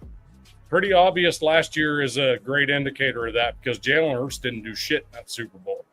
There he did. He led his team. Yeah, he did. He led Timmy's rushing. So what's the answer? So what's the answer? Each one. That's why he didn't do shit. He didn't really. I mean, the best team wins the Super Bowl. Yes. So a team. So a team, right? A team, not a quarterback. A team wins Super Bowl. A team wins Super Bowl. Team wins Super Bowl. When Derek Carr had a team, around him, he made 4 Pro Bowls. He made 4 Pro Bowls. He had 4 consecutive seasons for throwing over 4,000 yards. He's the only Raider to throw for 4,800 yards in a season. The quarterbacks that you are talking, no, wait, let me finish, please. Just let me finish. The quarterbacks that y'all are talking about in this Mount Rushmore of quarterbacks, look at their interceptions. Gravy's over here talking about he threw an interception in this game, he fumbled in this game. Look at their interceptions compared to Carr's. Carr leads every category. He has more touchdowns than any quarterback in the history of Raider Nation. He has more yards completed than any quarterback. We all know the stats. The fact of the matter is, when he had a team around him, Del Rio, and for all the old Raider fans, no, Del Rio with Derek Carr had 3 Pro Bowls under Del Rio. Derek Carr had an MVP type season, a 12-5 type year before he broke his leg under Del Rio, right? They have that great season. They make it to the playoffs. If it was just the quarterback that won us games, why didn't the backup come in and win us that playoff game? Why did we lose that playoff game? Because we did not have Derek fucking Carr. If we had Derek Carr, you don't think we could have won that playoff game or at least competed better than we did with the backup quarterback? So you're saying Derek Carr has never done nothing for us, but without him, we were absolutely trash. When we released him, we've been absolutely trash since he's been gone. The quarterbacks I broke down last night, top 15 quarterbacks in Raider Nation history. Come on, man. The quarterbacks were horrible before he got here, not named Gannon. And if you go back to Kenny Stabler and you go back to his touchdowns to interceptions, bro, his touchdowns to interceptions, he has more interceptions than touchdowns. Kenny Stabler's on your Mount Shieldmore. Some people have George Blanda. Some people have George Blanda on their Mount Rushmore for quarterbacks. The dude was mostly a kicker. He was mainly a kicker for us. How is George Blanda ahead on some people's list of Derek Carr? Now, you can say he's whatever, not the greatest because he didn't win us playoffs. But Max Crosby, like I said last night on my podcast, Max Crosby is the GOAT, right? He's the god of Raider Nation. He's been here 6 years. How many playoffs has he taken us to? How many playoff games has he won for us? The only playoff game he's ever been to and was in was Derek Carr at quarterback. I've never said that. I never said that about Max. I question Max Crosby. I question Max Crosby. A couple months ago, I was looking to trade him away. I'm saying Nation. That is the god of Raider Nation to most people. But the thing is, but what has he done? He's never been the greatest defensive end ever. He never had an MVP type season where he was, talked about being defensive player in the year. He got 1 vote.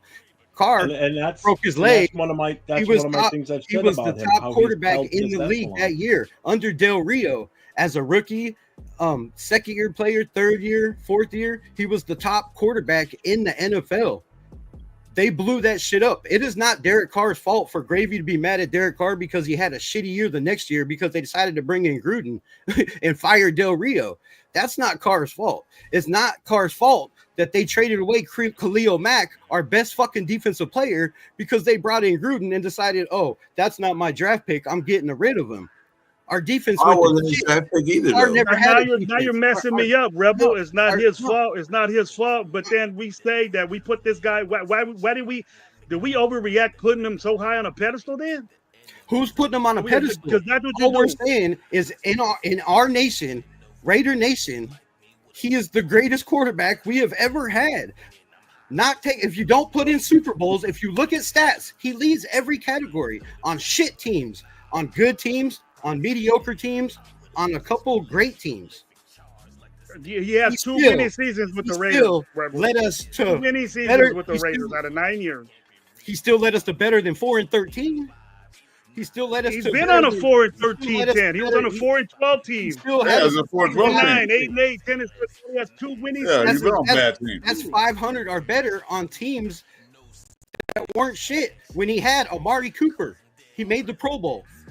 When he had Pro Bowls don't mean nothing to me, bro. When he had, But when he had- the listen Pro to Bowls me. don't mean When he- shit, bro. When he had Winning receivers, football when- games when he means had- everything in the NFL. when he That's had what I thought. receivers, like every great NFL quarterback has an offensive line, a running game, receivers. When he had those, and Michael Crabtree and Amari Cooper, he made the Pro Bowl all those years, 3 years. What's the Those Pro guys, Bowl? when A he- Pro when he Bowl- got- a Pro Bowl- when- a Pro Bowl means nothing now these days. Pro Bowl means okay, nothing. Pro Bowl means nothing. A Pro Bowl Nothing's means quiet. nothing. But Pro Bowl here means it nothing. is. You're right. It Here it is, doesn't bro. mean Bro, I'm gonna say this again. It's not wins, I but said again. let me finish. Look, When no you way. have You get when you those had 100 Devontae yards. Adams, when you You bring get in Devontae Adams, he has a lights out type year again. So what? Pro Bowl type year. So what? You can have With- all them with yards, another all them great great running stats you want to, but it doesn't amount to wins, get to the playoffs, to the Super Bowl, doesn't mean squat. You know, I'm not here to say, hey, get 5,000 stats for my fantasy league. I'm saying get 2,000 yards, take it to the damn playoffs. That's what it's all about. One And you ask person that cannot question- take you you to a ask that playoff. question. Is my point. You We ask that just question. established that. It's a wins? team sport. It takes Yeah, 54 guys to make it to the playoffs. Yeah. If you're Derek giving Carr it your was all not- at quarterback and the rest of the guys around you, if Carr you got no defense and the was defense not- can't stop guys, I don't give a fuck how good your offense is. You can't make it to the playoffs or Maybe win not. games without a defense. Yeah, Your but defense the has one to thing be at least in the top 15 to 20 to make the Super Bowl. The last 17, 18 Super Bowl winners have had a top 10 defense or better. Yeah, we know. Derek Carr has never had that, bro. So how are we putting all the, we're not saying he's God. Like Gravy's trying to say, everybody's saying he's the greatest, he should be in the Hall of Fame. I'm not arguing that. I don't decide the Hall of Fame. Wins, losses, He ain't count no in the Hall of Famer. I never said No, that he's shit. not a Hall I of never Famer. said he was a Hall of But if Famer. you're He's talking not even about- Yeah, he agreed with quarterback me when I never said had. he should never be in the Hall. talking about Super Bowls get you in the Hall of Fame. Why is Jim Plunkett not in there? Not necessarily. Because like I said, I get- I never said. I never do you think mean? Derek Carr was a Super Bowl quarterback. I never said that shit. I never. Right. I knew that wasn't gonna happen, bro. I knew How do we that know? wasn't gonna happen. How do we know? Ever since the In dude got hurt, 2016, that it's fact in that he was running around 2016, we scared have like a no little idea pussy. what could have happened if he wasn't hurt. He was a fucking MVP type quarterback that year. He could have That easily, 1 year, that's coulda it. easily took us to the damn Super Bowl that 1 year because he had a team. That's my point. That And then 1 what year happened to he the had team an the next offense year? and a defense. He had a great What happened to offensive the line. He that had a defense great was good defense. in 2017. What happened? Other than that, name me 1 year he had a top 20 defense. I don't go back that far. You probably Jeff, got that. on the You stat. tell me. You Jeff, tell you're me. looking But at I don't all give a stats. fuck. How many You games pull did he win, bro? How you many pull up games did he win, though? Raiders Tell me that is stat. the wins, Raiders bro. Tell me that defense. stat, Rebel. How many games did he win, bro? Wins. How many The games wins, did not he the win? stat. How The many games wins, did bro. wait. How many games did he win? He's fourth all time in fourth quarter comebacks. So if you want to put it on one man, Did we win those Wait, games? please let me finish. Obviously, we did If win you those wanna put games. it- if you want to put it on one man to win games, comebacks, That's what it we was Derek do. Carr. It was That's Derek what we do. Carr. He is fourth all time in NFL in fourth. So now we got to comebacks. change the whole. We got to change the whole atmosphere of football just because Derek Carr wants to retire. The We don't best have to quarterback. change I'm anything. with you We're to not- fuck, nobody's dude. asking. The debate What is: happens? Is he the Mount everybody? Fieldmore? Is he in the Everybody Mount blames Fieldmore the- quarterbacks? Yeah, but That's the losing only teams- reason I pulled up. It's not Hall of Fame. It's not if you think he's God. It's is he deserving to be in Raider Nation's Mount Shieldmore? And I say yes, absolutely yes. That's you. Rip. I don't. The better Rip, quarterback. Reb, you brought that debate. You brought that debate here. So, I know because everybody was talking about it, so, but so what I'm saying is the debate is not necessarily who's on the Mount Rushmore of That's quarterbacks. right, for the bro. Raiders. Exactly. Super Bowl playoff wins count, not stats. You can get, like I said, 5,000 yards, but your team is 3-13. Well, good is that? You know, you got to get there. And for one thing, you have to question who wins Super Bowls: game, the team, or the quarterback. Well, yeah, it's a team, but you also need a great leader to lead that team. Derek Carr in his last 2 years with the Raiders was not a leader. He was not a vocal leader. He was not a passionate leader. To me, he was just like a crybaby. So you need a team, you need a leader. That's your opinion. Did you say he was a crybaby? Throw for 5,000 yards. I knew that. Play with shoulder injuries. I've seen him play injured nonstop. I think our debate was afraid to run the ball. whether he He should ran have, the ball all the time. our debate was whether he should have the opportunity to retire as a Raider if that's what he wants to do, and I think we should do that. Fine. I mean, yeah, that. that's fine. fact. But to say he's not one of the greatest is just totally disrespect, in my opinion, bro. Like, who has done other than the Super Bowls? And we've established the fact that a Super Bowl is a team win. It's not a quarterback win. But if you're talking about, like Gravy said, what has he done for us? Being fourth all time in the NFL in fourth quarter comebacks, that is the quarterback, right? Driving down and the offensive line protecting him and the receivers. That has nothing to do with defense. That means your defense kept you in the game and you have the opportunity to come down and win the game with it all on your shoulders.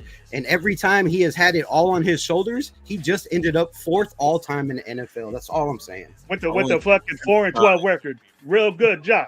I wouldn't say it all the time, but Keep going back to the record. With shitty teams, you're going to have a bad record. 69 record. Or take it up to the 20 and let Janikowski kick the fucking field goal. And let Carlson kick the field goal. Put Tom Brady on these shitty-ass Raider teams and see what the fuck he would have done.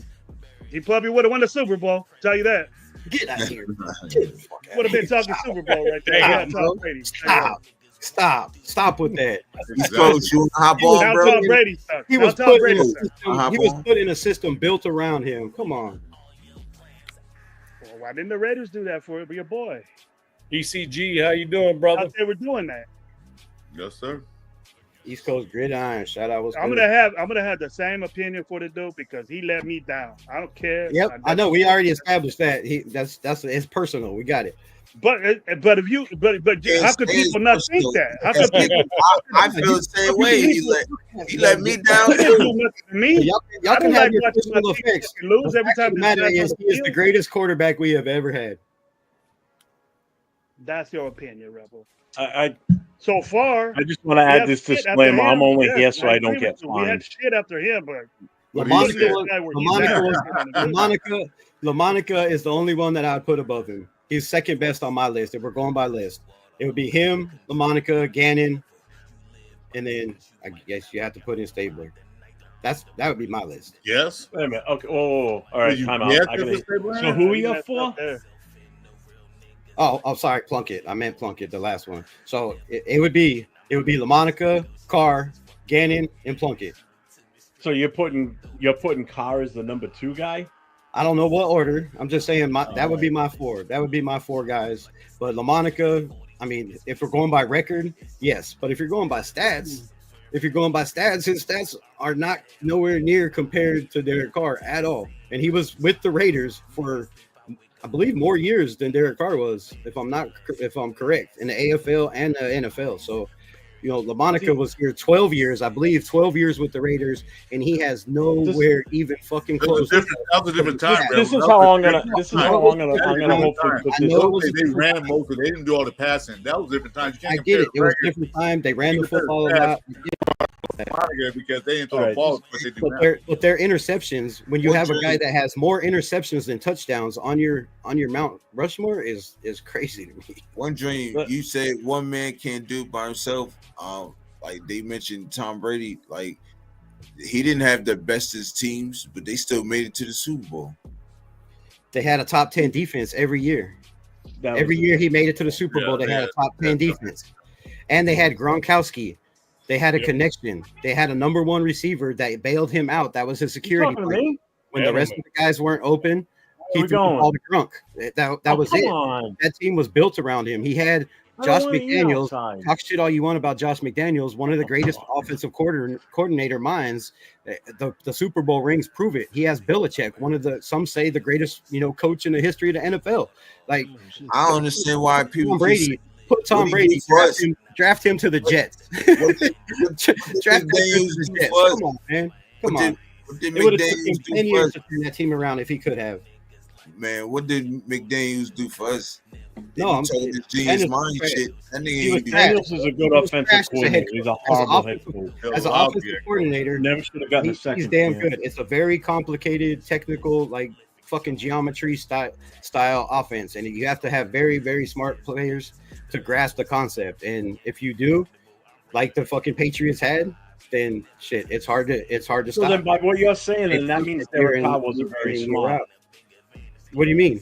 So what you're saying is Derek Carr wasn't going to be smart enough to handle the offense. That's why McDaniels let him go. Jeff, he did have one of his best seasons with McDaniels. That was personal, I believe. Yeah, but I then he believe- got rid of him. I believe that was personal. He wanted his guy in. Every coach does. When Gruden came in, he got rid of Khalil Mack. When when you run your offensive system, you want a guy that's going to be a yes guy, right? You want a guy that's not been in the NFL, that's been plenty of systems, that's been to Pro Bowls. That you want to change everything. Derek Carr, his problem with Dick Daniels was Josh McDaniels wanted him to call plays, not change plays at the line. He wanted him to run the play no matter what the defense was, go up there and run the play. And sometimes Derek Carr called out of that plays, and there was friction there. He did not like the fact that Derek Carr, would call out even when the times when he would change the play, it was a big play or a first down, it would be good. When he come to the sideline, you can go back and watch film. He'd be yelling and screaming at him in his face. Me and Jeff talked about this. We talked about that Seattle game. That was personal. That Seattle game that he checked out the play to give ball to Josh Jacobs, and he ran for that 80-yard touchdown. Yeah, right? and if you ever seen a coach win a game and not to be happy about it? When they showed him on the sideline, he was pissed off that he changed his play. That was personal with Derek Carr. Derek Carr, listen.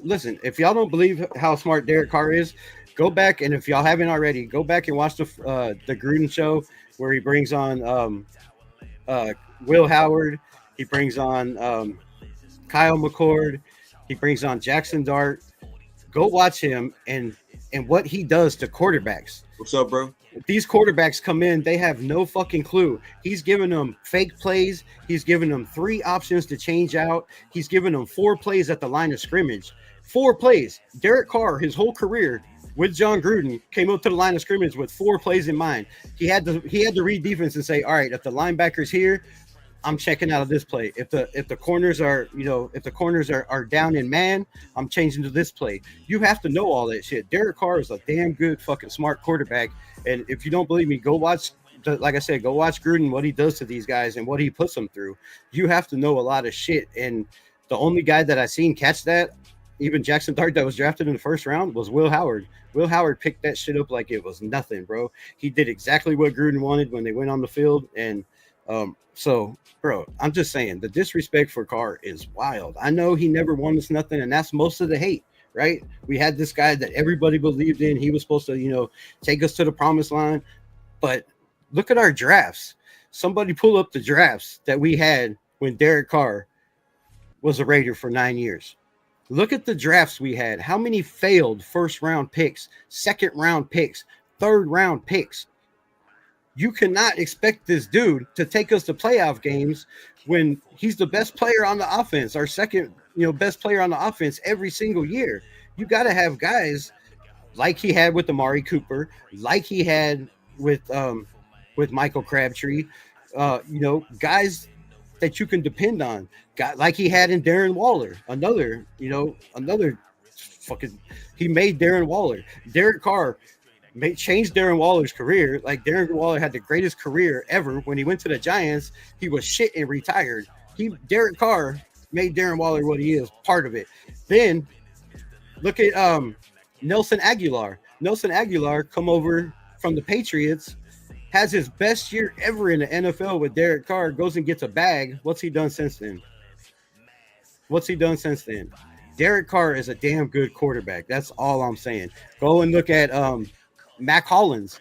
Mac Hollins had a breakout year under Derek Carr and the Raiders. What's he done since then? Who was the little short receiver, the smaller cat that we had with Mac Hollins that was just constantly getting touchdowns, wide open, deep balls? That dude, somebody picked him up in free agency. Nothing since. What I'm saying, Derek Carr has made all these receivers look good. Michael, Cooper. What has Cooper done? Zay Jones. Thank you, East Coast Gridiron. Zay Jones. What has Zay Jones done since he left the Raiders? What has Cooper done since he's left the Raiders? You cannot tell me Derek Carr is not a fucking one of the best quarterbacks we've ever had. I just don't know how we can have that conversation. No, I don't know how. Cooper's still dropping balls, bro. He just as he did with us. He's still dropping. Yeah, but he had his greatest season with the Raiders with Derek Carr. Well, Crabtree too. Crabtree, Waller, Nelson Aguilar, Zay Jones. Like, it goes on and on of the guys he made good that went somewhere else and were trash. Red, when you throw 100 balls to Amari Cooper, eventually he's going to catch a few. I'm not going to argue that. I'm not arguing Amari Cooper. I'm not. I got nothing to say on that. That dude, freaking. He did have a problem with drops, but he did have some damn good plays for the Raiders, and he did. Some nasty fucking touchdowns. Nasty touchdowns. When he caught the football. Yeah, when he caught it. And that, that was his problem. But still, Derek Carr, gave him the easiest passes right in the breadbasket, over the shoulder. Like, all you got to do is put your hands out. It's not his fault you can't catch it. So Amari Cooper had 2,000-yard seasons after the Raiders. 2? Yeah. But who was his quarterbacks? How many drops he had? All right, hey, I gotta go. My dinner's ready, so I gotta go. All right, shout out. All right, brother. You guys are on later. I'll pop in. All right. Shout out to everybody in the chat. Appreciate y'all pulling up. Yes, sir. I just pulled it up. I'm way behind. It was Dak Prescott. Well, I mean, shit. Dak. Oh, no. Dak could throw a deep ball, bro. Dak could throw a deep ball. 3,000 yards. No, wait a minute. I'm bugging. He had 4,000-yard seasons. My bad. It's the way this shit looking. It's set up. On a damn good Cowboys team, though, right? 2 on the Cowboys and 2 with the Browns. Now the Browns, I guess. Okay, I can't argue that. If you had, but well, I mean, I don't know who was the quarterback then. Was it Flacco or Jameis Winston? Right. Well, Flacco. Well, and you got to think about it this way. And you got Joe Flacco, one of the great, one of the best quarterbacks, because some could say, of all time, 40 years old, still in the league. Red, you got to think about it in the context of a comparison of two quarterbacks in the NFL, right? Derek Carr and Dak Prescott are not a whole lot different. They played well, but when it got down to freaking playoffs or whatever it may be, they for whatever reason they couldn't freaking bring that back. I don't know why. I love DC, dude. I love him as a dude, man. Especially. And he just definitely deserves to retire as a Raider if that's what he wants. Yeah. However, 100%. The stats are by far bigger than any quarterback the Raiders have ever had. There's no question. But what it comes down to is the wins. And I don't care what team they had around them. But that's what when you're looking at a quarterback, the wins are important. The big wins, the playoff wins, the Super Bowls, this stuff.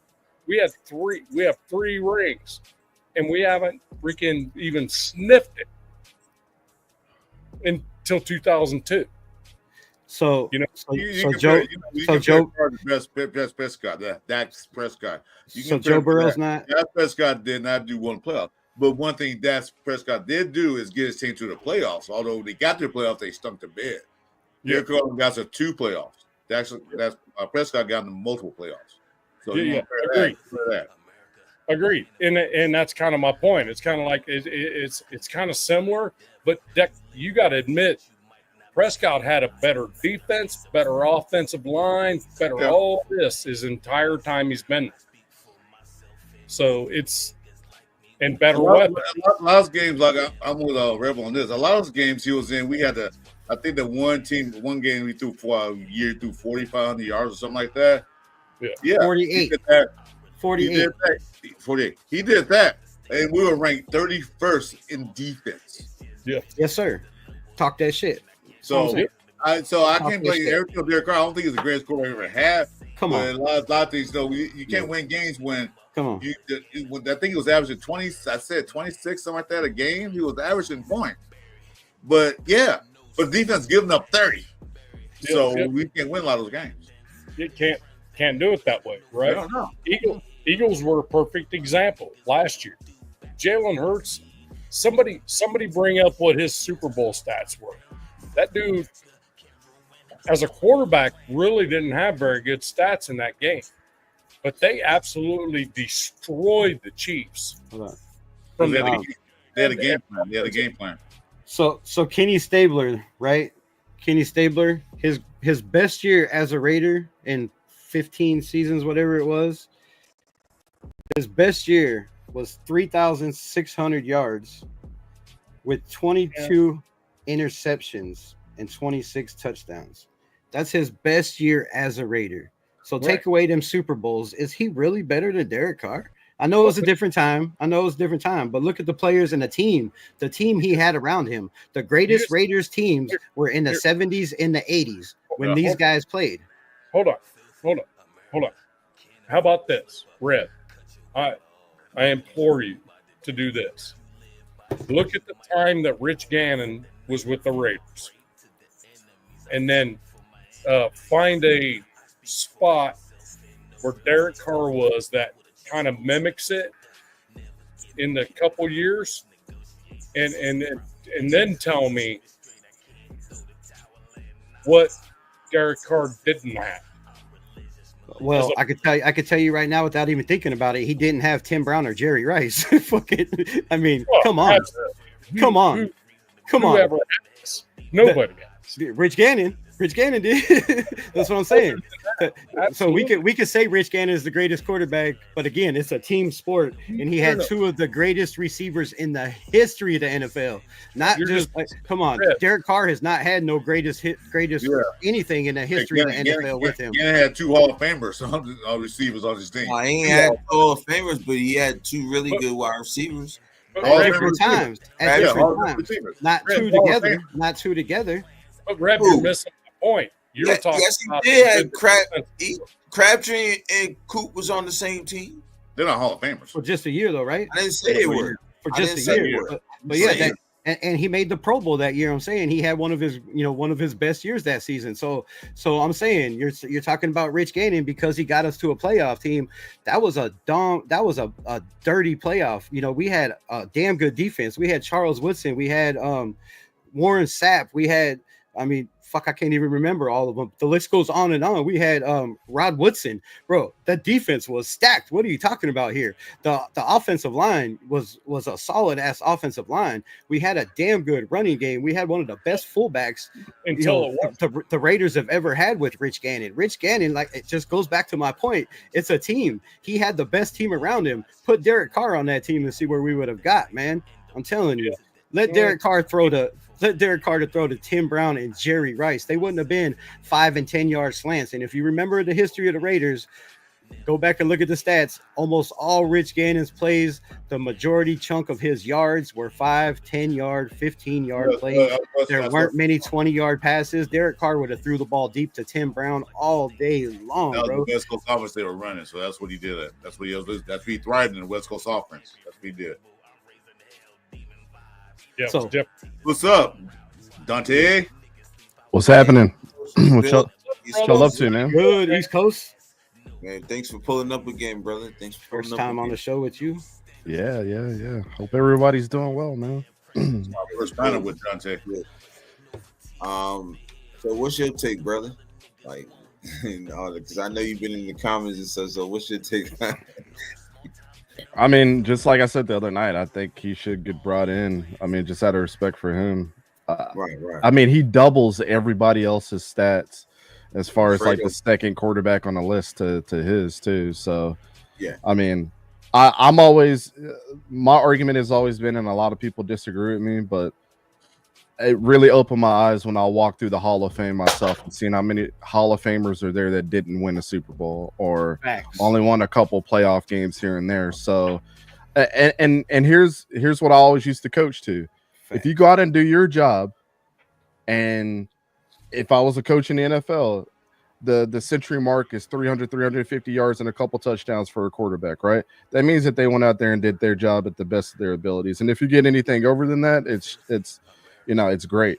But if I'm looking at the end of the season and my quarterback throws for over 4,000 yards and over 28 touchdowns, I'm like, what else could he have done to get us over the hump? Because to me, your stats show exactly that you did the best that you could do on the football field, right? Okay, your stats are a direct reflection onto that.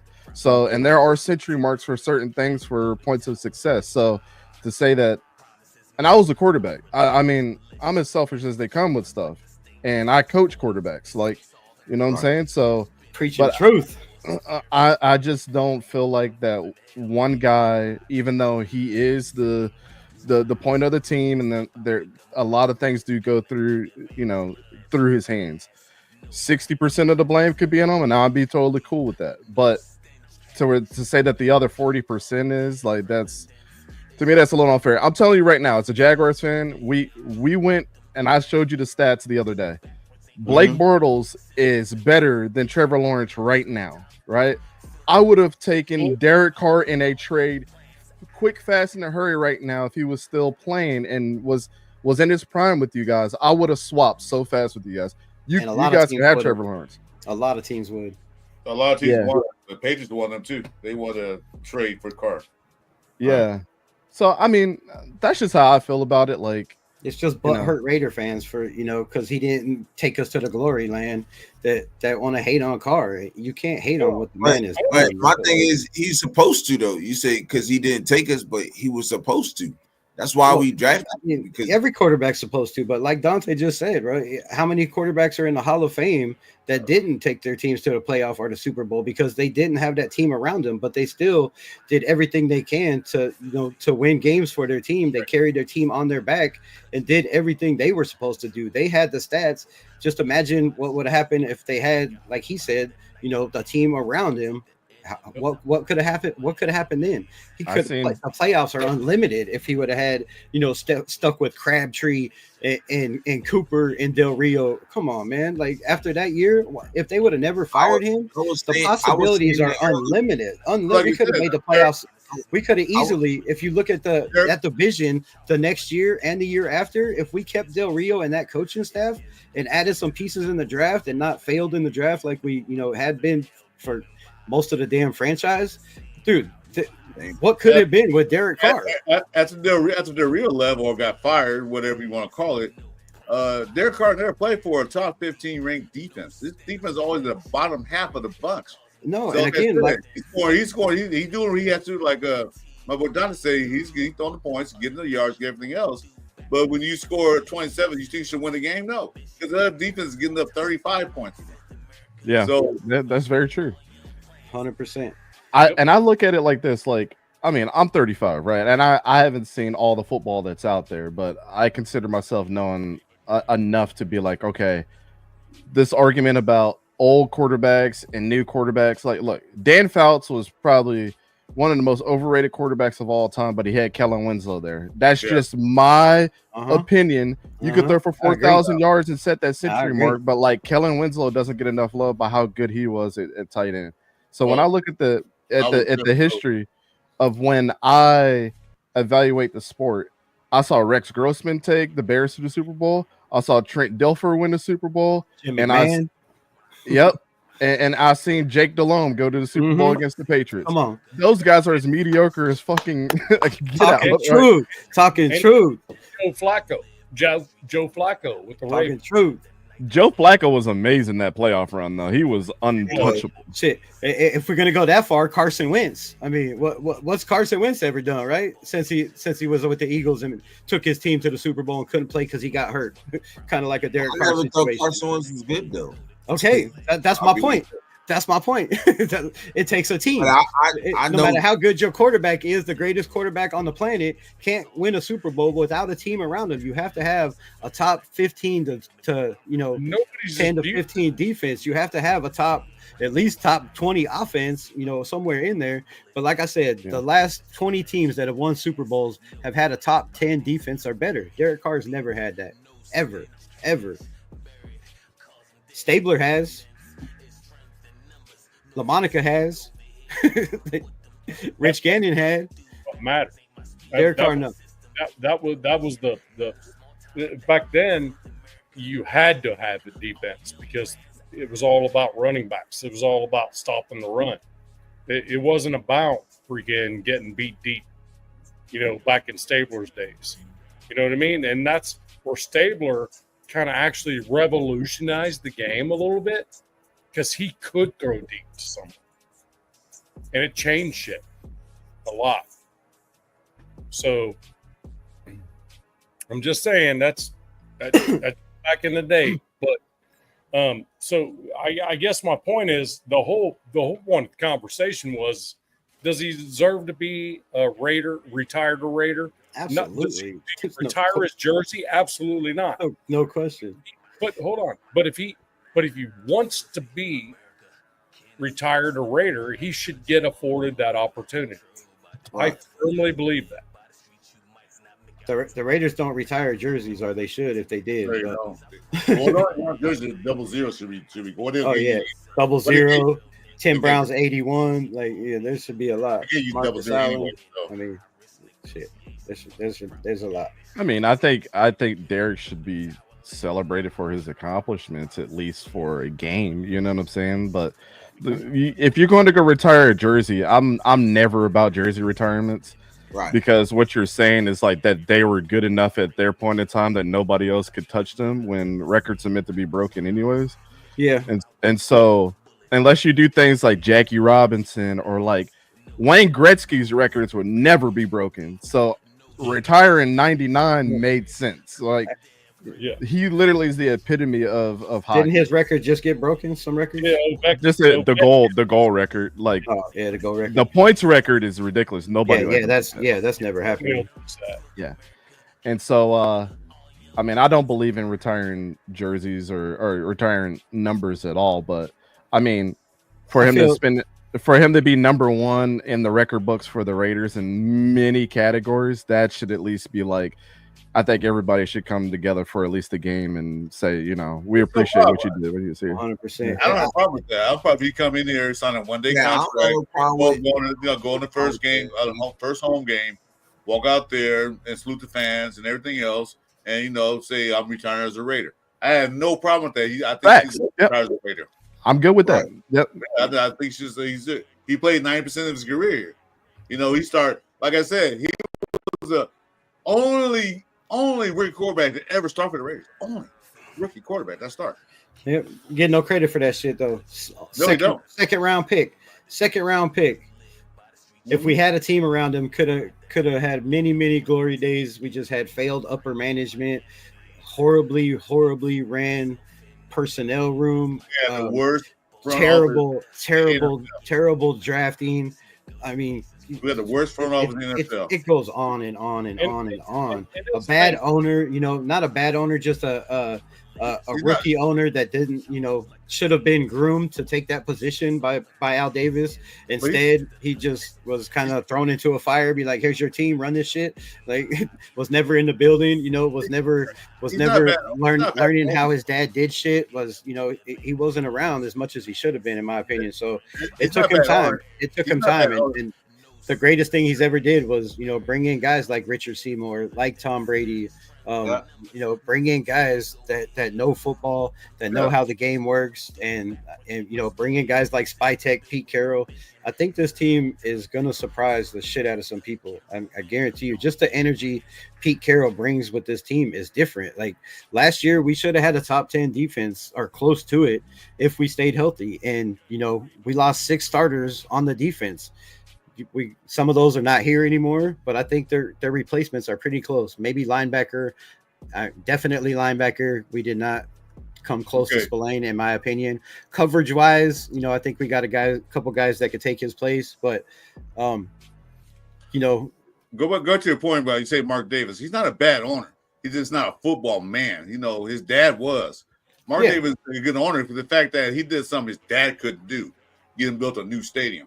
So he's not a bad owner. It just he said himself, I'm not a football guy. He's a businessman.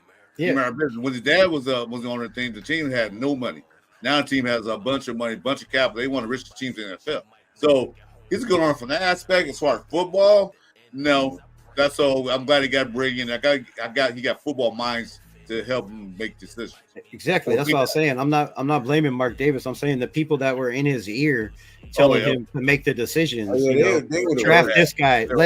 Let Derek Carr go. Don't even trade him. Don't even get nothing for him. Just release the dude. Just release, one of the top 15 quarterbacks in the NFL. Just let him go. I mean, who the fuck? I think Derek Carr. Who's letting this guy make the decisions when you do stupid shit like that? And I know he brought in, Dick Daniels, which was a horrible hire in my opinion.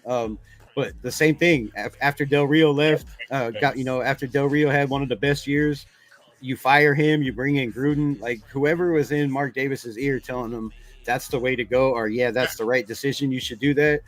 Definitely should have been out of the building a long time ago. That's what we did. Didn't Carr have a no trade clause in his contract? He did. He did. Yeah. So my thing, if he didn't or he did, he probably wanted to screw Raiders over, saying, "No, you're not trading me. I'll quit football." Yeah, so I'm gonna stab you right back in the back too. Here, no, I'm not. I'm out of football. But the thing is with that is Josh McDaniels and Dave Ziegler were in the building when they redid his contract. They just signed him to a brand new contract. Why did they put that in the contract if they knew they were going to fucking go with a new quarterback?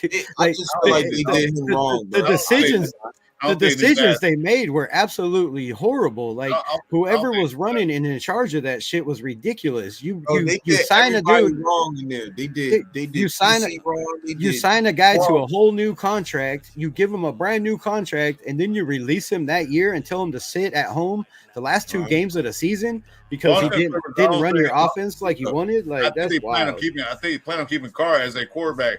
But then McDummy and Carr got into about shit, like you said earlier, changing calls, doing stuff. They got into a little hit, I'm not gonna say it, but a swing contest, and Carr and McDummy was my way or no way. Carr said, "Well, that's what it probably was." And we all know when that happened. It was the same thing you're talking about. When we won that game, right? It was the handoff up the middle to Josh Jacobs, 80-something yard run to win the game. Mm-hmm. You got your coach that's pissed off. But the more important thing is when Derek Carr came to the presser, the fucking dude was, excuse my language, the man was in tears. The dude was crying. A grown man was crying. You call him a crybaby. That's passion. I don't care what you say. Like you can call him weak. You can call him soft. Save don't mean soft. I say that all the time. Just because you're crying, bro, that's passion. That's a guy that loves football, that loves this organization, and that knew that his days were coming to an end. And he said it in that press conference. He said, there's guys in here that don't feel, winning is as important as some of the guys in the building. Like, so. Bro, that says a joke. I was just playing. Every grown man cries, not a crybaby. I was just saying a joke. But the fact is that, he was in tears because of the passion of the team and all that stuff, but also what he did to him personally. They locked his wife out the Raiders club. Why they do that? Right? That's not even right. The man's a bona fide Raider, and he locked his wife out the. Yeah. I don't know what happened in between. I don't know if she said something or did something. I can't verify that. But you do that to a man's wife? No. And you gave Dave Ziegler and not even Dave Ziegler, because Dave Ziegler probably didn't have nothing to do with it, but you give Josh McDaniels that much power that you can just come in Raider Nation and just start getting rid of guys that have been here for 9 years, that have given everything to this franchise, to this organization, to replace him and just cut him and let him go to another team. For Jimmy G and Brian Hoyer. Well, come on. They have a backup plan. They had no backup. I'm saying, like Like they did DC wrong, yo. They did what's the name wrong too, Josh. They did wrong. Hey, the Raiders have done lots of players. We can say what we want about this organization. They did fucking Charles Woodson wrong by letting him walk in free agency. They did Marcus Allen wrong, and he went to the Chiefs and shoved it back in our face. You know, they've done lots of players wrong. Al Davis was dirty as hell, bro. He didn't give a shit. Like, well, Al Davis was ruthless. He don't give a crap. He was a rebel, bro. He didn't give a shit. Like, okay, you want how much money? Now go see what you can get somewhere else. And shit, Well, no, we're not matching that. But yeah, they've done a lot of players wrong, man. A lot of players wrong. At the point they could match, the point they didn't have the money. That's what everybody feel to realize. They didn't have the money to get this big time free agency. And when they did get free agency, they gave them way too much money, like that dude. Corey Littleton, give him all that money. He's trying to be crap. Bad management teams, like that's another thing. And then they found out a guy in the organization was embezzling money from them. How you run an organization and one of your guys is embezzling money from the team? What the hell? Right? You got guys stealing your money. You got, you know, like, and you got Mr. Davis doing everything he can in the nation constantly on his ass. Like, why are we bringing in all these, you know, bargain basement free agents? It's fucking all we could afford. Like, that was it. You're paying, you know, 2 or 3 guys top dollar, and the rest are, you know, that's what we got. That's what we can afford to pay. So, yeah, those were rough years, man. And you look at it with Josh Jacobs, the interview that everybody was waiting for. The one thing he says is, "I love Mark Davis. Love that dude." He said, "An unnamed person that makes decisions talks far too much." It's Tom Telesco. We already know it was Tommy T. Nah, he was talking about Dave Ziegler. It was Tom. I think Tom. No, he was talking about Dave Ziegler because how they when he made didn't come into camp that year. Yeah, I got you. Yeah, and they made him play that Hall of Fame game and shit. The Hall of Fame game. Yeah, the Hall of Fame game. And the thing is, he talks about how Ziegler was just a figurehead because there's no random team was McDummy. Ziegler had really no say in the matter. He talks just about like that. He talks about how that he was going to the facility, he was in the vehicle with Max in the passenger side. Yeah, he was on the car. He was getting ready to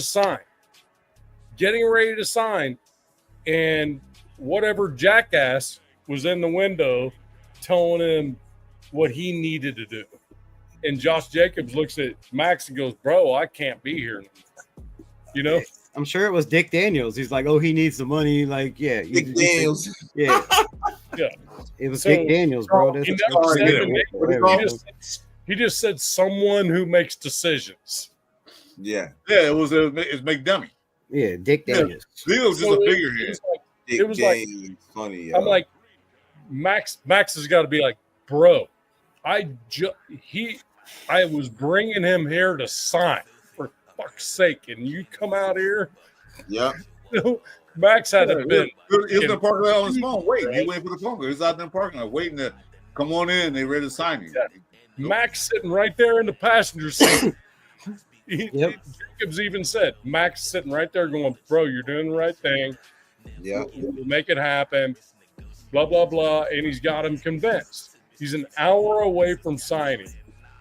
And some jackass goes out to the driver's window and goes, "Hey, dude, how you doing? Yeah.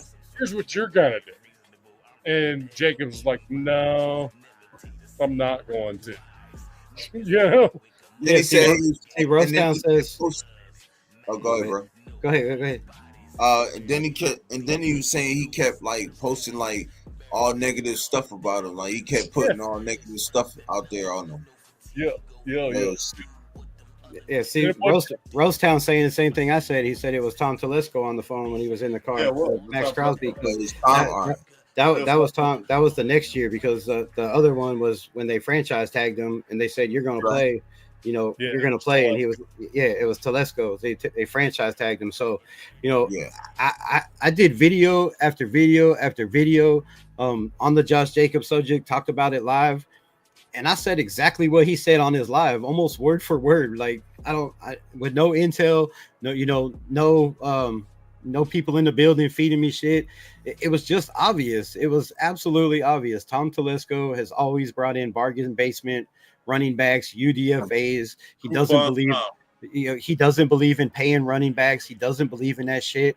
And he thought this dude needed the money, and because he hadn't been. He'd been on his rookie contract, right? So he's like, oh, he needs the money, he's going to sign, which is bullshit. But I said that from day one. Like, Tom Telesco was the reason that Josh Jacobs, didn't come back to the Raiders. He would have signed. He would have got the money. They had the contract, and Tom Telesco fucked it up. And I think he did that shit on purpose. Walked out there with a reporter, trying to put him on blast. And he was like, nah, I ain't playing this. I ain't playing this. See what Tom Telesco did. All the players we had going free agency market, he didn't re-sign them. He didn't do anything. He just let them go free agents. That's like you let Spillane walk. You let Moore go. Didn't re-sign those guys. If it was the extension, they'd probably still be here.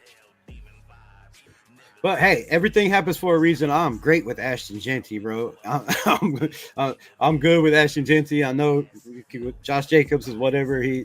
He's a veteran, but he's also the longevity of running backs in the NFL is very, very slim to none. It's 5 to 6 years. He was, got franchise tagged for a year on his contract deal. So if you could let Josh Jacobs go and replace him with Ashton Genty, I ain't got shit to say about it. I feel bad for Josh Jacobs. He should have been a Raider.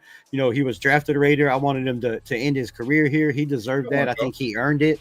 With the bad teams that he was on, like me, the dude had that shit tatted on him. You don't get Raiders tatted on you unless you want to be here for life, unless you're bought into the organization. And I think they did him dirty like they did everybody else. But when you look at the replacement, man, Ashton Genty, Lord. And Antonio Pierce, Antonio Pierce, he was another figurehead. He had no control of the team. It was all Tom Telesco's doing that. He had no say in the matter.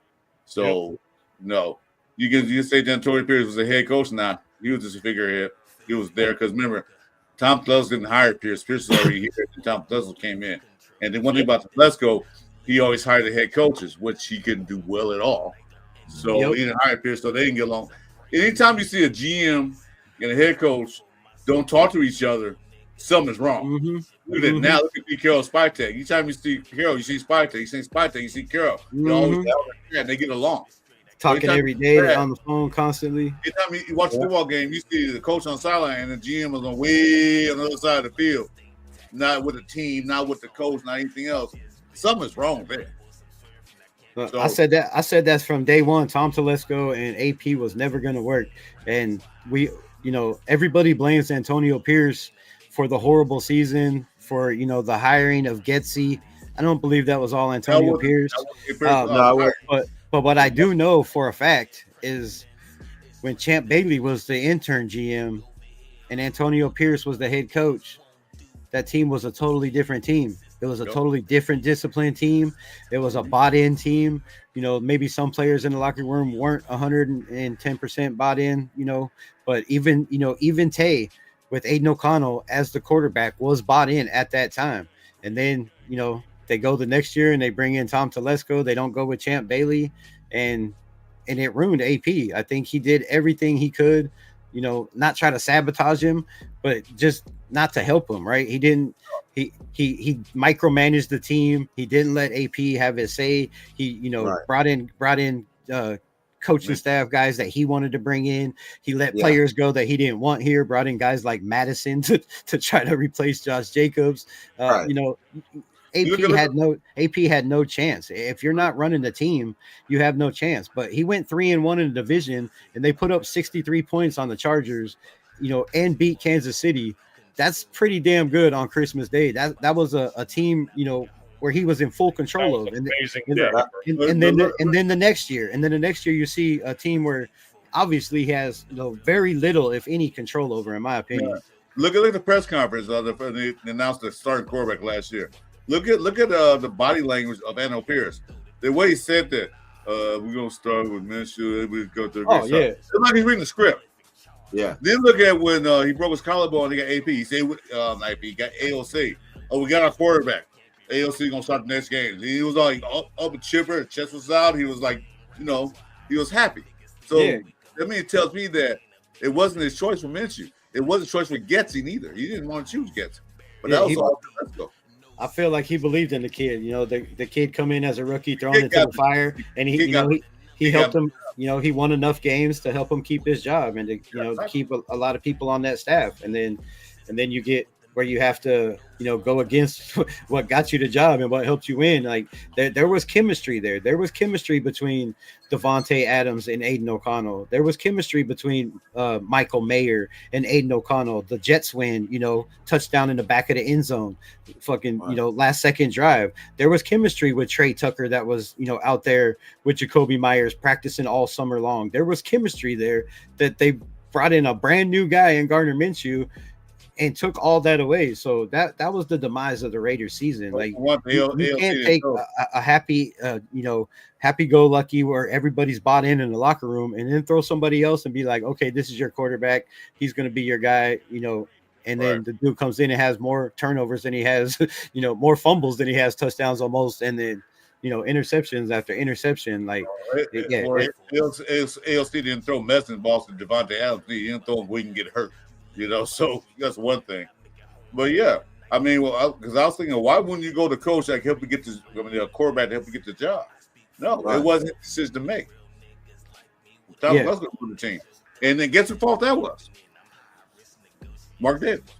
Yep. Yeah. Because he's not a football head. He didn't see Getsy. Because I used to blame not Getsy, Fields in Chicago. That reason why they suck. And I thought it was his Fields. But then they brought Getsy and say, okay, good, we're going to run a team, we're going to do this next.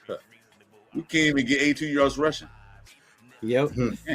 I feel like the Brady had something to do with the Tom Telesco thing too. He wasn't minority owner yet, but he was constantly at games with Mark Davis, constantly in Mark Davis's ear. And I feel like they gave AP the job, not fully trusting and believing in Antonio Pierce. So they brought in a veteran like Tom Telesco that I think hurt him more than it helped him. I think they were trying to help him, but it backfired. Yeah. Mm-hmm.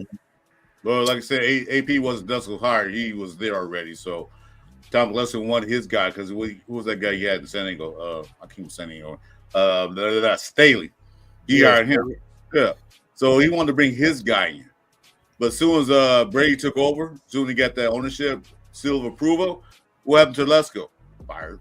AP, fired. Most of the coaching staff, fired. He just basically just cleaned all that out. And we're going to be going through the season. Who's going to be a head coach? Right. Brady had plans.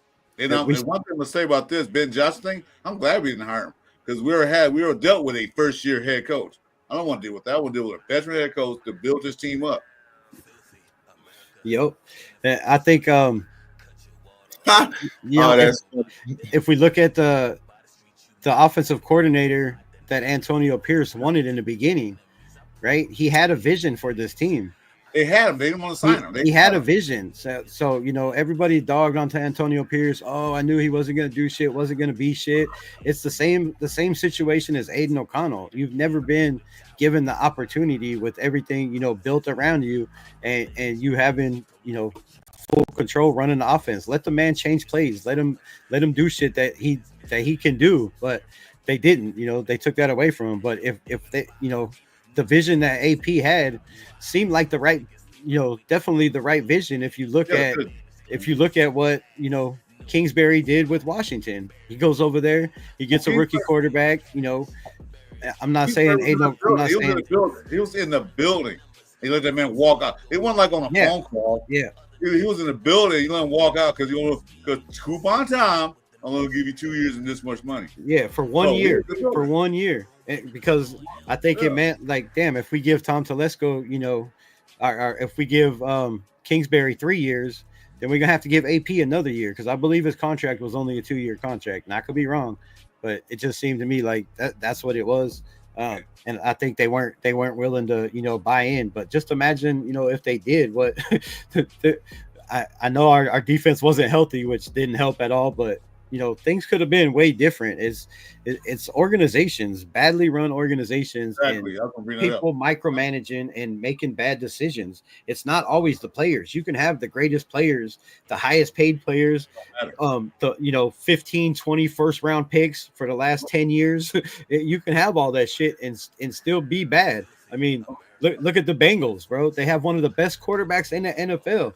And what I wanted to talk about earlier too is the Derek Carr shit. We say, well, what has he done? What has he done? I mean, Joe Burrow made it to a Super Bowl, his rookie year, but that team was already built. They were one piece away, or maybe a piece or two away, but they needed a quarterback. The team was already there. They had the weapons. They just needed that quarterback to come in and run shit, and he did that. But then, when they lost all those guys in free agency and couldn't pay all those high paid guys, lost offensive coordinators, went and became coaches elsewhere and shit. That when was the last time the Bengals made the playoffs? They have one of the best quarterbacks in the NFL, but they still don't make the playoffs every year. They're still not competing every year because they don't have a team around them. It's a team sport.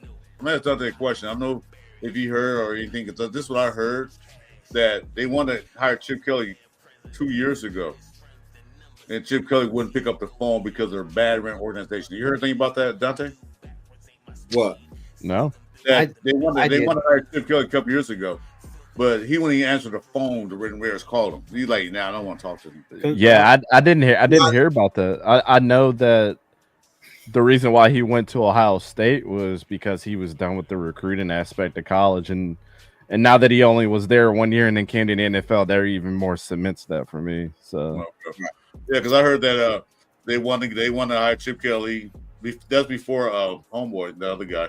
They want to hire Chip Kelly as offensive coordinator, and Chip Kelly said, "I'm not answering that phone. I don't want to go there," because at that time, like Rebel said, the organization ran badly. Mark didn't know what he was doing. Wouldn't know what he was doing. So he said, because Chip Kelly eventually probably won't be another NFL coach eventually. So if we go to a bad team that's bad, his chance of being an NFL coach is not going to happen. Same thing with Patrick Graham. He wasn't going to sign an extension to Pete Carroll got there. Pete Carroll said, "Stay here." And then if it's another coach coming in, it's a bad run team. Patrick Graham's chance of being head coach might not be as good. That it do good this year, next year, then the chance of being head coach is even better. I heard they tried to hit up Chip Kelly, but it was the second option. It was after Kingsbury left, so that's why he didn't pick up the phone. I'm sure it was because of the bad organization and the management, and at the time, Tom Telesco was the GM, so that might have had something to do with it.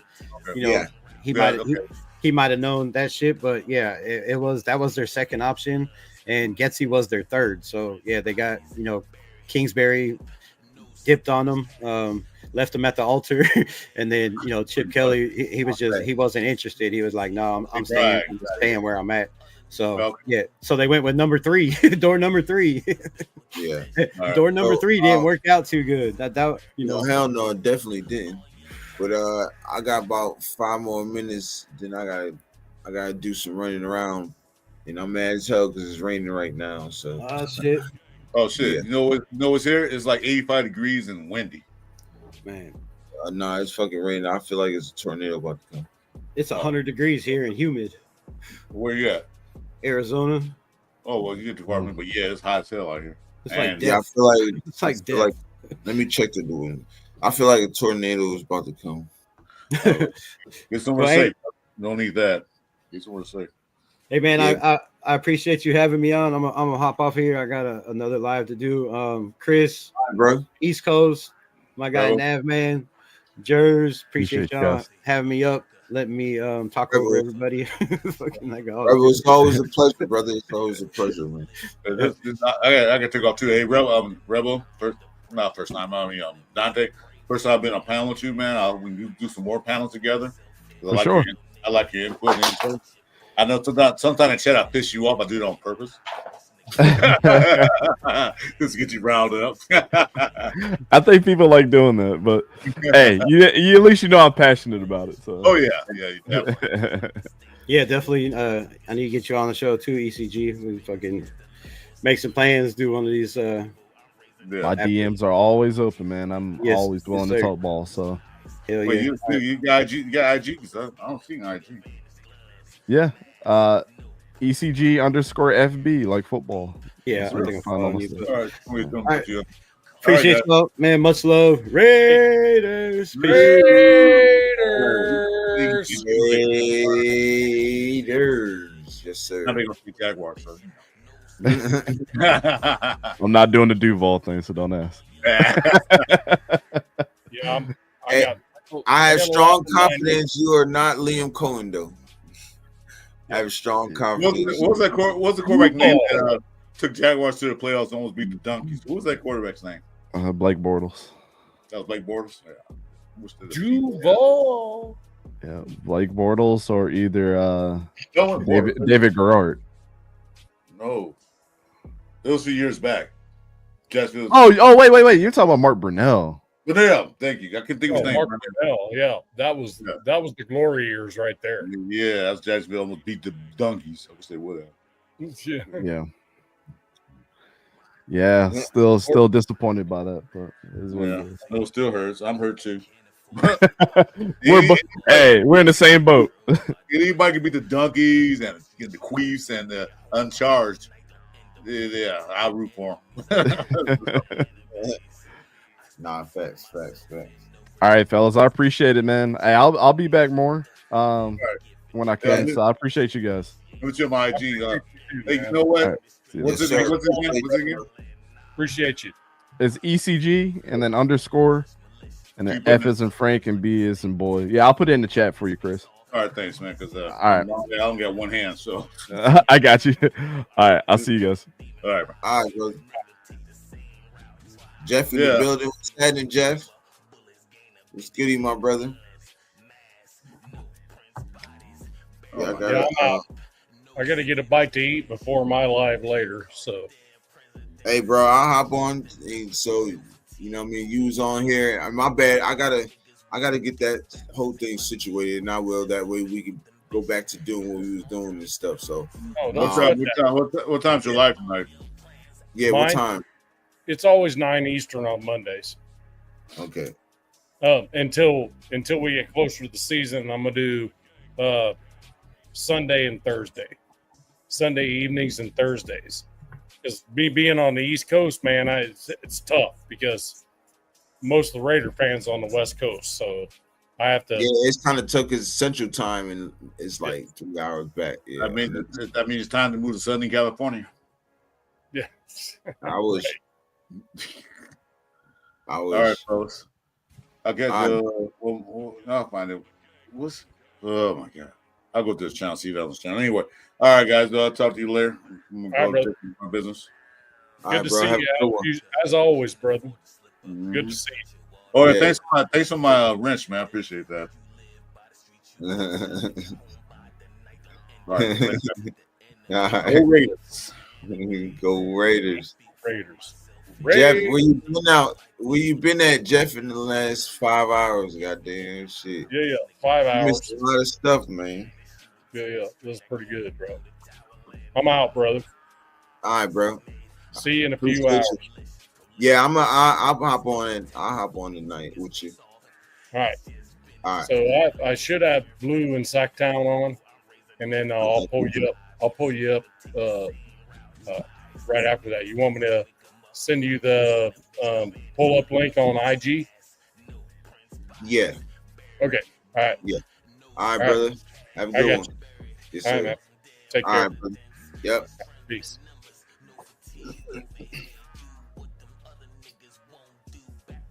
Well, that being said, 5 hours of really good content, y'all. We're gonna keep giving y'all this, you know what I'm saying? We're gonna keep giving y'all this. This is what we're here for, you know. Bro said, "Oh, salute, guys. Have a good one." Hey, man, hop on tonight, bro. I'm gonna get on Nav's show tonight. He hopped on mine today. So yeah, we're gonna do that. James in the building, appreciate you, bro. I'm gonna get right to it because you know what that means. With that being said, y'all know what it is. Your Raiders.